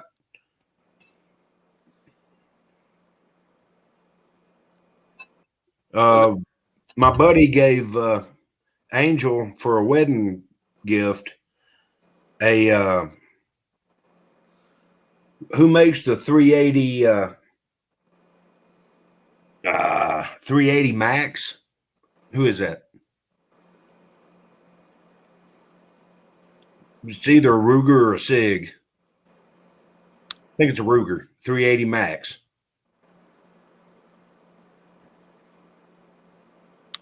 Nobody? Crickets? Got me. What's up? I was watching the main event. What's up? Who makes the 380 Max? It's Ruger, right? For what? It's a 380 semi-automatic pistol. You mean the Max? Yeah. Yeah, get the Ruger mags. You got your 12 round and 10 round. Yeah. That's what Rob gave Angel as a wedding present. Yeah, I love that little bugger. Oh, she loves it too. Good God. Yeah, good trigger, sights. It was a good shooter. Chris. He was a great shooter, yeah. Yeah. Hell yeah, all day long. Pocket pistol. She loves it. Yeah, She's you can got get the mags. You can find the mags on sale, but don't buy aftermarket whatsoever. You talking about for the AK? No, for anything, Oh. really. But what? Unless it's Magar mags, but whatever. No. Are you talking Rob- Ruger or AK? Rob hooked her up. She's got an inside the waistband holster and outside the waistband holster. 2 12-round mags, 2 10-round mags, both by Ruger. Yeah. Yeah, he hooked her up. Oh yeah. Good. And I got a wooden pipe. Huh? I said, and I got that wooden pipe. No, that's what got us back into 380 was that stupid little Ruger Max. It holds so many rounds and it's so tiny. Oh, she loves it. Oh, it's like holding a knife in your pocket. I mean, you got a backup pistol, 10 rounds, 12 rounds, whatever, 12 plus 1. Hell yeah. Rob was sitting me down. He said, "You're going to have to explain this to her after we go shooting because I'm leaving when we leave the range." Yeah, no, all day long. And it doesn't kick much either for Right. its size. He said, "I'm going to have to show you how to tear it apart." I said, No, "Really, it's- Rob?" I grabbed it. He said, "There's a spring in there. Be careful." I said, "Rob." Really? I grabbed it, took it apart, and I said, "Oh, you mean like that?" He goes, "How'd you know that? All You had gotta one of do these is- before?" I said, "No, it's a semi-automatic handgun. That's how they come No, apart." it's stupid easy. All you got to do, you take a piece of brass and pop the pin, Yeah, and the slide comes off. Yep. You use a spent casing and pop the pin.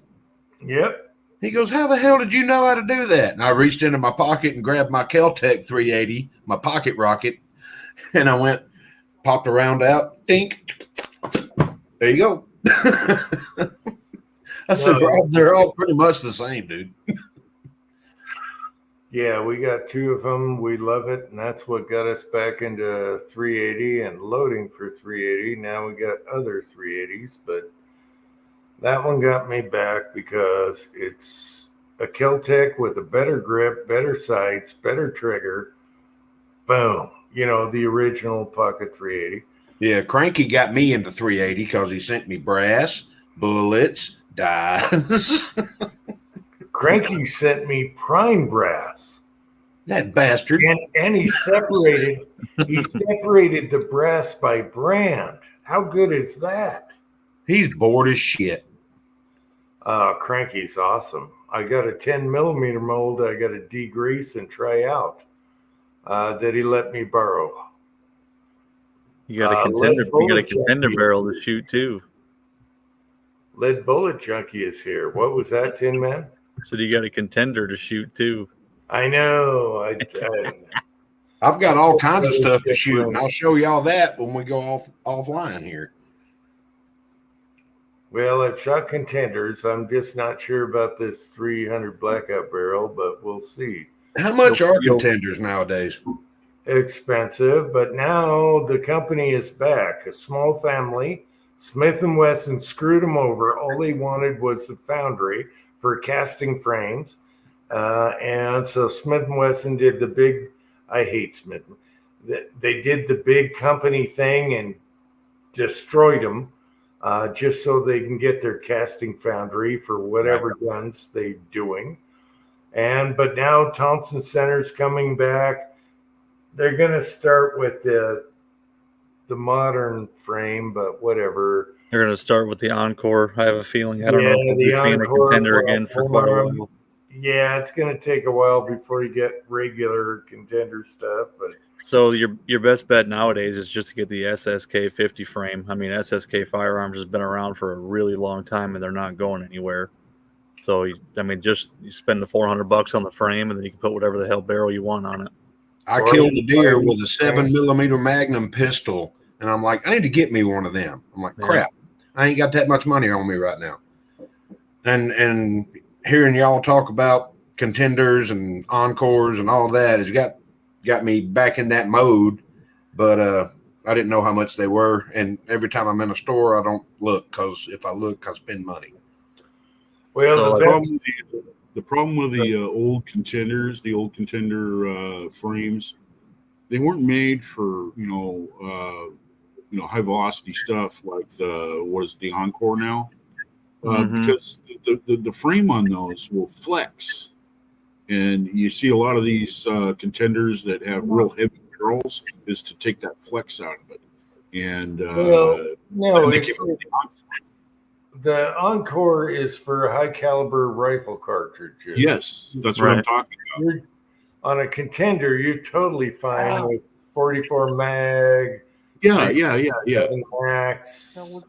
Yeah, and like cast bullets in a 30-30, as long as you tame them down a bit, they're fine. But yeah, those what was it, series 2 contenders, they weren't made for real high pressure stuff, like rifle. I know, but who needs that in a pistol? Well, Buy a $500 frame, a $400 barrel, and I was just saying $500 furniture in your set. Dude, Tin Man when brought that up about the SSK frames, and those frames are real heavy duty. They can take it. Well, Yep. no, they're the old style contender frames. But they're made out of stainless, aren't they? They're forged stainless. correct. I know, Yeah. but it's the same as the older contender frames like I got. It's not Encore frame. Oh, Nah, it's not made for a 308, okay. But why do I need that? What does not? Okay, what doesn't? A 357 Maximum and a 44 Magnum. What does that not cover in a pistol? Hey, I don't know. I'm not shooting rifle shit out of mine. I mean, I don't know. Yeah. So if I want to go 45-70 on up, okay. But those things will take care of any animal around here. Paul, you're a little high. All in on mine from nothing. I think I'm at about $1,000. That's Ooh. for the furniture, the barrel, the frame, the scope. I mean, Damn. so I mean, once you get all of that, buy a barrel for $200 and you got a different caliber. You know what I mean? Your best deals and best finds is someone selling their collection. They got the frame and they got 4 barrels. It's at a pawn shop, and you buy them all if you like those barrels, calibers, and that's the way to buy it. Yep. Buy them as a collection. Yeah, because someone's dad died and they pawned it off, and he had all the collection. He might even have dies and everything that goes with it also. And that's the way to buy them if you can find them. Yeah, they were. Let's see. I think you could get barrels for like, $200. yeah, I was about to say a couple $100, and the gun complete, brand new in the box, and that they had like 5 or 6 different caliber choices. I think the gun was like $300, $380, something like that. I'm talking like 25 years ago. Mm-hmm. And I was like, damn, I ain't got that much extra money. We had a nickel one. It was nickel, not stainless, contender, just like mine, at a pawn shop. And I thought he wanted a little too much. Nowadays, he wasn't asking too much. And it came with one barrel, I think, but it was beautiful and it was nickel coated. I like black, but whatever. It was cool. And I looked at it for months. And then I said, what happened? And he said, guy came in, bought it. Yeah. Some bitch. I forget what caliber that one was, but yeah, I kept looking at it. We were at one of our fellow YouTubers' gun stores up in Tennessee, and he had this beautiful Henry shotgun, single shot 410. I mean, the wood was amazing. It was gorgeous. And I'm like, Jamie, come look at this. Come look at this. And the price was right. And the guy that owned the store, a fellow YouTuber, he said, I'll make you a deal on it. And I said, well, I don't have anything to reload 410, and I know that the shells are hard to come by. And he goes, oh, they're extremely hard to come by. That's why I'll make you a deal on it. I'm like, what good's a shotgun I can't shoot, dude? They're not that tough, but yeah. Okay. I said, you got any? He said, I ain't had none in 6 months. I was like, damn. But yeah, it was a gorgeous Henry. Even Jamie was like, wow, that's pretty. And it was cheap to be a Henry, which I don't know what Henry single shots go for. But to me, it was cheap because my stainless steel 44 Magnum Henry was not. Yeah, I think they're around over $350, $400, and he was going to sell it to me for $275. And they got beautiful wood on them. Oh, gorgeous, gorgeous. Yeah.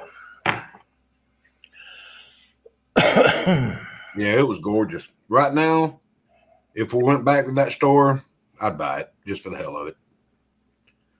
I can wait and find 410 rounds. Just buy one box and reload them. But of course, I'm into buying a different press. And the same pawn shop had a 270 caliber handy rifle. Yeah. I kept looking at it, but I thought it was a little much.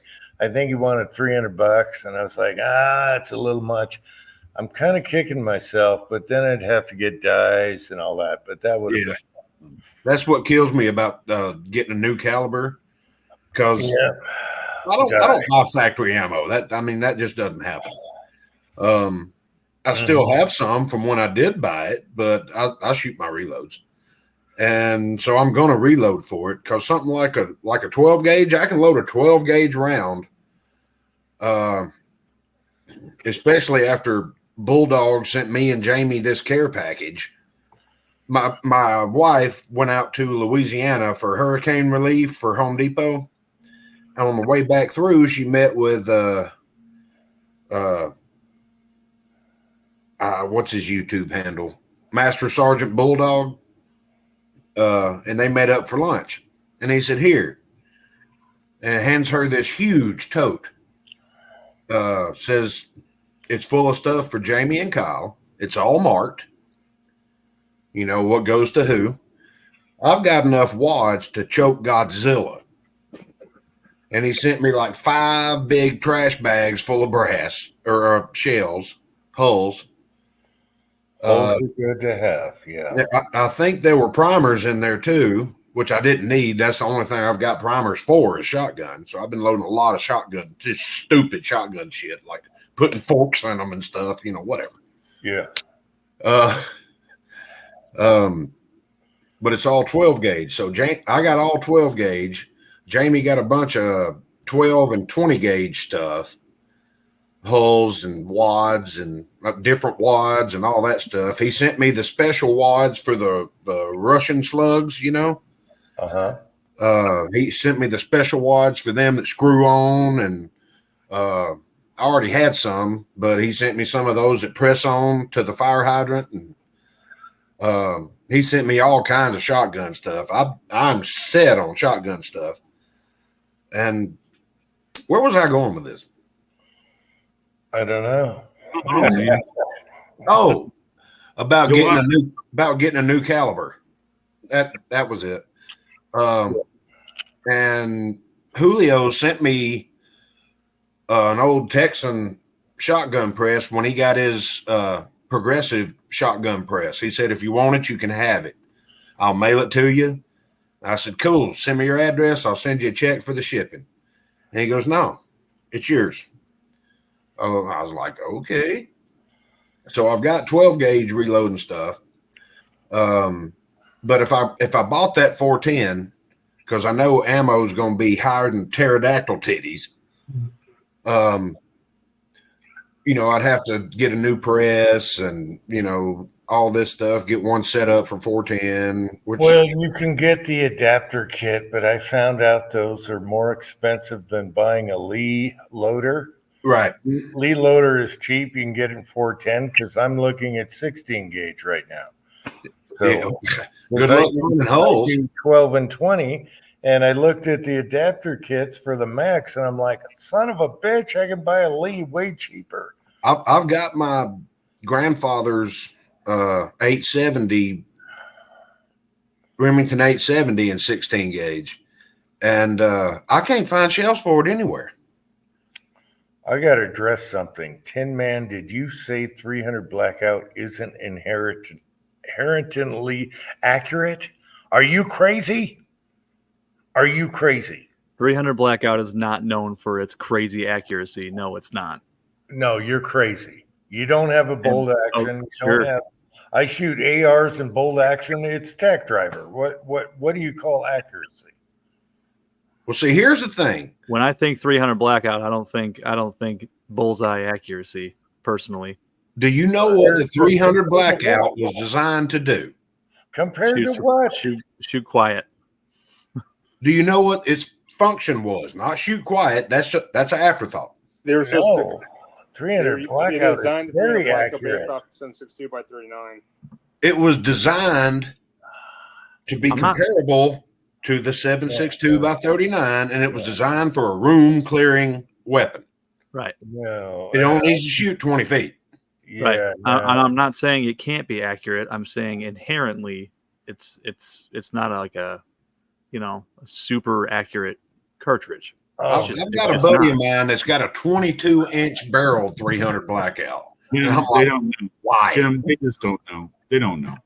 Jim, don't even look like that, man. They don't know. Who don't know? 300 Blackout is accurate. I'm not saying it can't be. 110 all the way up to 260 grain or whatever. I'm not saying it can't be.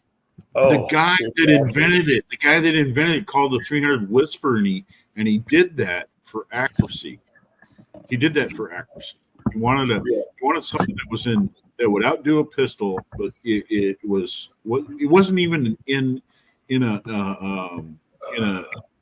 a category of what medium rifle round. He wasn't even looking at that. He just wanted to see if he could make something that would shoot accurately out of his invention.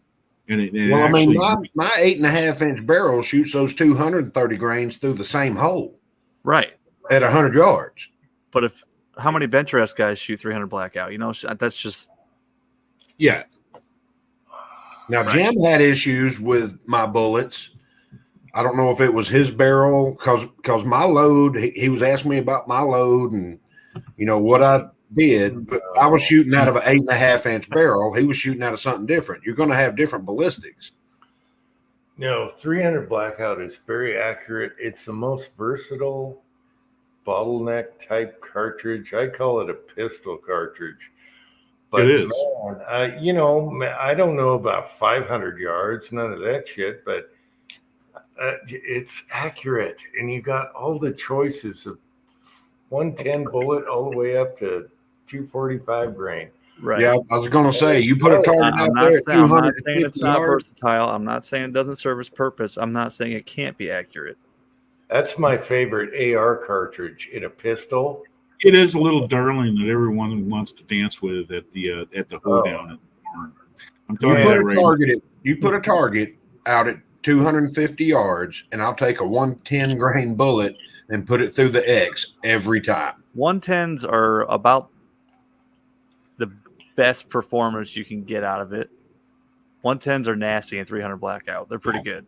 Well, I mean, hell, they're running like 3,600 feet per second. Right. How about a 245 grain coming at you, tumbling? That's nasty. Suppressed with no noise. He said 250 yards.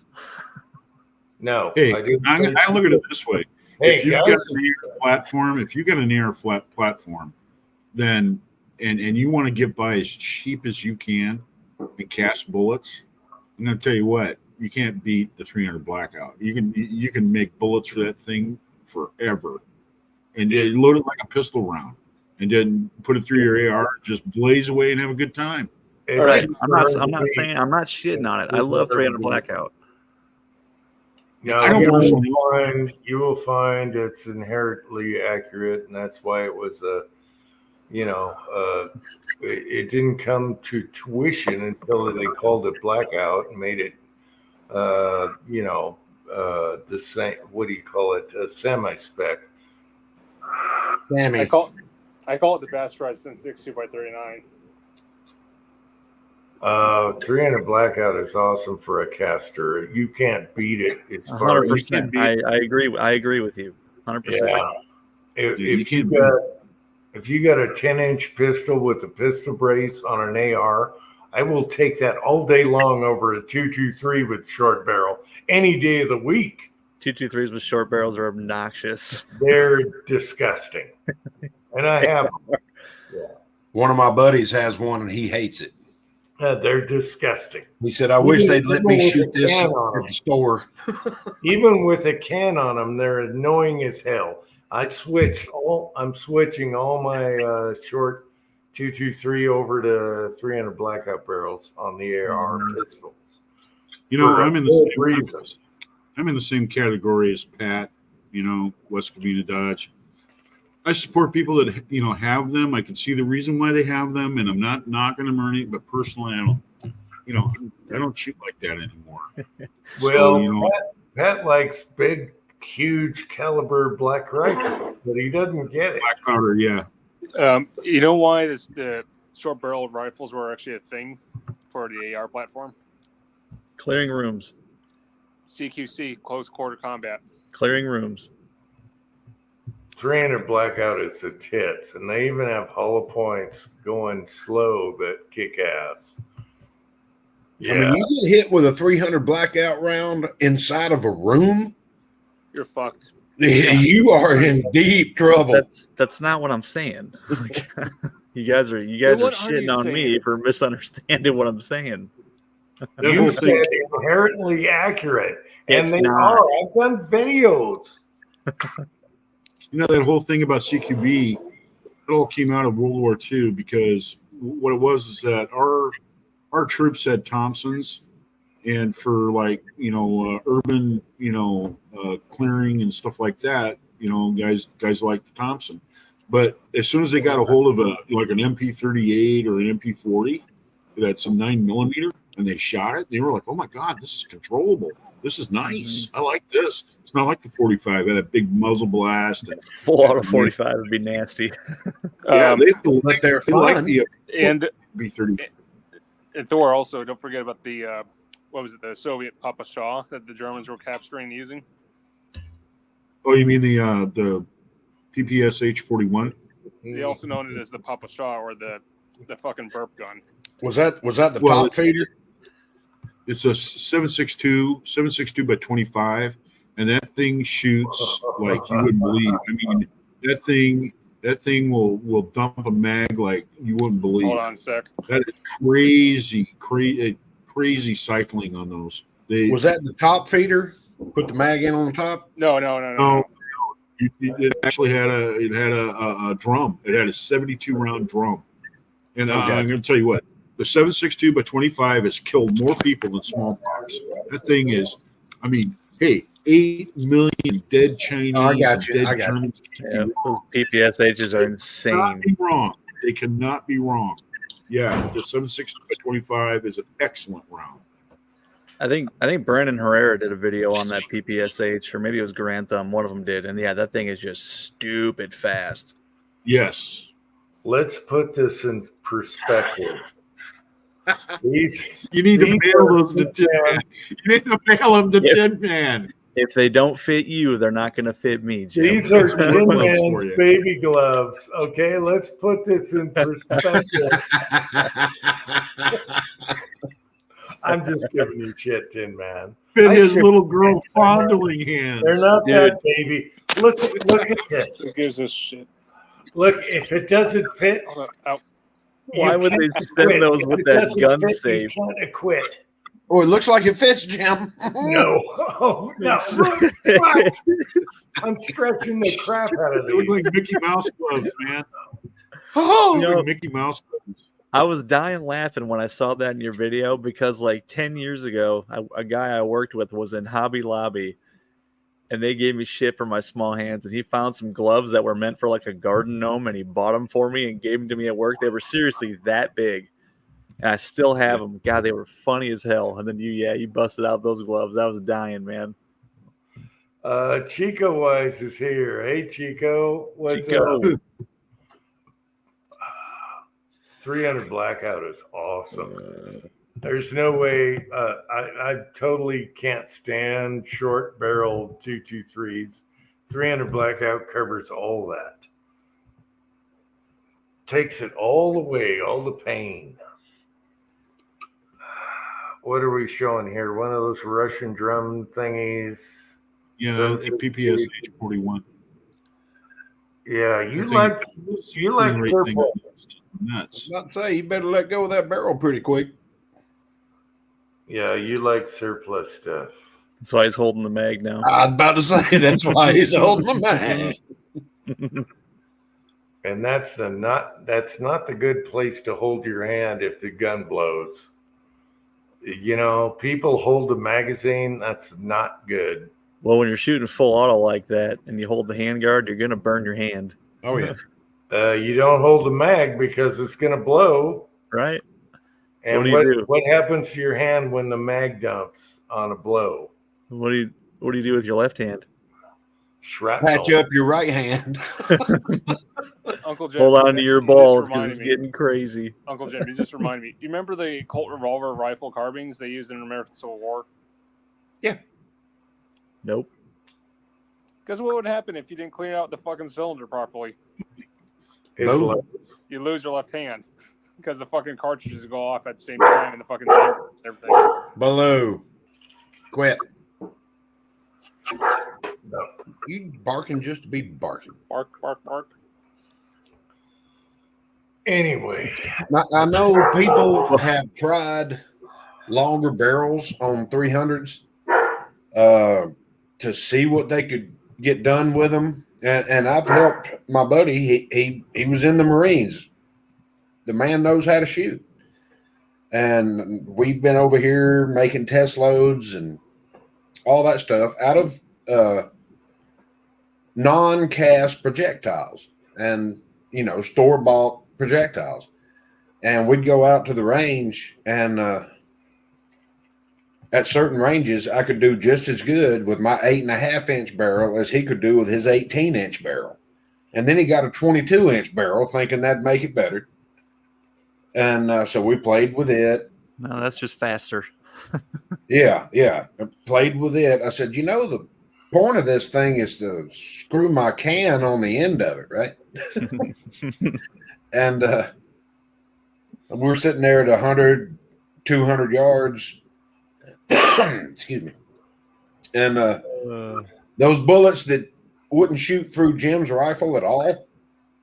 I mean, he thought it was a waste of primers doing our Three Amigos things. And they wouldn't shoot through his at all. And I shot some through mine, and they were going through the same hole. And I'm like, I don't understand. I guess different barrel lengths affect things different. We tried different bullets with Nathan's rifle with different barrels and all that stuff. And the further you went out, the more inaccurate it got. So I see what you're saying, Tim. Thank you. Right. That's all I was getting at. I want to welcome and say hi to that smooth operator from down south, and that's Chico Wise. How you doing, dude?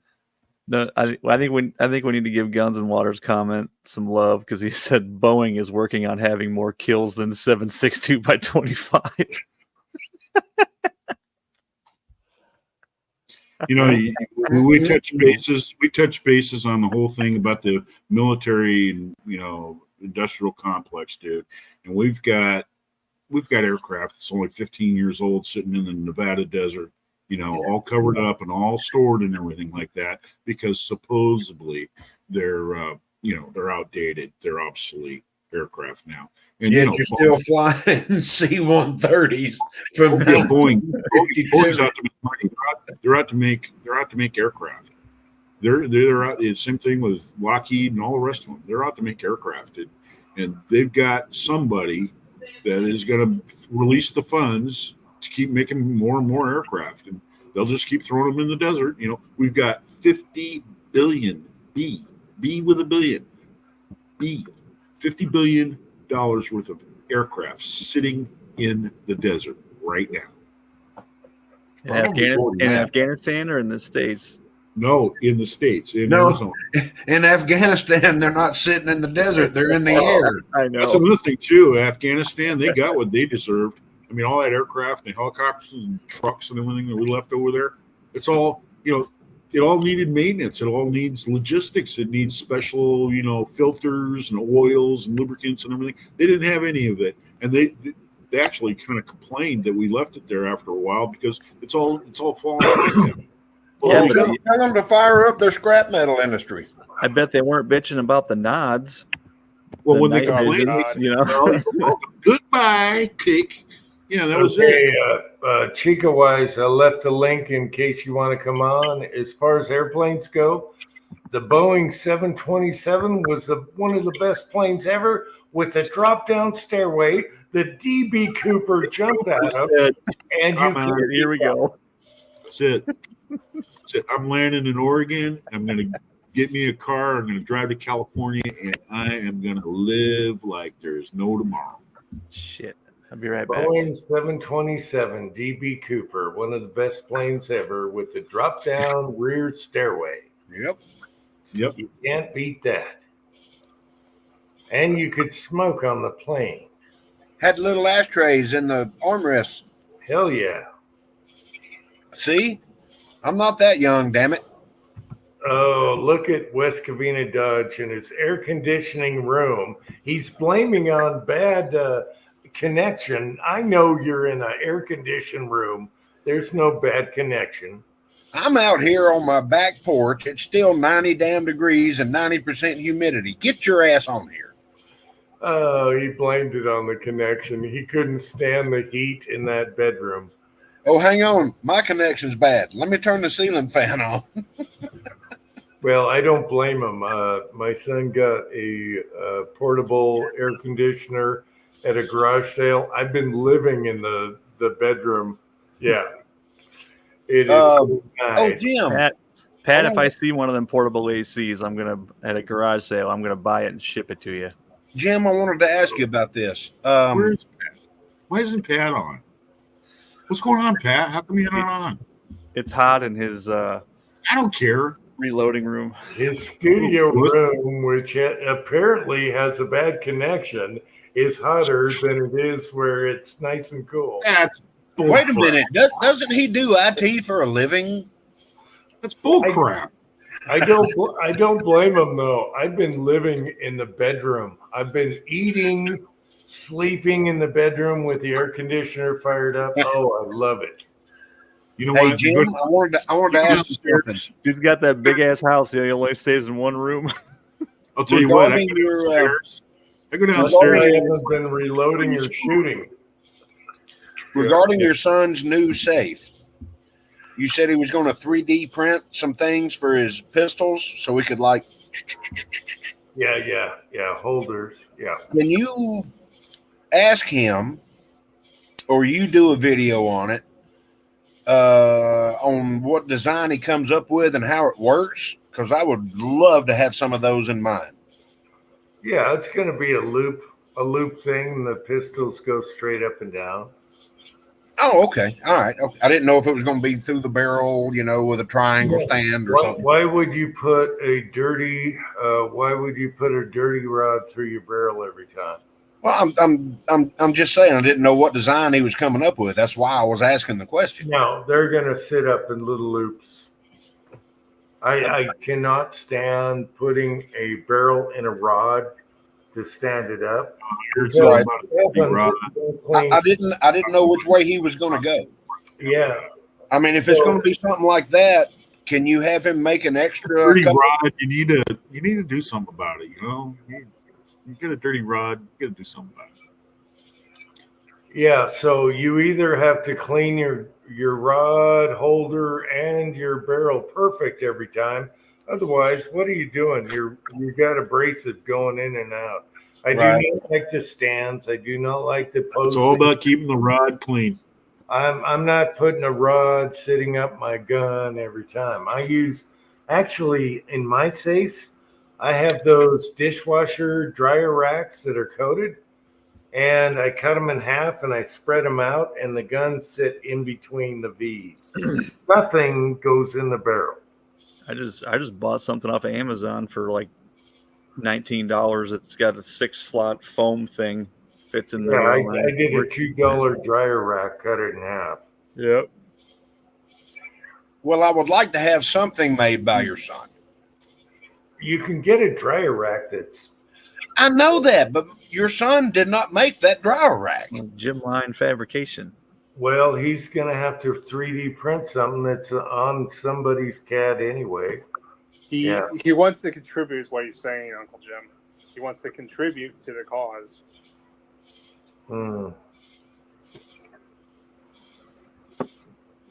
Uncle Jim uses baby wipes. Right. Yeah. Hey man, when you're out in the sticks, it works. I'm sorry. Well, so do socks. I use baby wipes for everything. When you have to use it. As long as they're not compression socks. I order them baby wipes by the case. I use that shit for everything. Yeah, think about this though. I don't clean my guns all the time. If I'm going to stick my barrel down a rod every time, what's that doing to it? I don't care if it's coated. It's turning you gay. Like a coated rod, it just collects abrasive. Why would I stick the barrel on a rod when I put it away? Why not just have it sit there in grooves? Tin Man, did you catch that? I did. All right, never mind. I told myself a joke I've never heard before. Enjoy, knock yourself out, people. I just don't get the rod thing whatsoever. We're making sexual euphemisms, Jim. That's all. Somebody somewhere is getting an erection from this conversation. Is all we're saying. Every time I look down the bore, I say, you know what? I wonder if the rod was dirty. Is my rod going to come out of that dirty? That had a dirty rod. Okay, let me address Chico right now. Let me talk to Chico right now. Their website, Foxtrot Mike's, their website themselves, they've been having sales all month on the 9s, the 45, all their guns. They're like 20% off. Go to Foxtrot Mike's website and you can get super good deals right now. Everything's like 15% off. It's cheap. So if that's what you want to do, go there. It's super. They've been doing it all month.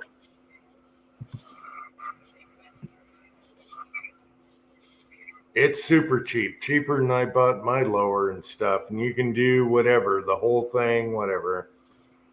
Yeah. Check it out. Super good deals. Oh.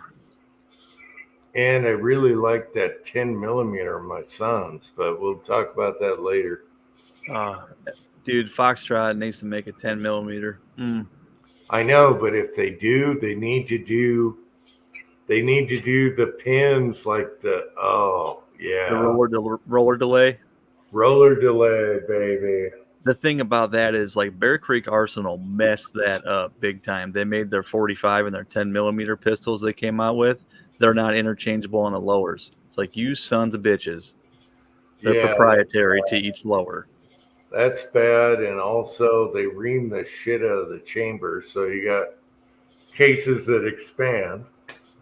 Yeah. All right. At least it runs. Actually, the Foxtrot 45 barrel I have goes down in there deep. It covers the whole brass, which is amazing because no one else does that. No one else, and it feeds. It's amazing what they did on that. I can't believe that. So you don't have to worry about your brass being unsupported. So, Chico, they might be ending the sale soon because it was like a 4th of July, but they kept it going. And they have the 45 nines, everything they have is on sale right now. And you do it directly from them instead of like Brownells or whatever. It's cheaper. I wish I known about that, but I already got this stuff. So, yeah, Hobby's Hobo has a good point. People have to realize 30 gun safe. Actually, they always lie. Everyone lies. About half it is the rule. Yeah, no, you're cramming the shit. Anyway, we're good. After I had the debacle, I sprayed that fucking thing, and then it fell. A windstorm came up, and it crashed against the cement, and it busted that thing to. I'm surprised my son got it square, and so I said, "Oh crap! I feel bad." He knows that I tried my best, and the wind took over. I took a nap, whatever. And I thought, man, I got to buy him another cabinet. And he already did. He found a good deal. That thing is super thin on the sides and the back. However, that thing is awesome. It's got so many features. And what do you want in a gun safe? You want to be gone and hope a gun thief doesn't know how to break into the safe? It's up to you. It's a cabinet. It's not a safe.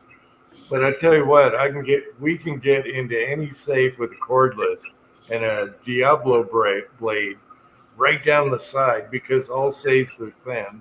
Oh, Diablos are great. They open like a tin can. So you can pay $5,000 for a safe, or you can just put a cabinet somewhere and hope someone's home. The best thing to do is hide it. Hiding is best. Safes are not safe. I guarantee you right now, I'll challenge anyone. You got a nice safe, you spent $10,000, whatever you got, I'll get in there in 5 minutes. I'll peel it like a tin can. Like a sardine can. Like a sardine. Diablo blades don't get dull. They don't leave shrapnel. All you got to defeat is the stupid sheetrock insulation, and all you do is just pull it back. You cut the side or the top. And you can pull all the guns out. Nothing's hurt. Nothing got shrapnel, nothing. One of my Army buddies came over to the house, and, we were walking around looking at stuff, and he goes, all somebody's got to do is just find some mop handles or something in your house and roll that sumbitch right out that door. I'm like, good luck with that. It's anchored into 18-inch thick concrete. I said, we went down until dirt came up, and it was 18 inches. So there's 6 lugs holding this safe down. There's 6 lugs holding that safe down. I said, no, there's another one upstairs. I'm just going to, put stuff I never shoot in that I'm not worried about. but it's anchored to the floor too. It's not concrete, but it's anchored to the floor. So they ain't going to pick the safe up and leave with it. I said, but my cameras will pick up somebody trying to cut into my gun safe. And I only work an eighth of a mile down the street. So I'll come in, catch them in the act, and bury them where they fall. Okay, this is for Chico and the other guys. Actually, I turned my camera off. Yeah, they sell direct. Okay. So when you go to the FM Products website, instead of going to products at the top, click on store. It'll take you to store.fmproducts.com. Yeah. Okay. So a lot of their 9mm uppers are out of stock right now. They only have the 16-inch and the 5-inch rear charging upper in stock. Everything else is out of stock. Yeah, I've been getting spam from them for like 3 months. They've had sales on their 45, 9s, whatever. I really love the 45 because it's a big hole. So yeah, just check it out. ARs are too modern. I'm going to go single shot from now on. And Jim, I wasn't knocking the fact that you can get into a safe in under 5 minutes with a cordless Milwaukee. I'm not knocking that. What I've done is made it extremely hard to cut through the side of a safe. One safe's all the way against a wall, a brick wall, and then the other safe is butted right up next to it. It's how you position it. That's why I got the safes bolted together. Exactly. But you can still get to the top. They always make the front like heavy looking to make you think, wow, this is awesome. All I do is get on a step stool. I cut the top and pull all the rifles and pistols out. Well, I mean, that's true as well. But I've made it very complicated. I think we did a video. I'll have to do it again. We cut through steel this thick with a Diablo blade. Your safes are not that thick. No, I know. I it went through like butter. I'm familiar with the Diablo. I will do a video. I will do a video on this, how ridiculous it is. All you have to spend, and I used to sell safes, okay? Why do you spend $3,000, $5,000 on a safe when I can cut into it in 5 minutes and get everything you got without dust? The secret is to frame an alcove in your house and shove the safe in the alcove. So the only access is through the front door. Yeah, there's no side, no top, no back. You can't get to it because there's a wall framed around it. That's the key. You don't think I can get through a wall? Hell, I've fallen through a wall. Okay, Chico. The secret is, besides that, put deck cord and live wire in the wall, make it a little bit more interesting. The secret is to put black powder lining the walls, and so it blows up from sparks. The other secret would be AR-500 rods to screw you up a little bit, but they're not going to do that. They're just trying to show you a happy, comfy safe that looks really strong on the outside until you look at the walls on the back side or the side. Right. They make you all comfy, like what's the movie with the I can sell you a cow, whatever. Tommy Boy. Tommy Boy. It's got to be your cow, though. You get a good look at a T-bone by sticking my head up a bull's ass, but yeah, Tommy Boy and the cow guarantee. That's all safes are. They make safes look so strong on the front, and they're so weak on the sides. I challenged my Army buddy. I said, see if you can move that damn safe. See if you can pick it up and put mop handles up under it so you can roll it. Roll it right out that door. And he messed around with it for a minute. He goes, it's not moving.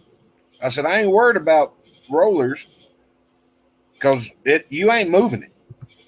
It's in 18 inches of concrete. The wall's going to come with it. I said, there's a brick wall on that side, and since you can't move it, you can't get to it. And I butted the other safe up to it, so you can't get on that side. I put the good shit on this one, and I put the whatever. You feel froggy jump on this one. Yeah, okay. Safes, you got like three reasons. One is a quick opportunist. No, the first one is kids and people Kids. that come over. The second one is a quick thief opportunist. The third one is a professional, and he's going to get in there in a second. He's holding a cordless with the Diablo, and he's going to peel that thing in 2 minutes and just rip her down and pull everything out of it. And Well, I'll put it to you. I'll put it to you it'll like leave a little sheetrock dust, but who cares? I had a Browning. It was a nice safe, but I forgot the combination to it, and I called Browning, and they said there's a combination on a tag on the inside of it. I said, well, doesn't that do me a lot of good? Sorry, we only give combinations to FBI agents. Exactly. And I said, what can I do? And she said, well, I guess the only thing to do is call a locksmith, and then we can reset the combination. So I unlocked the dial on the front of it, called a locksmith. He was inside my safe within 1 minute. 1 minute. Yeah, and if you have a keypad, they use a heavy magnet and just pull the thing over. Just pull it over. Yep. Yep. Patriot Paul, it's carbide, not the abrasive blades are messy. That's what I'm talking about.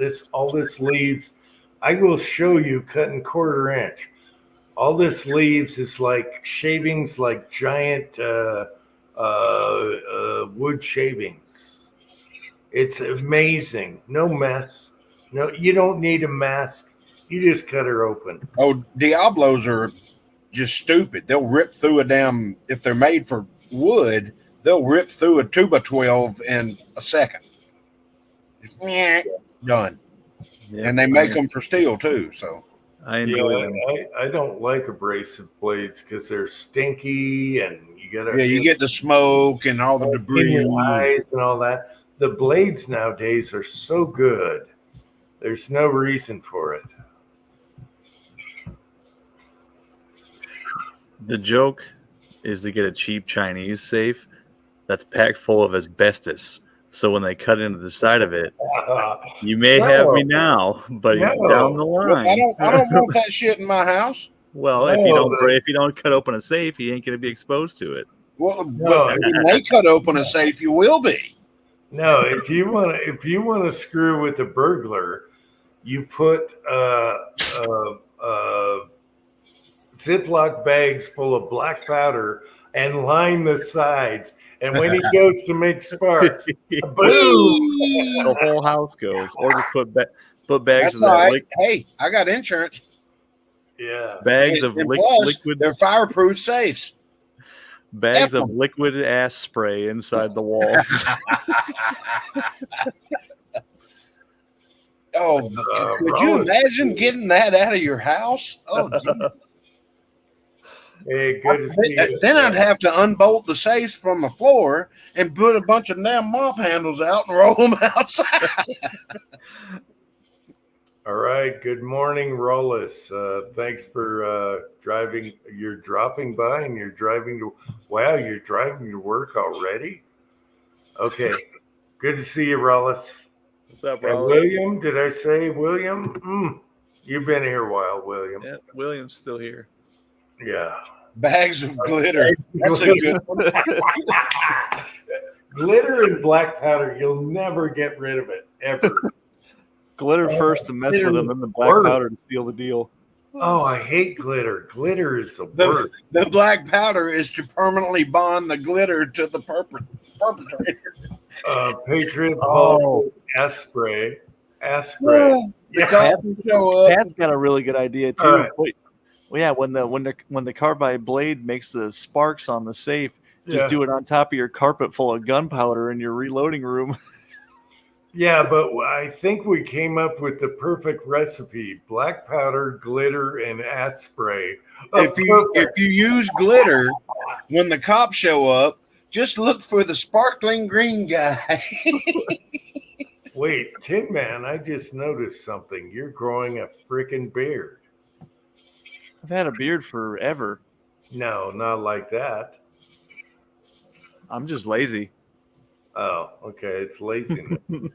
Are you gonna stay lazy enough to be able to tuck it into your pelt? No, that drives me insane once it gets. Well, I'm getting about to the length where I'm going to cut it. Oh, it was terrible. I couldn't hardly eat. I get a mouthful of hair and a hot body. And I was worried about him being thinning. I think we have the perfect recipe for anti-safe grinding. And then if you ever move, don't tell the new homeowners. And when they go to demo the wall, they'll get a nice surprise.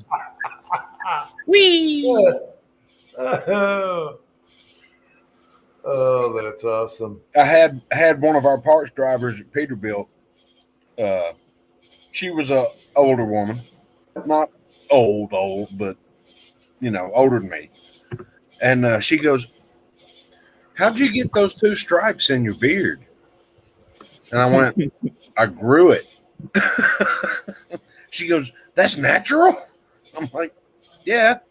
I said, "That's why I keep my hair cut so short, so you can't see all the gray that I've got." I drink a lot of milk. Yeah. I dribble it down. Dribble a lot. Sometimes out of this side, sometimes out of that side.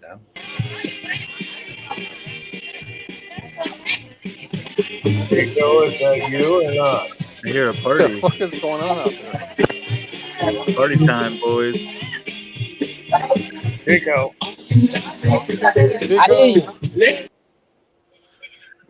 Jesus, Chico. What the hell was that? That was Sounded like a Chico, Santa but party or I'm not something. sure. That's baby making music. Make it nasty. Chico Wise, but I'm not sure. It's a still picture of Chico Wise. I'm not sure about this. Oh, hell, let's do it. Hey, we almost got a crotch shot, okay? Where am Yeah, I here? we haven't seen a dick in about a month. We're due.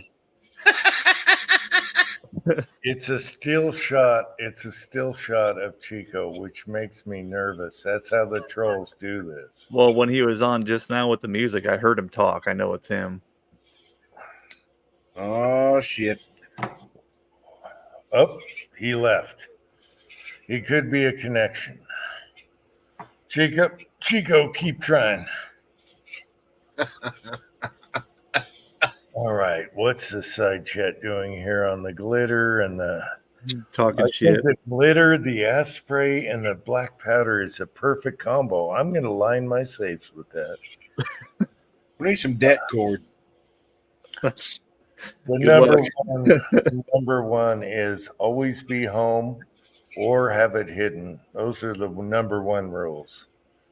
Well, I can't always be home because I have to go to work. That way I can pay for Ukraine. Then you need a hidden panel, and Hide the important stuff inside your toilet tank. But make sure it's taped to the top. Or put it in the bag. When I moved here, I hid guns in the fireplace up above.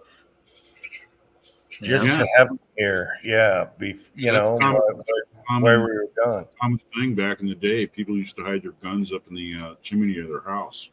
Oh, we got Chico. Not this shit again. I'm going to bounce out, guys. There he is. We do have a Chico sighting. What's up, Chico? You got music. Hey, I'm at a party. We hear that.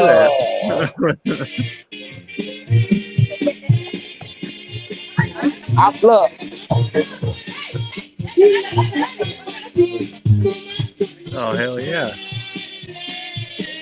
Damn, where you at? I know it ain't far from me. I'm a mute. Look, I'm a mute though. Wow. All right, see you, Dave. What'd you say? Next door. It's so loud we can't hear you, Chico. Type it in. Where you at? He sounds like he's in the Bahamas. Hold on, look. I'm gonna see.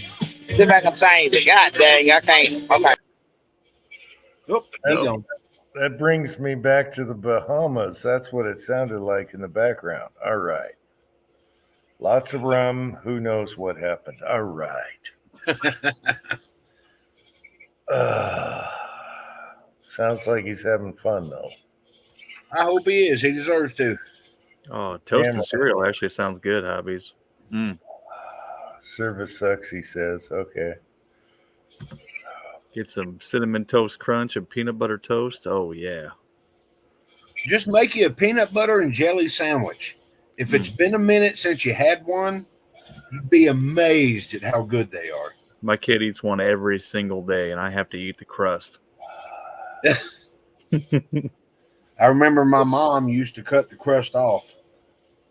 Yep. All right, I was close. I was thinking Dominican Republic or Barbados. Yeah, you said Bahamas. Bahamas, Barbados, same thing, yeah. Okay, Thors. All right, Thors. Go ice that shoulder. I was thinking quinceanera. Sounds like Pointy boat. Pointy boot. I wish West Covina Dodge would come out of his air-conditioned room and just show up for a while. I miss Pat. I know, Pat is so funny, but he refuses. I don't blame you. I've been sitting in my room with air conditioning. I don't blame you. I'm just saying. That accordion and bobbing. Oh, shit. Oh, this Guys, is. I can't believe we're still doing this every week after all this time. I know, and this is a short chat, by the way, and it's 5 hours. I think I've been doing these chats with you guys for at least 6 years, and you guys have been doing them longer. Yeah, it's been a minute. Crazy. It's been a minute. Yeah, you were there for the double chats where we went, whatever, 8 and 8. Yeah. Yep. I can't remember the first one that I was involved in. I watched them before I was involved in them. But I remember the Christmas hat chat. They're all classics. Yeah. I think the first one I showed up on, I had this Viking winter hat, little Viking horns, and I had a beard built into it. It was so funny. We had a great time that night. Mm-hmm. Yeah, that's the earliest one I remember. I'm sure there were more. The Christmas and Halloweens are, epic. We got to do more theme chats. We should just do themes every night. I need another Pope Lusk 380 grocery ad hat to compare the prices to from 7 years ago. I've still got it. It's just ripped. I have some. I use them for cleaning guns. I got plenty. I know. I was watching one of your videos. I was like, damn, pork loin for 99 cents a pound. How old's that newspaper? Hey, I now have a Costco membership. It's not that much more than it was back then. We had pork chops last night, as a matter of fact. Ooh, I need to get me a pork loin and throw it on the smoker. Yeah. We had a pork loin that was probably, I don't know. I know it was over 2 feet long. Yep. We got it, and it was like $1.69 a pound. Yep. So I brought it home, cut it all up. We got pork roast on each side, real thick pork chops to stuff, and then just regular pork chops to eat. And went it up with like, I don't know, 10 bags of pork for, what was it, like $32, something like that. Yeah, this Costco membership might have been a a bad idea. You'll be eating good though. Well, I've got 2.5 gallon jugs of Duke's mayonnaise. Let's see what else. Got like 15 pounds of pre-made, pre-cooked sausage patties. You could get a 1 gallon tin can of nacho cheese. Oh, that'd be a good target. We'll go full Kentucky ballistics in the backyard. What else? I've got a 48 pack of Vienna sausages to put in the prep closet. Yep. Tomato paste, diced tomatoes, tomato sauce. All of these are like 48 packs. And I looked at my wife and I went, okay, we're at about $200. You ready to go? No, we got to go over here. Fuck. Yeah, dude, you'll spend a shit ton of money there quick. Yeah, the good news for us is it's like an hour and a half, 2 hours away for a Costco. They got really good food, even warm stuff, even cinnamon rolls, all that stuff. Yep. And you only need to go once every 2 months with all the shit you stock up on. So well, that's what I told Angel. I'm like, we're not coming back over here for a minute. Mm-hmm. It's a really good way to stock up on stuff. Yep. We have the Sam's Club. Sam's Club, the same thing, and that's where we got our diapers, and they were cheap. It was like $32 for like 120 diapers. It was dirt cheap, and they're good diapers. So that's the route we went.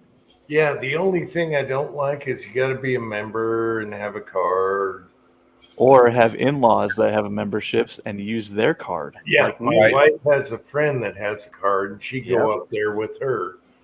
That's the one thing I never liked. I did know the CEO and their family.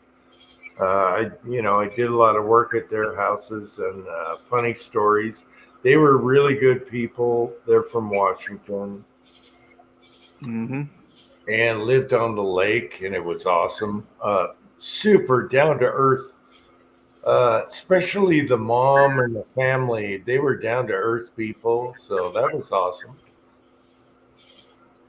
Well, see, my mom's got a Sam's Club membership, and now we have a Costco membership, so we just alternate these. I've been looking for some olives that Rob brought from Vegas when he came out for the wedding, and they were jalapeno garlic stuffed olives. Nice. And you want to talk about a great martini? Oh, it's fantastic. Especially with the vodka that Rob wasn't able to buy in Vegas. So he took 6 cases home with him. Hey, I have a question. Do they sell booze at Costco now? Yeah. The Costco bourbon. Wow. Okay. The Costco bourbon's good. They make their own golf clubs now, which are actually getting good reviews. So yeah, they got everything. You can go in there. The only thing I didn't like is you got to be a member. Yeah, I know where there's a Costco that has spirits, shall we say? But it's too far of a drive. I mean, hell, my liquor store is 1/8 of a mile away. Why should I have to drive to the other side of Atlanta? Yeah. I ain't saving nothing that way. Now, if I'm already over there, might swing in and get some. I've had it. It is good, the bourbon. I've heard the vodka's good too. The Kirkland brand. Yeah, everything is Kirkland brand with I've heard it was great. The golf clubs are Kirkland. Yeah. So I've already got 15 sets of golf clubs. I don't think I need any more. Yeah, I would buy used anyway. Yeah. Used Back a couple years old. Do you need some? I don't even play golf anymore. You need some? No, I don't play either. I want to, but I don't play anymore. Get the I hickory sticks. want to. I just got to find a good set of used. If anybody's got a younger child, I've got a full set of pings that me and Dad cut down for me when I was younger. I mean, you might have to, add a wood or something like that to it. But what color dot does the pings have on them? Well, shit, I don't know. Because it's been 40 years since I've used them. Well, you can reshaft them. Some people still like the old pings, and they had a different dot size for your angle and height of shaft. Mike can look that up. It's literally 5 seconds away. All you got to do is look at a club and see what dot color it has on it. And it's not the angle of your shaft; it's how you use it.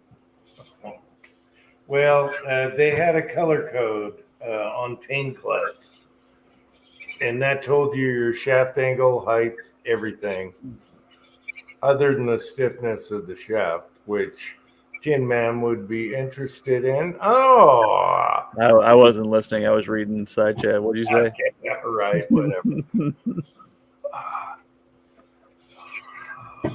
I might go look. Oh, look. So, back to shitting on 300 Blackout. It does shoot good groups. You know what I mean? How far is that? That was 25 yards with a pistol, like a handgun pistol. I know. I still have to. I only loaded one load, and I have to see what that barrel is up to. That fourth shot, I said, "Son of a bitch," and I put the other one right in there with him. So that was Ozark Spirit cast bullet. That was actually the Trace Amigos bullet. Well, I mean, he wasn't shitting on 300 Blackout. He was just saying it's not known for its long range accuracy, which it's not. That's not what it was designed for. I mean, you can get it if you work at it hard enough. Yeah. But you're not going to get it from a 230 grain silenced or suppressed shot. No, I just like getting Jim riled up. I'm not riled up. I'm good. I got to cut this pool pump off. Hang on a minute. Angel will kill me if I don't. We're both off tomorrow. $8 for a hot dog and pop? How? No, he's talking about $8 for a rotisserie chicken. Oh, okay. Yeah, that's always good too. You can even get that at Walmart, I think. Or They're something. $6 at Walmart, but he's in Canada, so it's a little bit more. Yeah, poor bastard. You got to get that bastard out of office. I know. Okay, Hubby's Hobo. I saw where the Stones did I mentioned this earlier. The Stones did a tour. They went to Canada, and he said, "How about that Trudeau?" And he was like hoping for a good response, and everyone booed the crap out of Mick Jagger. It was awesome. And then he's like, "Oh, let's talk about sports." Like, where have you been, you old bastard? Why would you bring that dude's name up? The whole crowd booed the shit out of Mick Jagger. It was hilarious, and he thought he was being good. That libtard mother. Oh, shit. Yep, Walmart $6. I'm dying for some chicken. Tell you what, you want some good chicken? Pick you up a bottle of Italian dressing. Get you some chicken breasts or chicken thighs, whatever. Marinate the chicken in the Italian dressing just in a Ziploc bag for an hour or two. Yeah. Throw it on the grill. Oh, man.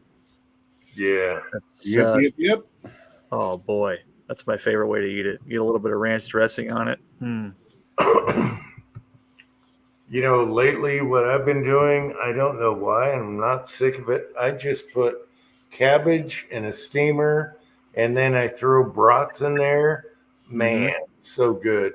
I've been eating that for days, and I guess it's pretty good for you. Cabbage, of course. That's what I've been eating all week. It's so easy to do. Probably lose weight doing that too. No carbs. Yeah, I'm not losing weight. I still got a bare gut. You do it for long enough, you will. No carbs. Well, hopefully. I love cabbage. I like carbs though too. I do too. Pretzel nuggets. Ooh. Cookies. Oh, Pizza. I just had pizza tonight for supper. Barbecue, chicken, and onion pizza. bagels, English muffins. Are you kidding me? Fresh Yeah. bread. I love carbs. I'm sorry. Apple fritters. One of our customers actually works produce stands, and she comes by every Saturday with leftovers. So I got honeydew, a cantaloupe, bunch of bell peppers, several beefsteak tomatoes, garlic, shallots, okra, onions. Oh, I love fried okra. I got all kinds of stuff. And I'm like, what owe you, sweetie? And she goes, let's make it 34. And then she kept throwing stuff in the bag. She's like, I ain't taking it home. And I had 3 bags full of produce, and it was $34. And I don't know if y'all priced watermelon, cantaloupe, or honeydew, but she was charging $5 for a honeydew.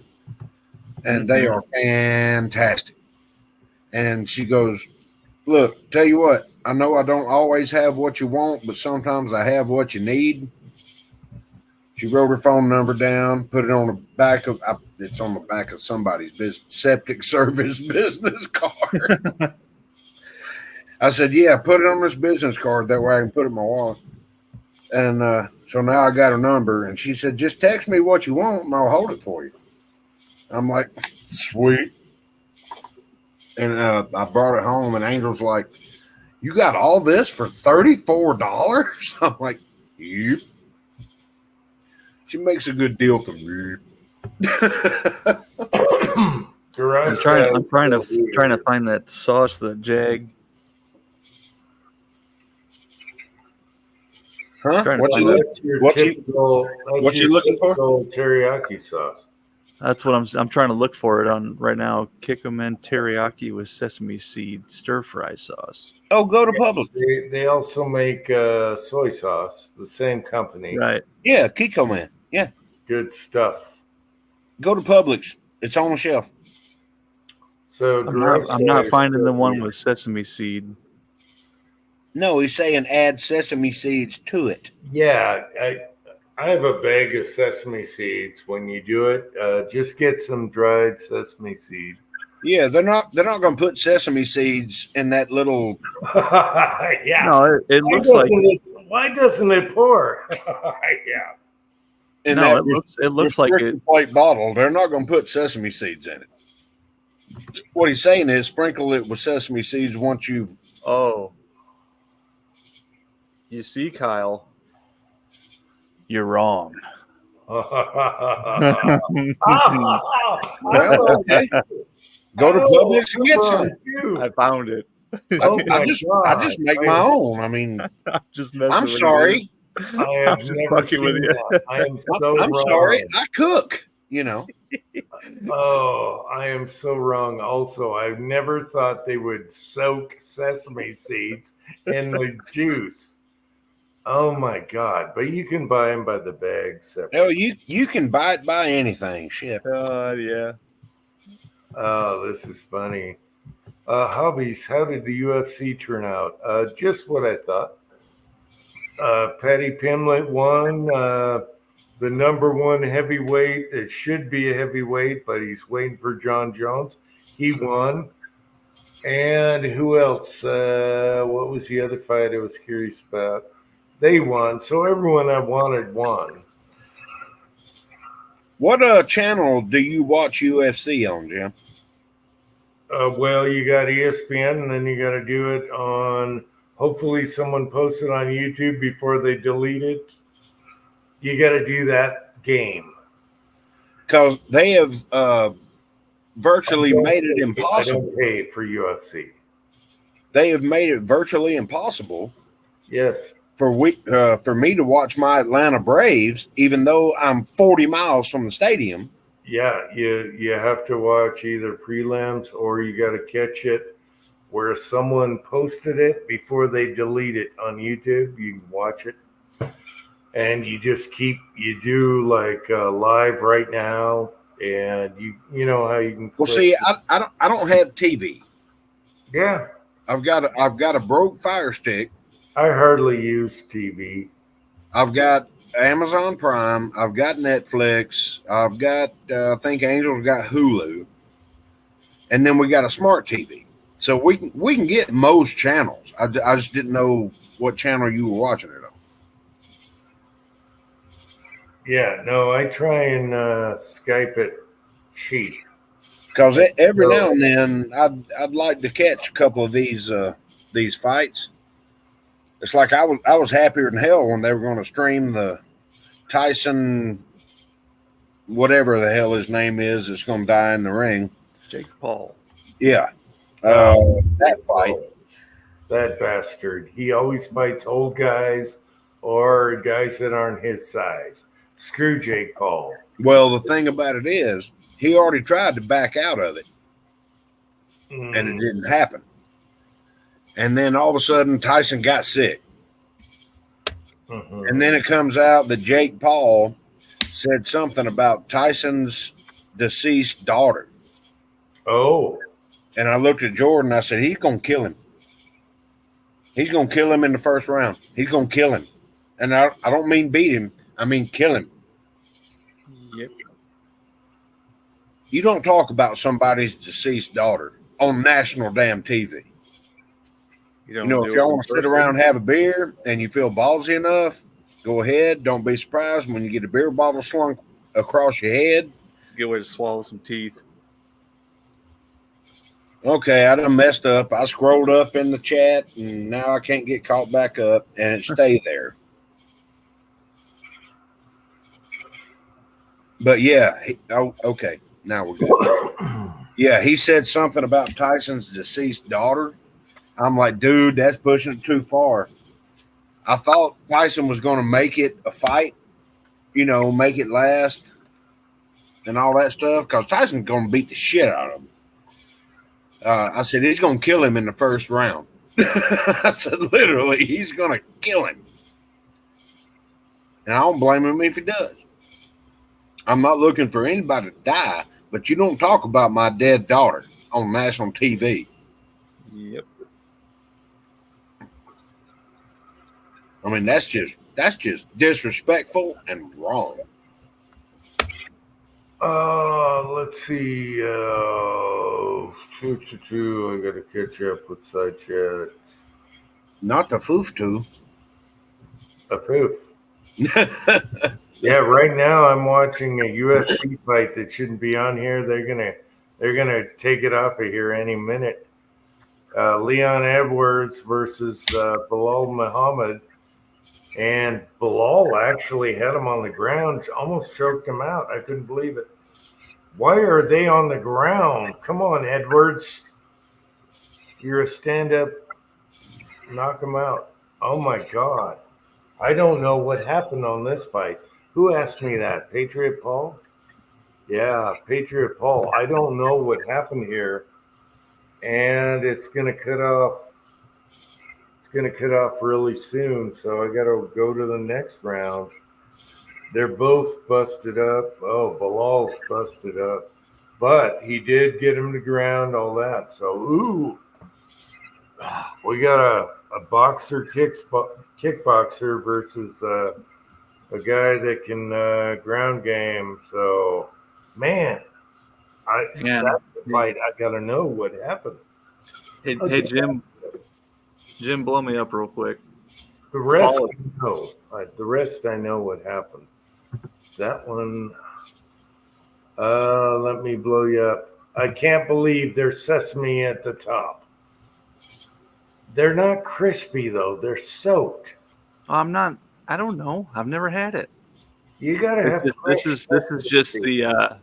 I think it's just the here. I'll get you the actual They, name of they it. give you a 1/4 inch of sesame seed floating at the top. No, I would just use teriyaki sauce that I know is good and sprinkle it with sesame seeds.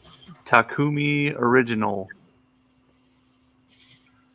If I I'm have to gonna try have a translator to read the name, I probably don't need to damn be eating it. That's how you know it's good. It's authentic. Well, I mean, you do have a point there because there's a bunch of shit in my fridge that I can't pronounce the name of it, but I know what to put it in.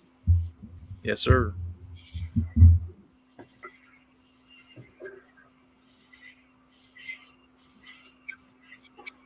Are y'all enjoying looking at me? No, I'm reading your comment. I'm sorry. Oh, do your dance. Do your dance. You got to go. No. Oh, that's just me? I'm Northern European. I don't dance.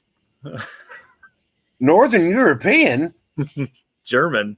I was about to say, the Germans are Northern European. They dance all the time. Not this one. Actually, my grandparents were German. No.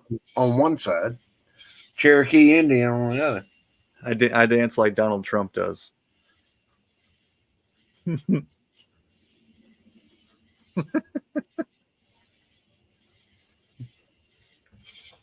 love it. Oh, that's what happens.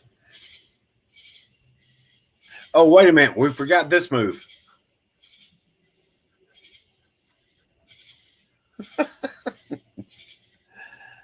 I'm just glad he still can dance. Yeah, me too. Because let me tell you, you came close. That could have been real bad. That would have had implications throughout the entire world, especially here. Mm-hmm. That would have been green smoke popped. Yep. I don't know where the frogs are, Hobo. I don't know. The dogs are inside. Someone turned them gay. I'm against any country that puts chemicals in the water that turns the frogs gay. Oh, I didn't do the atrazine.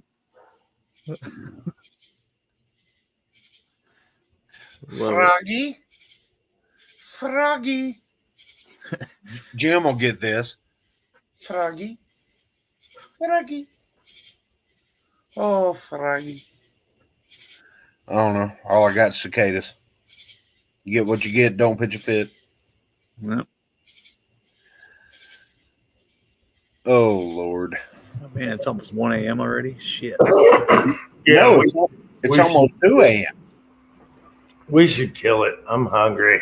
See, this is what happens. All this talk about teriyaki and shit.